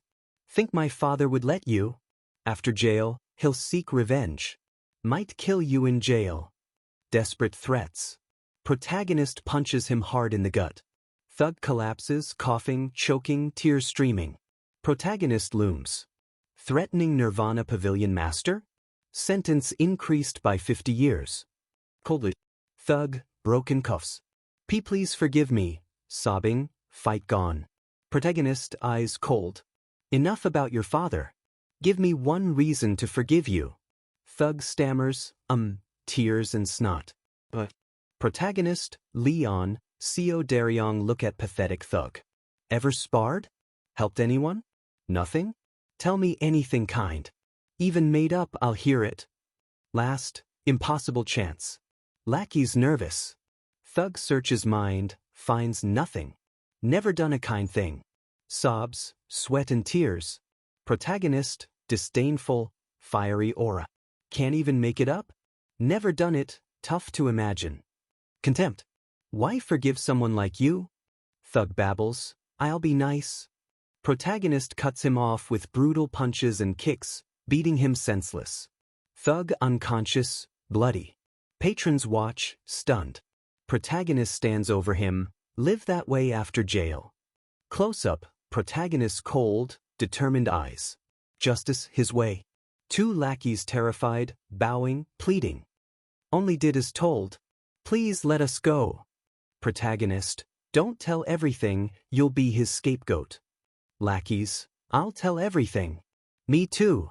Protagonist to Seo Daryong. Bring them to the pavilion. Seo Daryong impressed. Yes, sir. Unconscious thug supported by terrified lackeys. Seo Daryong escorts. Other pavilion members arrive. Protagonist to Elder Kim and friend, who look on, grateful. Anything unfair, report to Nirvana Pavilion. Elder Kim moved. Stands tall, addressing room. As long as I'm Pavilion Master, no external influence will work. Powerful declaration. Onlookers, including establishment owner, speechless. Protagonist adds chilling warning, slight smile. Anyone dares call their father like this brat, I'll call mine. Ultimate trump card. Elder Kim and friends stunned. Implication terrifyingly clear. Other patrons shocked, fearful, some laughing nervously at the audacity. Lee onto Elder Kim. Demonic physician saw your son before we came, second young master's orders, kind smile. Elder Kim looks up, battered face, disbelieving. Pardon? Not daring to hope. Is that true? That important physician saw my son, voice trembling. Protagonist, expression softening. Your son is more important. Saw him wake up before I came. Go to him. Elder Kim's eye widens, tear forming. News almost too much. Tears of overwhelming gratitude. Falls to knees. Thank you, second young master. Never forget your kindness. Sobs. Emotional release. Protagonist, rare, genuine smile. Haven't you devoted your life to our cult? Natural for us to protect you. Elder Kim weeps, moved. Protagonist reaches down, gently takes Elder Kim's hand, helping him up. Respect, reassurance. Elder Kim, weeping, clutches protagonist's hand. Thank you. Thank you so much. Choked with emotion. Golden light emphasizes moment. Lee-on and Seo Daryong watch, visibly moved by their ruthless master's compassion. Elder Kim's friend wipes a tear, also affected. Protagonist shakes head slightly, enro, perhaps dismissing thanks. Looks out, thoughtful, golden light still on him. His next words resonate, it's our cult. Camera pans out, vast demonic cult complex at night. Protagonist finishes, that thanks you. Representing a reformed, juster cult he intends to build. The Nirvana Pavilion stands tall. Close up on the protagonist's face, calm but firm. He's the new boss and things are about to change. A large group of Nirvana Pavilion members in yellow robes assembled in a courtyard. Most senior special investigator Gok Myung at the front, looking stern. Protagonist thinks, thought the Blood Heaven Sword Demon would be first to oppose, but it came from within. Gok Myung speaks, respectfully but firmly, should have come to your office, but too many people. Pardon my manners. Identified as most senior special investigator Jo K Myung. Protagonist before the investigators. Why have you all come? Gok Myung. Heard you're reopening a case already ruled innocent. Challenging him from the start. Close-up, protagonist's eyes. No flinching. Yes, I did, he confirms. Gok Myung, with another concerned investigator, explains, we worry you'll crush investigators' morale and authority. Fearing past judgments undermined. Protagonist listens, expression unreadable. He asks the group, do all of you agree? Chorus, yes, we do. Opposition seems united. Protagonist's expression hardens. Well, I don't. He elaborates, the Yang Ho incident is what destroys our pavilion's authority, severely. Investigator demands, what do you mean? Protagonist's eyes narrow, cold glint. Did you hear Yang Ho confessed his crimes when I arrested him? Referring to Hundred Sword Demon's son's public admission. Gok Myung admits, yes, I did. Protagonist challenges, you did? Why are you here then? If he knows, why object? Gok Myung clarifies, we're talking about reopening a closed investigation. A matter of principles? Protagonist asks, looking at pavilion building. Gok Myung confirms, yes, and it's never happened. Clinging to tradition. Protagonist sighs, exasperated. Investigator Gok, he begins. Voice gains intensity. Innocent child beaten half dead, culprit confessed. Looks at Gok Myung. Doesn't that warrant reinvestigation? How do you look sticking to principles? Gok Myung speechless. Gok Myung's face hardens. Can't be helped if you say I'm old-fashioned. Principles in an organization are important. Not backing down. Protagonist changes tactics. All right, want to hear what everyone thinks. Draws a line. Those who think reinvestigation is correct, come over. Forcing a choice. Crowd hesitates, uncertain glances. No one moves. Then, a single foot steps forward decisively. Close-up, protagonist's observant eye. Watching. It's Seo Daryong. Walks confidently to protagonist's side. I agree reinvestigation is required, he states. Your reason, protagonist asks. Seo Daryong, investigation wasn't satisfactory. Gok Myung and traditionalists surprised. Seo Daryong continues, can't deny possibility of external influence. Voicing suspicions. Protagonist nods. Great. Anyone else agree? Another voice, I agree as well. More investigators step forward, joining Seo Daryong. One is Ik Ho, previously injured. Bows respectfully. My name is Ikho. Couldn't thank you then. Thank you. Protagonist asks, how are your injuries? Ikho replies, I'm fine now. That's good to hear, protagonist acknowledges. Gokmyung watches more investigators move. His stand is losing support. Protagonist watches shifting loyalties, calm. Calls out, Investigator Jianghua. Younger investigator looks up, startled. Yes, sir. Protagonist directly, you were in charge of this incident, right? What do you think? Jianghua, nervous, I investigated thoroughly. Protagonist just looks, a silent, knowing gaze. Asks bluntly, did you receive bribes? Jianghua visibly shocked. Gokmyung outraged, how could you? Protagonist unleashes chilling pressure, eyes glowing, silencing Gokmyung, terrifying onlookers. Close-up, protagonist's face, icy aura. Don't speak without my permission, he commands. Investigators, including Gokmyung and Jianghua, frozen in fear and awe. Protagonist repeats to Jianghua, softer but intense. Speak. Did you receive money from Hundred Sword Demon? Jianghua, terrified, denies, no, I swear. Investigate me. Slight, almost hidden smile on protagonist's lips. I already did, protagonist reveals. You really didn't take money. Jianghua and Gokmyung stunned. Gokmyung questions, internal investigation on our investigators? Not permitted unless special. Protagonist confirms, special investigation. Direct orders from cult leader. Gokmyung shocked, direct orders from the cult leader, echoing. Protagonist has ultimate backing. Protagonist to Jianghua. Curious, why cover up if no money?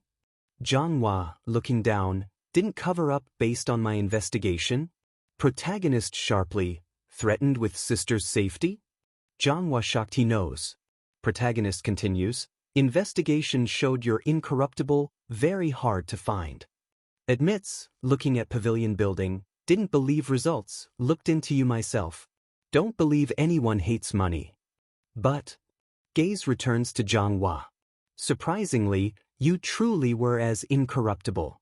Jianghua looks down, shame and relief. Protagonist asks crucial question, why would someone so clean do a slipshod investigation? Reveals, one huge weakness, your younger sister, only family. Close up on Jianghua's eye, shocked, confirms this. Were you really threatened by him? Protagonist asks, referring to Hundred Sword Demon. Gokmyung watches, understanding. Speak up, protagonist commands. Were you threatened? Thinks, know why Gokmyung led this. Jianghua is a junior he cares for. Stood forward to protect Jianghua's report. Gokmyung was protecting him. Protagonist reassures Jianghua, don't worry about your sister. Sent warriors to protect her. She'll be safe. Jianghua and Gokmyung look up, stunned by this foresight and protection. Jianghua, eyes wide, hopeful, asks, do you mean it? Of course, protagonist confirms. Tears well in Jianghua's eyes. Immense relief. Drops to knees, head bowed. I've committed a grave offense, cries, finally confessing. Gokmyung looks with shock and pity. Did you really? Protagonist to Jianghua, you know you shouldn't have, even if threatened, right? Tears stream down Jianghua's face, accepting wrongdoing. Yes, Pavilion Master. I'll accept any punishment. Other investigators look on, mood somber, tense. Protagonist looks at kneeling Jianghua. Get up. Jianghua, tearful, yes, sir. Protagonist delivers judgment. If this happened after I became Pavilion Master, I wouldn't have forgiven you. But this happened before I came, so I'll make an exception. Jianghua looks up, shocked. Will you really forgive me? Tear tracing cheek. Protagonist's gaze intense. Yes, but bear this in mind. I forgave you. Your incorruptible life is why. Continues, that incorruptible life no longer exists due to this. Start again, build it up. Jianghua, overcome, sobs. A simple, heartfelt, thank you. From Jianghua. Gokmyung watches, stern expression softening, moved by justice tempered with understanding. Other investigators look on, respect growing. Seo Daryong smiles slightly. One says, "Thank you so much." Protagonist turns to all Nirvana Pavilion members, voice sharp, commanding, "Listen up." Declares, voice resonating, "Now that I'm Pavilion Master, your families are my own. If anyone dares mess with my family, I shall personally crush them." Investigators stunned, then galvanized. Stands before them, robes billowing, powerful aura.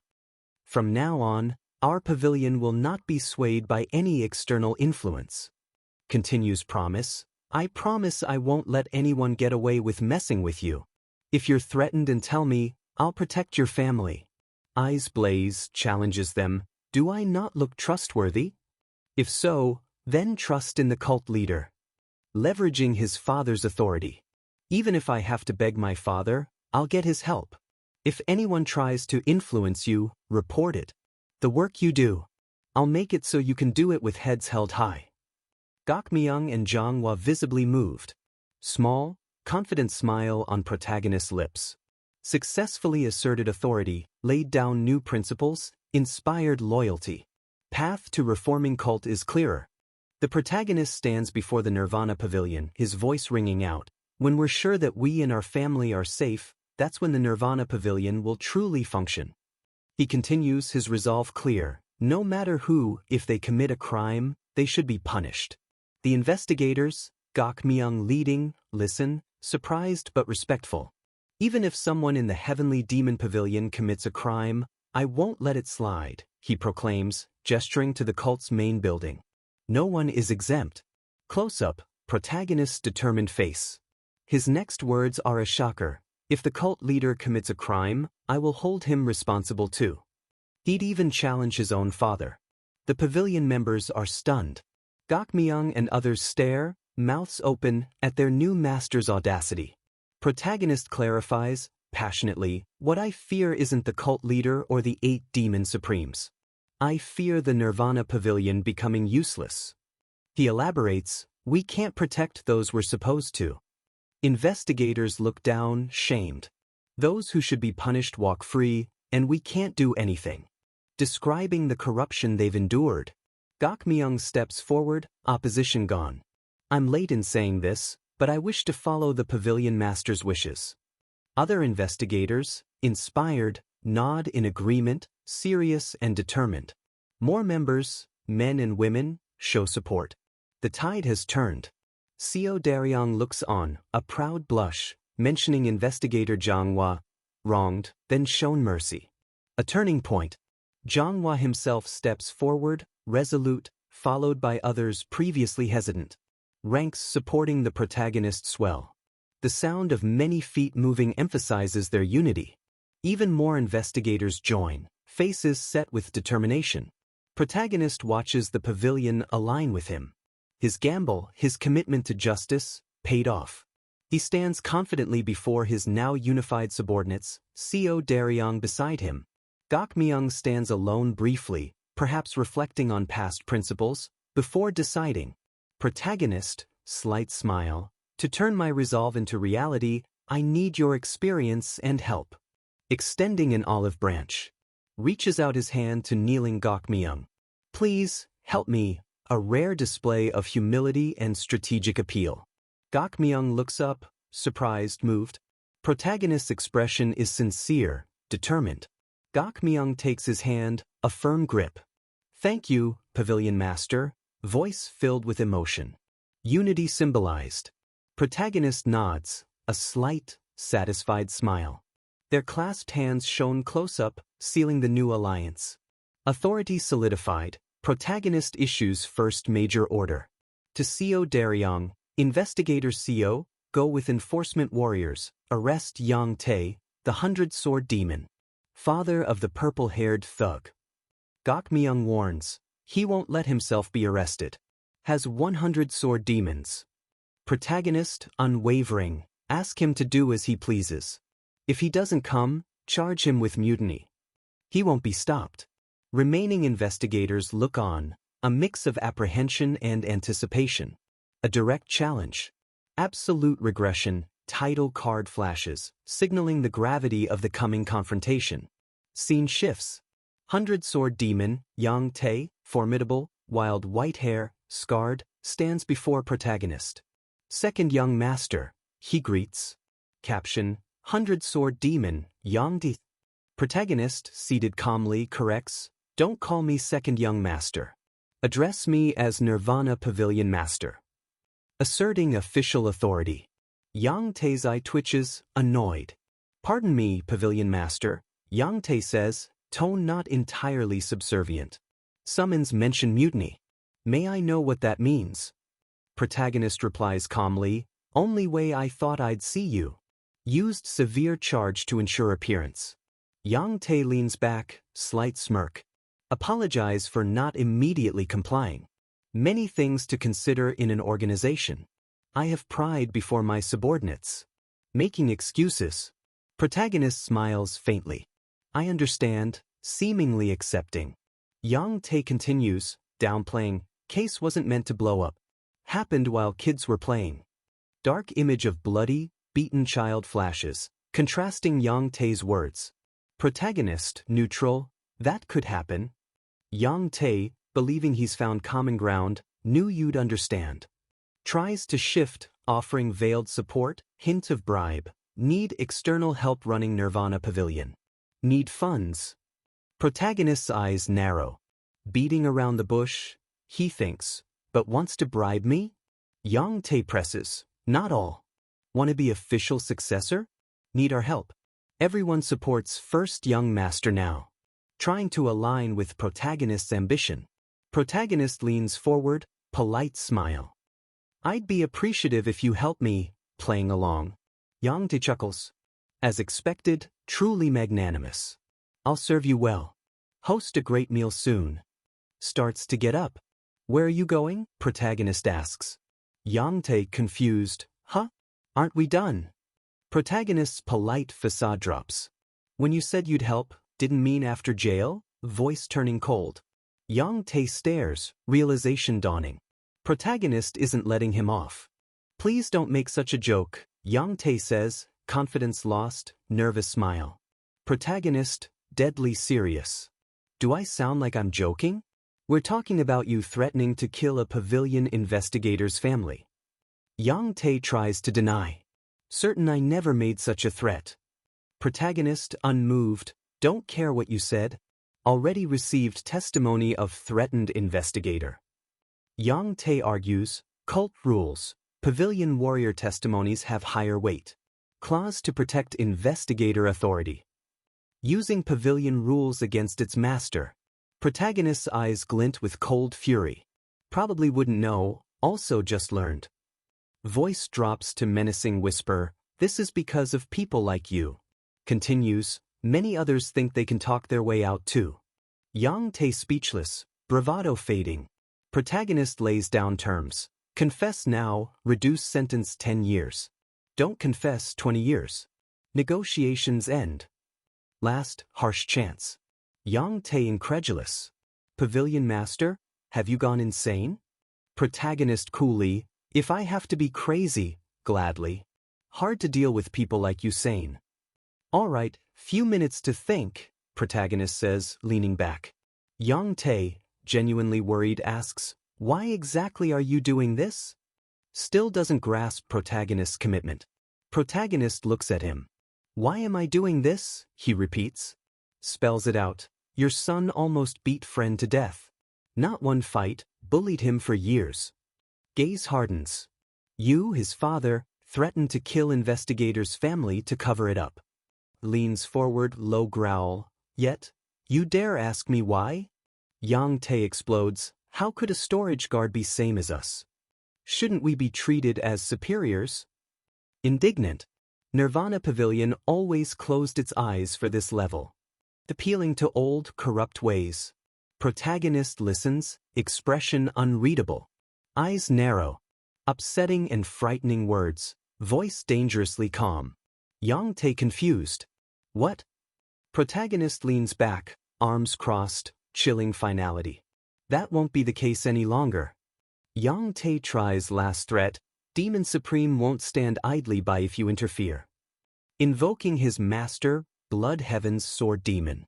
Protagonist scoffs. He will do nothing. Did nothing when I cut down demonic army commander. Why for you? Slams fist on table, shattering it. Yang Tae thrown back. Yang Tae recovering, glares. Look here, pavilion master. What? Want to threaten my family too? Snarling, trying to paint him a hypocrite. Protagonist just stares back, disdainful. Rests arm on armrest. Only a few minutes, reminds Yang Tae. Just confess your crimes, protagonist orders, patience wearing thin. Suddenly, a piercing wail, UW, echoes from outside. Protagonist looks up, slightly surprised. Close up on protagonist's eye, a flicker of understanding. Thoughts turn somber, maybe demonic cult fell not because of Wamugi. Looks out at dark, sprawling cult structures. Mere 100-sword demon dared threaten pavilion investigator. Order fallen to where he'd dare threaten me. Internal questioning continues, profound realization. Was our fall really just Wamugi? Internal corruption a massive factor. Scene shifts, protagonist's residence. Stands in courtyard looking out. Gaze distant, thoughtful, contemplating deep-seated rot. In courtyard, Blood Heaven's sword demon sits calmly, massive blade beside him, enjoying a drink. Protagonist approaches, atmosphere tense despite sword demon's casual posture. Close-up, Blood Heaven's sword demon's hand, holding wine cup. Slow sip, eyes closed, savoring it or contemplating. Opens eyes, looking directly at protagonist. Welcome, second young master, greets, slight, knowing smile. Oh, should I address you as Nirvana Pavilion Master now? Tone laced with amusement, perhaps challenge. Protagonist stands silently, expression unreadable. Confrontation between these two power players is about to begin. After all the chaos, a major player finally steps up. The protagonist approaches the Blood Heaven sword demon, who's just sitting in a courtyard, his massive sword planted beside him. The air is thick, this is no friendly chat. Without even turning, the sword demon invites, "Come and have a drink." Simple words, but from him, it's a command. The protagonist stands firm, face unreadable, long dark hair flowing. He knows this meeting is big and probably dangerous. He walks forward, boots crunching softly, each step deliberate. The air is heavy, like before a storm. Ash-like particles float around. He kneels respectfully, but not weakly, before the sword demon. A flask and cup are ready, a drink offer that's really a challenge or an opening for a tense talk. Sword demon pours slowly, breaking the silence. I warned you, didn't I? He rumbles. Nothing good comes from meeting me often. A jab about recent events. Protagonist looks up, slight smirk. You're the one who keeps looking for me though, he retorts coolly. Not intimidated, turning it back. Close up, sword demon's eyes narrow. Surprise? Annoyance? This young man isn't easily scared. Similar close-up, protagonist's eyes. Steady, unwavering, mind working steps ahead, calculating outcomes. Sword demon drinks, then speaks. Recently, felt something new towards you, he admits, gaze distant. When you made a wish to the cult leader after winning, I shouted in my mind. Grim smile. Yes, that's it. If he's smart, he should make that kind of wish. Acknowledging protagonist's cunning, maybe grudging respect. Protagonist meets his gaze, confident smile. I agree, I made a pretty good wish too. Matching the shrewd tone. He knows he's smart. Sword demon continues, pouring. Exactly, it all started that day. You started to make my blade cry. Not his physical sword, his influence, faction, pride, wounded by protagonist's actions. Protagonist looks thoughtful. How could it be crying because of me? Skeptical tone. More likely lamenting. Sword demon clarifies, leaning in. Protagonist echoes, lamenting, trying to understand. Indeed, sword demon confirms, voice heavy. Recounts protagonist's recent sins. Your disciple used poison on me. Your other disciple shamed my subordinate. Wider view, night sky, accusations hanging. Continues list, angry, maybe feigning sorrow.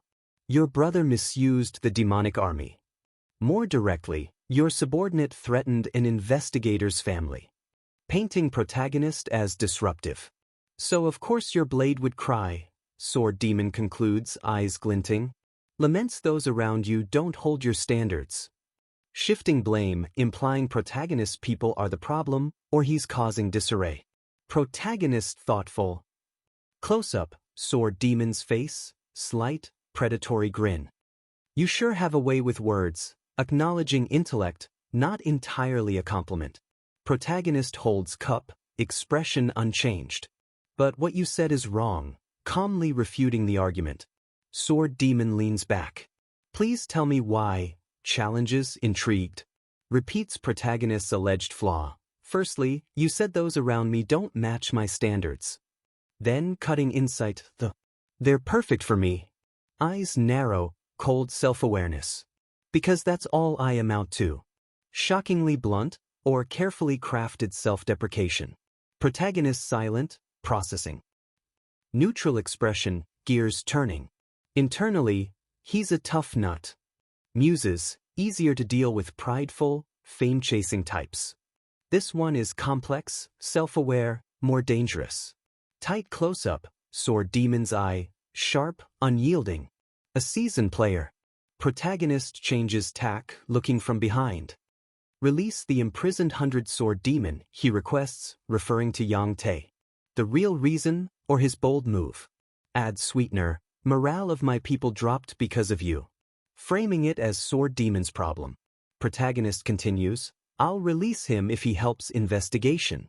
He means Yang Tae. Suddenly, Sword Demon erupts in fiery aura, power flaring. Angered by demand or audacity. Fiery energy intensifies. Immense pressure. Sword Demon strained, the demonic energy he has. I understand why father is impatient. Struggling for composure, spits, let me give advice. Protagonist, unfazed, calmly interjects, please stop. Fiery aura still swirling, protagonist, calm, patronizing. If you're here for a favor, do just that. Don't ask for a favor and give advice at the same time. Taking control of dialogue. Sword Demon's fiery aura vanishes. Abrupt. Back to composed self, ground scorched. Protagonist unmoved. Close-up, Sword Demon's eyes. Fire gone, calculating glint. Another shot of his eyes, subtle shift, processing protagonist's interruption. Sword Demon chuckles, hand on goatee. You're right, concedes, amused. Rare for someone to speak so straightforwardly. Almost appreciates the directness. Protagonist picks up flask. Better be on guard, advises seriously, stagnant water is bound to rot. Powerful metaphor, clinging to corruption leads to decay. Sword Demon's reflection in cup as protagonist pours.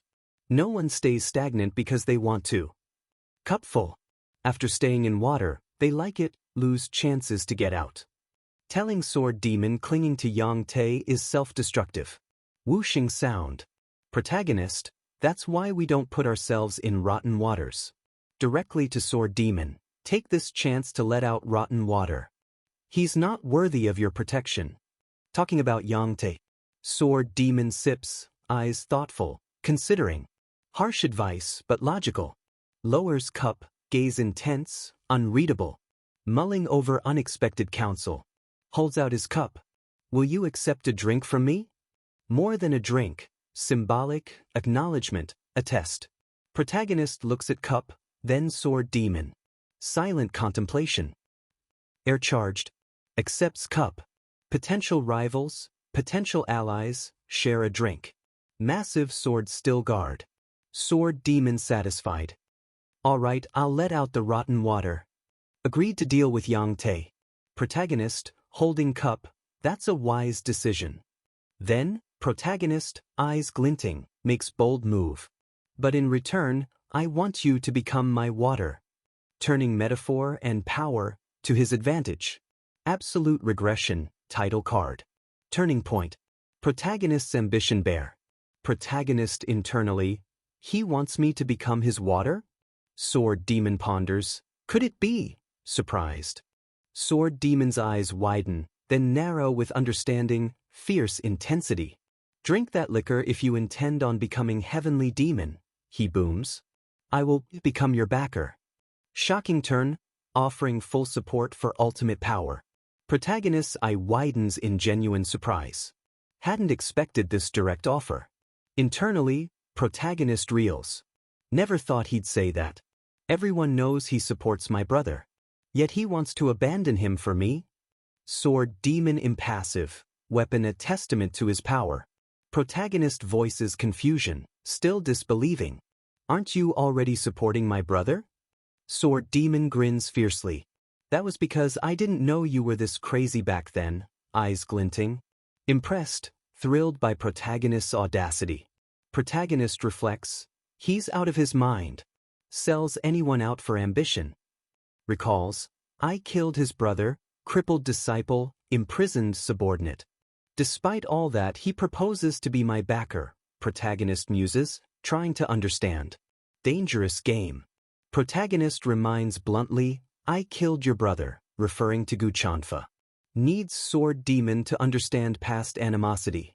Image of bloody aftermath. Sword Demon's expression doesn't flicker. Unfazed. Leans back against sword, dismissive.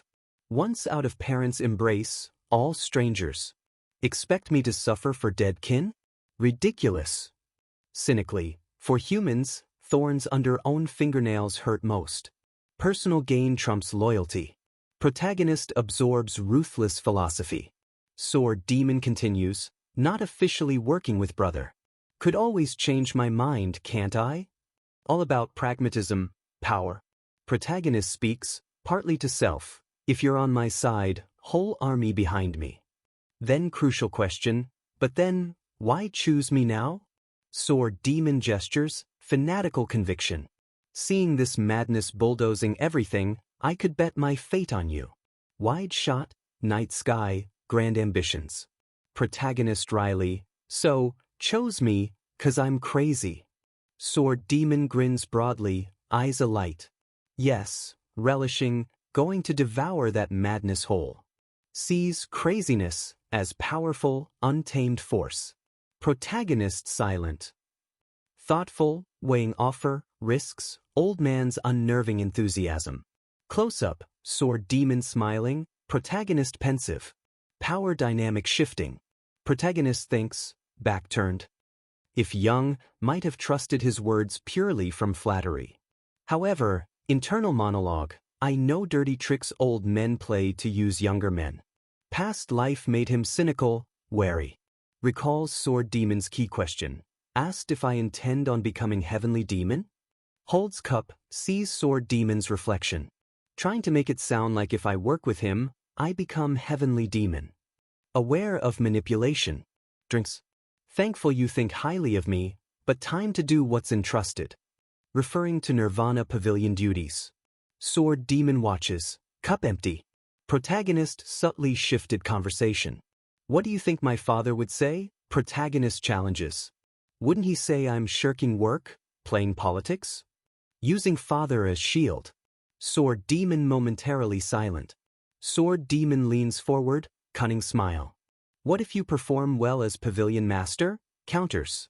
Closer, conspiratorial tone. If cult leader keeps you as pavilion master, intend to stay forever? Only one path, heir or not. Appealing to ambition. Hand gestures. Cult leader will pay more attention if you work with me. Fact I've chosen you makes you more visible. Offering backing, political standing. Protagonist silent. Internally, not wrong but one thing he's overlooked. Image of heavenly demon flashes. Will to set hierarchy straight. Not just me who wants that. Father does too. Believes father desires clear succession, aligning with his goals. Protagonist looks at cup. Please give me time to think. I'll drink this once I've decided. Not rejecting but not accepting blindly. Sword Demon's eyes narrow slightly. Considering delay. Stands abruptly. Alright. Normal thing to do. Grabs massive sword. If you just drank it like a fool, wouldn't do. Admits, approving. Respects protagonist isn't easily swayed. Ground shatters as he lifts sword. Preparing to leave, point made. Scene bathed in fiery orange. Protagonist looks up, sword drawn slightly, reflecting sword demon's intense energy. Sword demon surrounded by flames, power on full display as he departs. Show of force. I'll hear your answer tomorrow. Voice booms through fiery exit.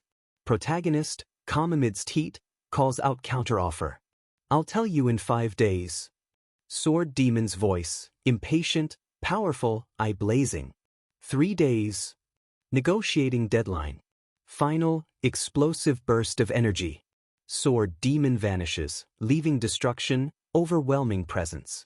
Protagonist left in quiet, disturbed courtyard. Protagonist slowly sheathes sword, sharp metallic sound. Looks at hand. Clenches fist, grimace. Damn old man, that hurt like hell, mutters. Fiery departure wasn't just show, physical impact, reminder of power. Meeting over, real game begins. The story fires up again with the absolute regression title, reminding us of the protagonist's incredible second chance. We cut to a scene of brutal training. Grunts and thuds echo around a demonic cult building. Cook. The air itself feels heavy. Close up, bare, calloused feet straining. Below, men, including Jang Ho, the whistleblower our protagonist saved, endure brutal conditioning, muscles screaming. Budolk. Bodies hit the ground. Camera pans out. Men, Jang Ho among them, support massive barrels on their backs doing push-ups. Faces twisted in pain. Kook. They roar, agony mixed with effort. This is a crucible. An instructor's harsh voice, dripping contempt. Are you going to fall already? Instructor, scarred and rugged, glares. This is demonic army's normal training. Nirvana Pavilion warriors can't even complete this. Think you can complete missions? Taunting, trying to break them. Despite pain, one, likely Jang Ho, gasps, hang in there. Willpower. Instructor shouts, wife, children, friends might betray you. But that sweat won't. Above, protagonist and Seo Daryong watch. Seo Daryong, amused, Jang Ho isn't married. Funny he mentions wife and children. Dark humor in the motivational speech. Protagonist, small, almost hidden smile. That's true, agreeing, mind elsewhere. Seo Daryong curious, but how did you do it? Protagonist looking over training, coolly, do what? Getting Southern Blade House to publish their apology, Seo Daryong clarifies, amazed. Can't believe they admitted wrongdoing, apologized. Unprecedented. A massive political win. Protagonist knowing smirk. Go ask them yourself if you're curious, teasing, enjoying Seo Daryong's confusion. Not revealing his cards. Seo Daryong alarmed. Please don't joke. If I go, might get legs broken? Protagonist reassures, chillingly, no, even if you dance there, you'll be fine. Only for now though. Implying fragile peace. Seo Daryong speechless. Astounded by his master's audacity. Protagonist serious, recalls Blood Heaven's sword demon's words, I'll await your reply. 3-day deadline looms. Silent. Lost in thought. Seo Daryong, sensing mood shift, about Yang Tae and his son, protagonist turns, yes, ready. Protagonist's eyes cold, voice devoid of warmth. Send them to a prison, hardest to be contacted. Ought to take full responsibility. No leniency. Seo Daryong bows. Yes, I understand. Master means business. Camera pulls back, long shadows. Protagonist looks out, thinking, if I hadn't interfered, they'd do as they pleased. While Guak-Su and family, victims, lived miserably. Guak-Su likely Elder Kim's son. Eyes narrow with conviction. Because of people like Yang Tae, other victims before Guak-Su, and more would continue. Understands systemic corruption. Stands tall, looking at demonic cult's architecture. Won't let people like that wreak havoc, he vows. His mission. Scene shifts, title, Demonic Village. Bustling, well-lit street in Demonic Village at night. Civilized, stalls, pedestrians, lanterns. Common folk live here. Elder Kim, father of assaulted boy, among villagers, worried, hopeful. Silent. Waiting. Villagers look at new sign, Nirvana Pavilion. One asks, is that Nirvana Pavilion branch? Unheard of. Protagonist before crowd, Co Daryong beside. For matters related to cult warriors, report to Nirvana Pavilion branch. Villagers gasp, surprised. Elder Kim, wide-eyed, disbelieving, hopeful, stammers. Do you mean that? A direct line to justice. Indeed, protagonist confirms. Hope you all spread the word. Tell villagers, report injustice by cult warriors here. Close-up, protagonist, subtle, confident smile. Won't have to worry about retaliation. Eyes glint dangerously. Those who retaliate against reporters will be executed. Interfering with justice is deadly. Elder Kim visibly moved. Thanks, second young master, opened a branch for our sake. Gratitude palpable. Elder Kim bows deeply. I'll make sure to tell everyone, voice thick with emotion. Protagonist and Co Daryong watch, serious. Protagonist, faint, almost melancholic smile. Sown seeds of change, path is long. Reiterates to Elder Kim, indeed, so if cult warriors abuse authority, report them. Co Daryong looks overwhelmed. Crowd listens intently, hope, fear, disbelief. Elder Kim silent. Absorbing this new possibility. Protagonist asks crowd, what do you usually do if our warriors abuse authority? Elder Kim, for many, hesitates. What do we do? Lost. Powerlessness hangs. Close-up, protagonist's knowing eyes. Understands their plight. Internally, probably just took abuse, stayed quiet. No system, even those who knew to report to Nirvana Pavilion couldn't. Visualizes imposing Nirvana Pavilion HQ. Before Pavilion, declare reasons at main gate. ID check, body search. Intimidating process. Actually go through that multiple times before arriving, concludes internal assessment. System itself a barrier. Scene shifts. Protagonist walks alone at night, moonlight, long shadows. Heading somewhere. Arrives back at courtyard. Blood heaven sword demon there, same spot, massive sword. Protagonist walks towards him, 3-day deadline met. Sword demon looks up, unreadable. Ready to take my drink? Asks if ready to accept alliance. Protagonist kneels. I'm ready, voice firm. Decisive movement, sword placed before him. Sword demon picks up flask, eyes fixed on protagonist. Air thick with anticipation. Begins to pour, liquid glugging. Protagonist watches intently, eyes narrowed. Slow, deliberate pour. Tight close-up, sword demon's eye. Sharp, calculating, waiting. Tension palpable. Protagonist alone in courtyard after drink poured. Night still but not calm. Thought bubble. This is where it starts. Pivotal moment. Stands tall, resolve clear. With Nirvana Pavilion in center, create path to villagers. Thinks, broader vision. Low-ranked warriors, those suffering injustice. Teach everyone important principle by doing that. Internal monologue, determination hardening. Night sky looms.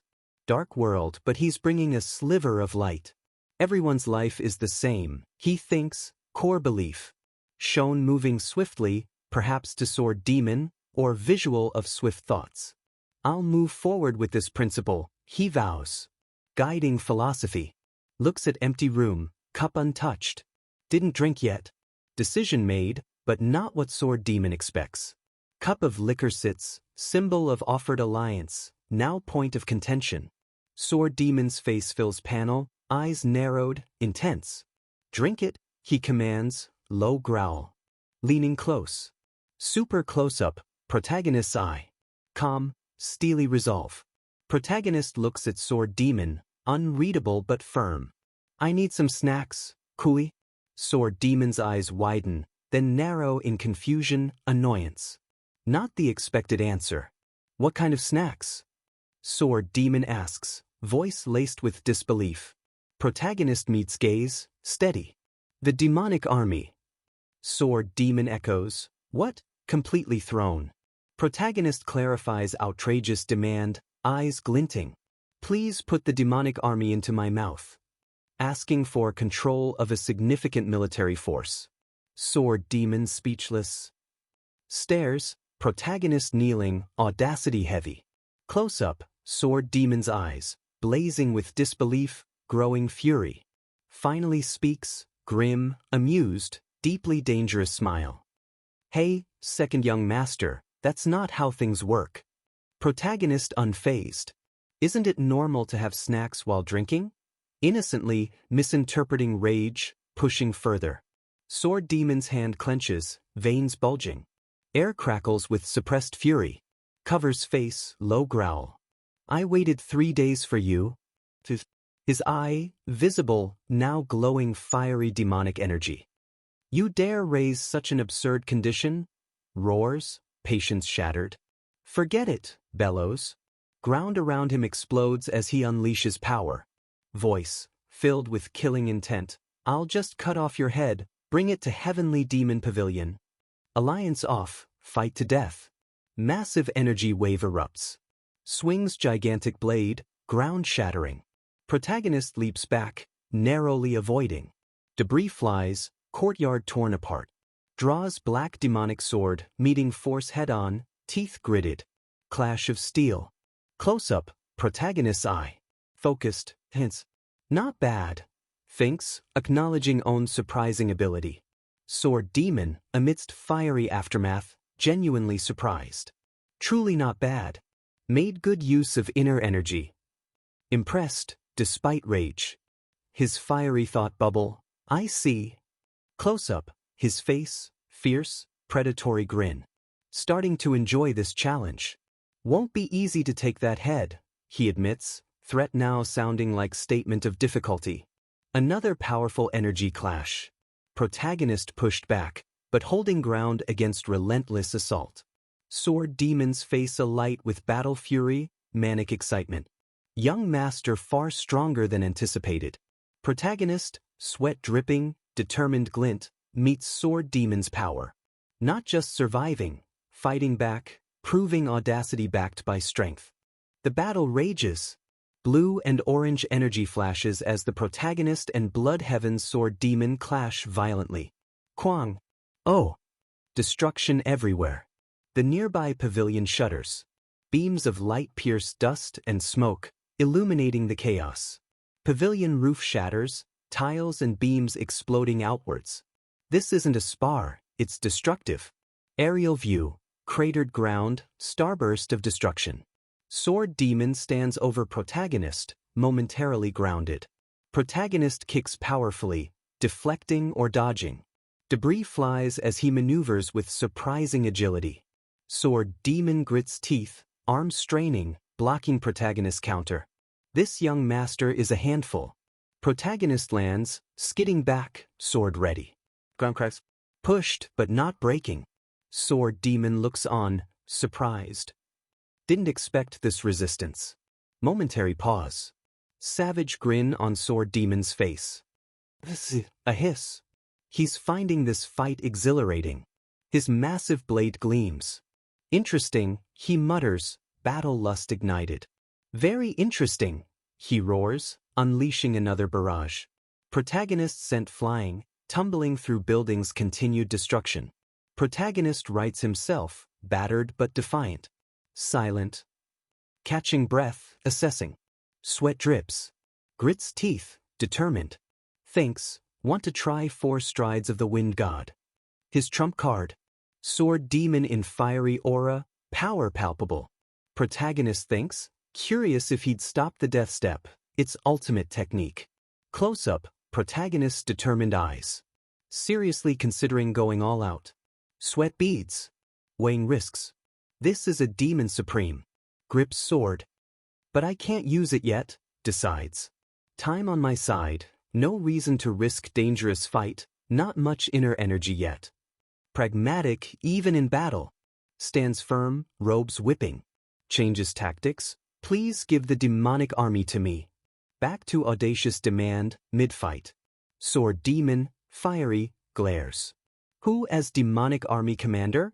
Growls, suspicious. Can't be you, your Nirvana pavilion master. Knows rules.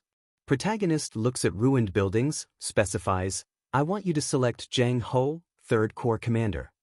Calculated move. Sword demon's eye narrows, firelight reflecting. Isn't Jang Ho on your side? Sneers. Warns, getting too greedy will get you killed.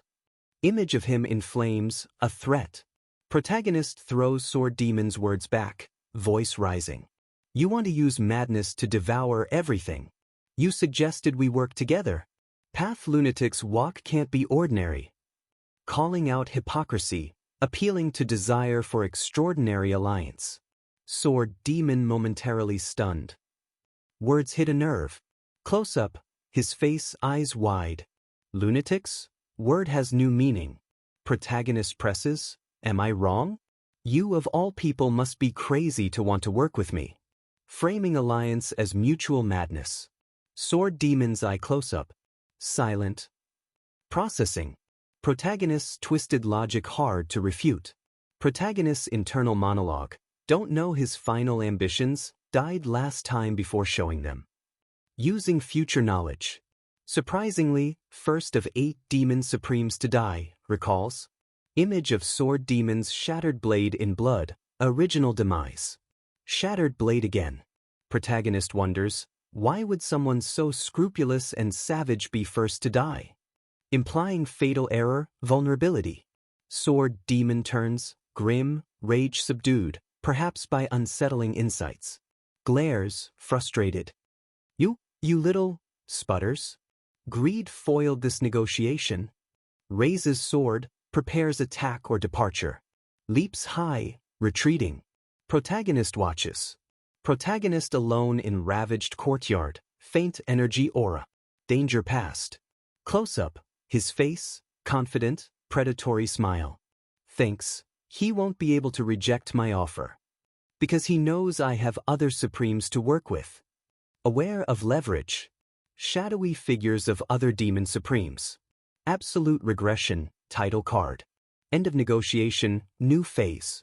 Time skip, 2 days later. Jang Ho before protagonist, bewildered, shocked. Clean uniform, but not composed. What on earth happened? Continues, Blood Heaven's sword demon recommended me for demonic army commander. Looks at protagonist, seated calmly. Were you behind it? Suspects master's hand. Protagonist smirks. Thinks, judgment right. Jang Ho smart, observant enough to ask. Confirms, that's right I asked him. Jang Ho more shocked, humbled. Thankful you think highly of me, but I don't deserve that position. Protagonist dismisses. No need to be humble. Position of demonic army commander who died by my hands, matter-of-factly. Empty throne room. Jang Ho, different situation. Just lead demonic army as you did 3rd Corps. Protagonist encourages, confident smile. Do that, you'll be best demonic army commander in history. Immense faith or ability to mold. Jang Ho's eyes wide, fear, disbelief. Position of immense power. You really? Stammers, overwhelmed, overestimated me too much. Protagonist leans back, calm. Might be, but other candidates recommended, let's wait and see. Deliberately coy. Jang Ho, unsure but more resolute, alright. Trusts master's judgment. Protagonist silent.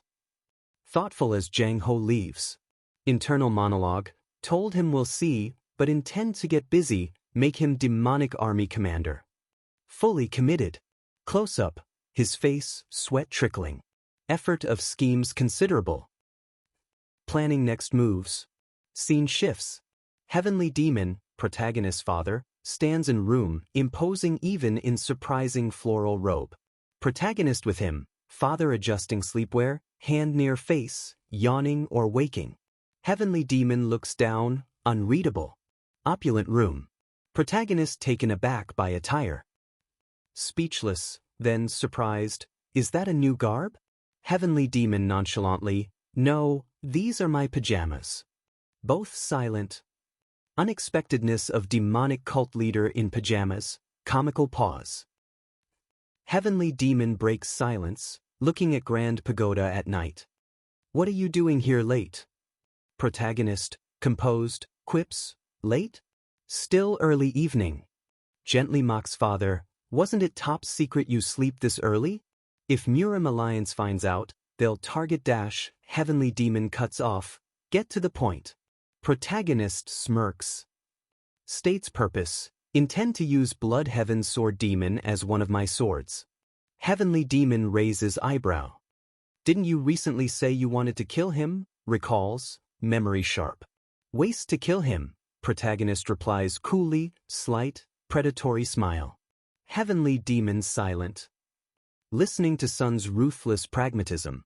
Protagonist sits, thoughts flowing. Not new to father.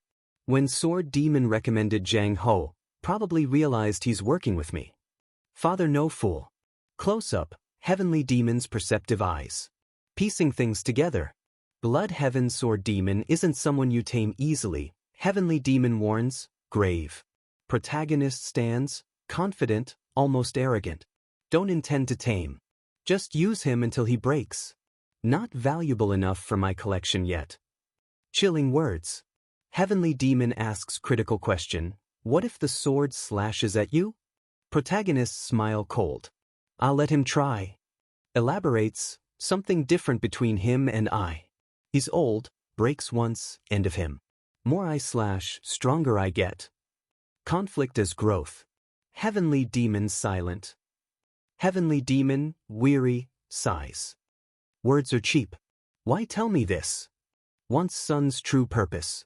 Receiving salary from you, natural to report, protagonist replies smoothly. Formal, flippant excuse. Heavenly demon not buying it. Sure, presses, gaze sharpening. Not here to ask me to accept sword demon's recommendation who moved by your plans? Suspect's son wants Jang Ho appointment rubber stamped. No, protagonist says sly grin. Opposite. Please don't agree to his recommendation, no matter what. Heavenly demon's eye narrows, surprised. You want me to reject him? Completely taken aback. Yes, protagonist confirms, seated. Want to show sword demon his place. Acting high and mighty. Others might think he thinks he's better than you. Want to put him in his place, reiterate simply. Heavenly demon looks down. Contemplating son's complex, childish motivations mixed with cunning strategy. I flashes annoyance. Chance to acquire demonic army, but give up to put sword demon in his place. Sharp. Don't give me bullshit. Tell me what you really want, heavenly demon demands, cutting pretense. Protagonist chuckles, pleased. Just as expected, he's really sharp. Thinks. Aloud, yes, correct. Something to gain from sword demon. For me to take it, this must not go his way. Heavenly demon asks crucial question, low, more important than demonic army? View shifts to open doorway, dark night. Chilling, demonic smile on protagonist's face, eyes glowing. Yes, in a sense, purse. Ambition blazing, oh, though I'll still make demonic army mine.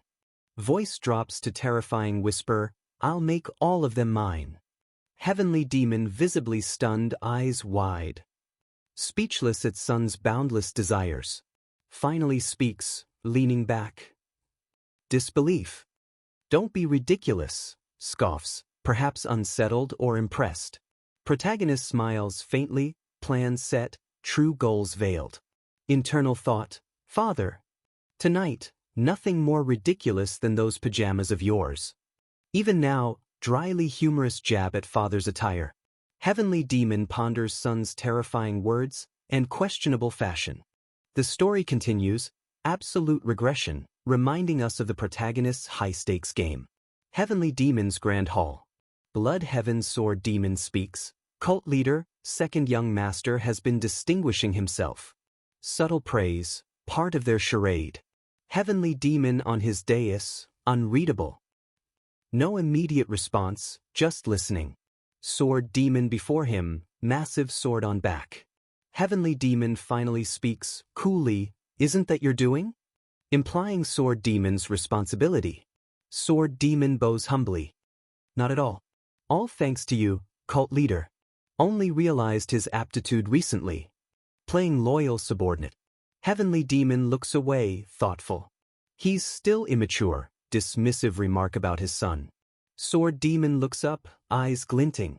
Immature Which brings me to say this. About to make his move.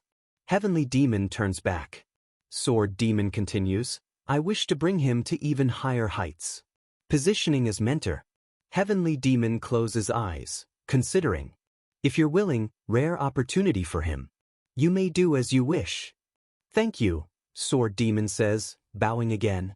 Vast throne room emphasizes power disparity or theatricality. Close-up, Sword Demon's face. Eyes narrow with cunning. Not done. Since you permit me to help, can you give him a good push from the back? Asks. Heavenly Demon, what do you mean? Sword Demon leans in earnest. For demonic army commander selection, please allow person I select to be commander. Formal recommendation for Jang Ho, cloaked in loyalty. Heavenly Demon silent. I shows he's processing, likely recalling son's different request. Protagonist's words from last night echo, please don't agree to his recommendation, no matter what. Star contrast. Heavenly Demon to Sword Demon. Hard to agree to that request. Sword Demon adds, sweetening deal, this is also something second young master wants. Heavenly Demon closes eyes, sighing. As you know, done much to support second son. Need to consider first son's feelings. Using other son as excuse. Sword Demon looks up, unyielding. Learned while raising disciples, offering wisdom. Eyes intense. If supporting someone, choose only one. Criticized for failing that. Subtly pushing Heavenly Demon to pick a side. Heavenly Demon's lip curls. I don't care, bluntly. Gaze cold, shadowed. Unlike you, generous heart, I'll kill anyone who says anything about me. Reminding Sword Demon of his ruthlessness. Sword Demon silent. Attempt to pressure failed. Heavenly Demon, dismissive, anything else? Sword Demon clasps hands. No, see you next time, retreating. All right, Heavenly Demon replies curtly. Sword Demon turns, walks away. Meeting didn't go as publicly intended. Alone, Sword Demon fumes. Why suddenly not full support? If chosen to support, go all the way. Doesn't understand Heavenly Demon's game. Sips flask looking at night sky. Seems cult leader values older brother more, mutters to absent protagonist. Misinterpreting. Later, protagonist approaches Sword Demon, sitting on rock, massive sword beside. Sword Demon drinks. Protagonist mockingly, is that so? Protagonist silent. Letting Sword Demon stew. Sword Demon dejected. Looks like joint efforts not meant to be. If losing to brother, you ought to have filled what I lacked. Blaming protagonist. Eyes narrow dangerously. Are you saying, I'm not good enough? Growls, pride wounded. Just kind of disappointed, protagonist replies coolly, twisting knife. Starry sky, tension thick. Sword Demon grits teeth, savage look. Angered by taunt. Protagonist gestures dismissively at cup. Impossible to make Jang Ho demonic army commander anyway. Feigning resignation. Looks at Sword Demon, deceptively innocent. Have you already given up? Sword Demon pours another drink. No need to be hung up on something that won't work, trying to sound pragmatic, still smarting. Protagonist presses, voice dripping sarcasm. Did you act all high and mighty despite not doing one thing for me? Liquor splashes. Cup full, reflecting cool night. Sword Demon glares, incensed. Just one thing? Act all high and mighty, seethes. Protagonist reminds, you said you'd support me, be my backer. You pestered me like a child for something that can't happen, Sword Demon retorts, shifting blame. Protagonist's eyes narrow. Then you should have rejected my proposal. Shouldn't have recommended Jang Ho next day. Pointing out inconsistency. Sword Demon silent. Caught by logic. Protagonist draws sword slightly, scabbard scrapes. Atmosphere charged. drives scabbard tip into ground, drawing a line. This is a challenge. You said in past cult leader thinks of you this way, protagonist says, stepping over line. Trusted you, stayed in line. Ground cracks. But, voice hardens, stabs sword before sword demon, isn't this more like relationship you have with my father? Accusing him of being subservient. Sword demon looks at sword, then protagonist. Outmaneuvered, insulted. Protagonist leans closer, near sword demon's spiky hair. Internally, yes, probably nothing more to say. Pushed him to a corner. Protagonist taunts aloud, if I were you, I'd have made it happen no matter what. Sword demon's eyes blazing with fury. Been played. His expression is murderous. Give it a try then. Sword demon challenges, low growl. Protagonist feigns surprise. Pardon? Didn't you mock me, incapable of this small feat? Sword demon snarls. You should do it easily then. Throwing challenge back. Protagonist stands confidently. What will you do if father agrees to my request? Sword demon scoffs. Try it? Probably backfire. Protagonist reflects, certain father won't agree since he rejected him. Knows father well. Exactly what he counted on. Close-up, protagonist's calculating eyes. Suggesting a bet? Smoothly. Sword demon's eyes widen, savage grin. A bet? Intrigued. Sure, let's do it, sword demon agrees, competitive spirit ignited. Terms, if you can't, come to my side, no more words. Stop wanting more. Protagonist, unreadable, and if I accomplish it? Sword demon leans closer, face inches from protagonists. Face to face, tension electric. I'll do what you want, sword demon concedes. Protagonist states price. Get me an elixir if I make it work. Better than demonic essence pill. Sword demon's eyes widen. Know how hard to find elixir better than demonic essence pill? Sword demon exclaims, outraged. Full moon, leaves falling. I know, that's why I'm suggesting it, protagonist replies calmly. Adds, same boat me stronger means you stronger? Sword demon silent. Considering. Night sky, fate of bet hangs. Protagonist internally reveals true aim, reason I asked for elixir. Rare elixir, more inner energy than demonic essence pill. Glowing golden pill vision. Know he has heavenly divine pill. The real prize. Sword demon states flatly, can't make Jang Ho demonic army commander. Protagonist looks him in eye. If you can't get elixir, no idea why I need to work with you, applying pressure. Sword demon glares, pride and rare possession online. I narrowed, intense. Fine, finally agrees, low growl. If you make Jang Ho demonic army commander, then I'll get you an elixir, concedes. Protagonist's eyes flicker triumph. Protagonist draws sword, holds out. Sword demon strikes his massive blade against it. Kong! That's a promise, protagonist declares, sealing bet. Sword demon's eyes shadowed, grim. Stakes incredibly high. Impact reverberates. Jying. Bet will have major consequences. Sound effects emphasize lingering vibrations, charged atmosphere.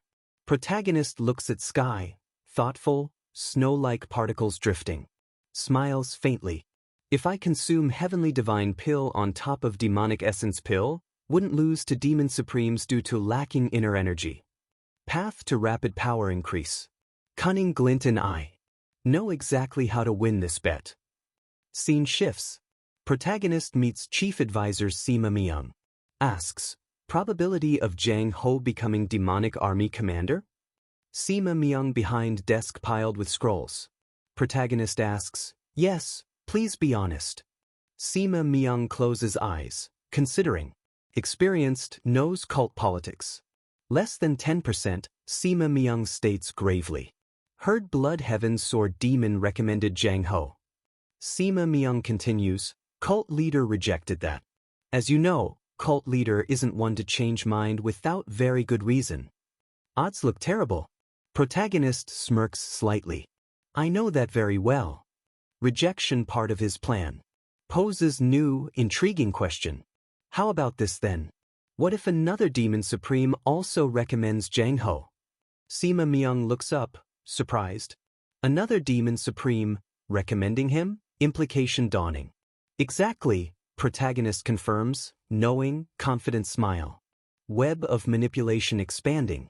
Final panel, graceful, powerful female figure, back turned, holding sheathed sword, red petals falling.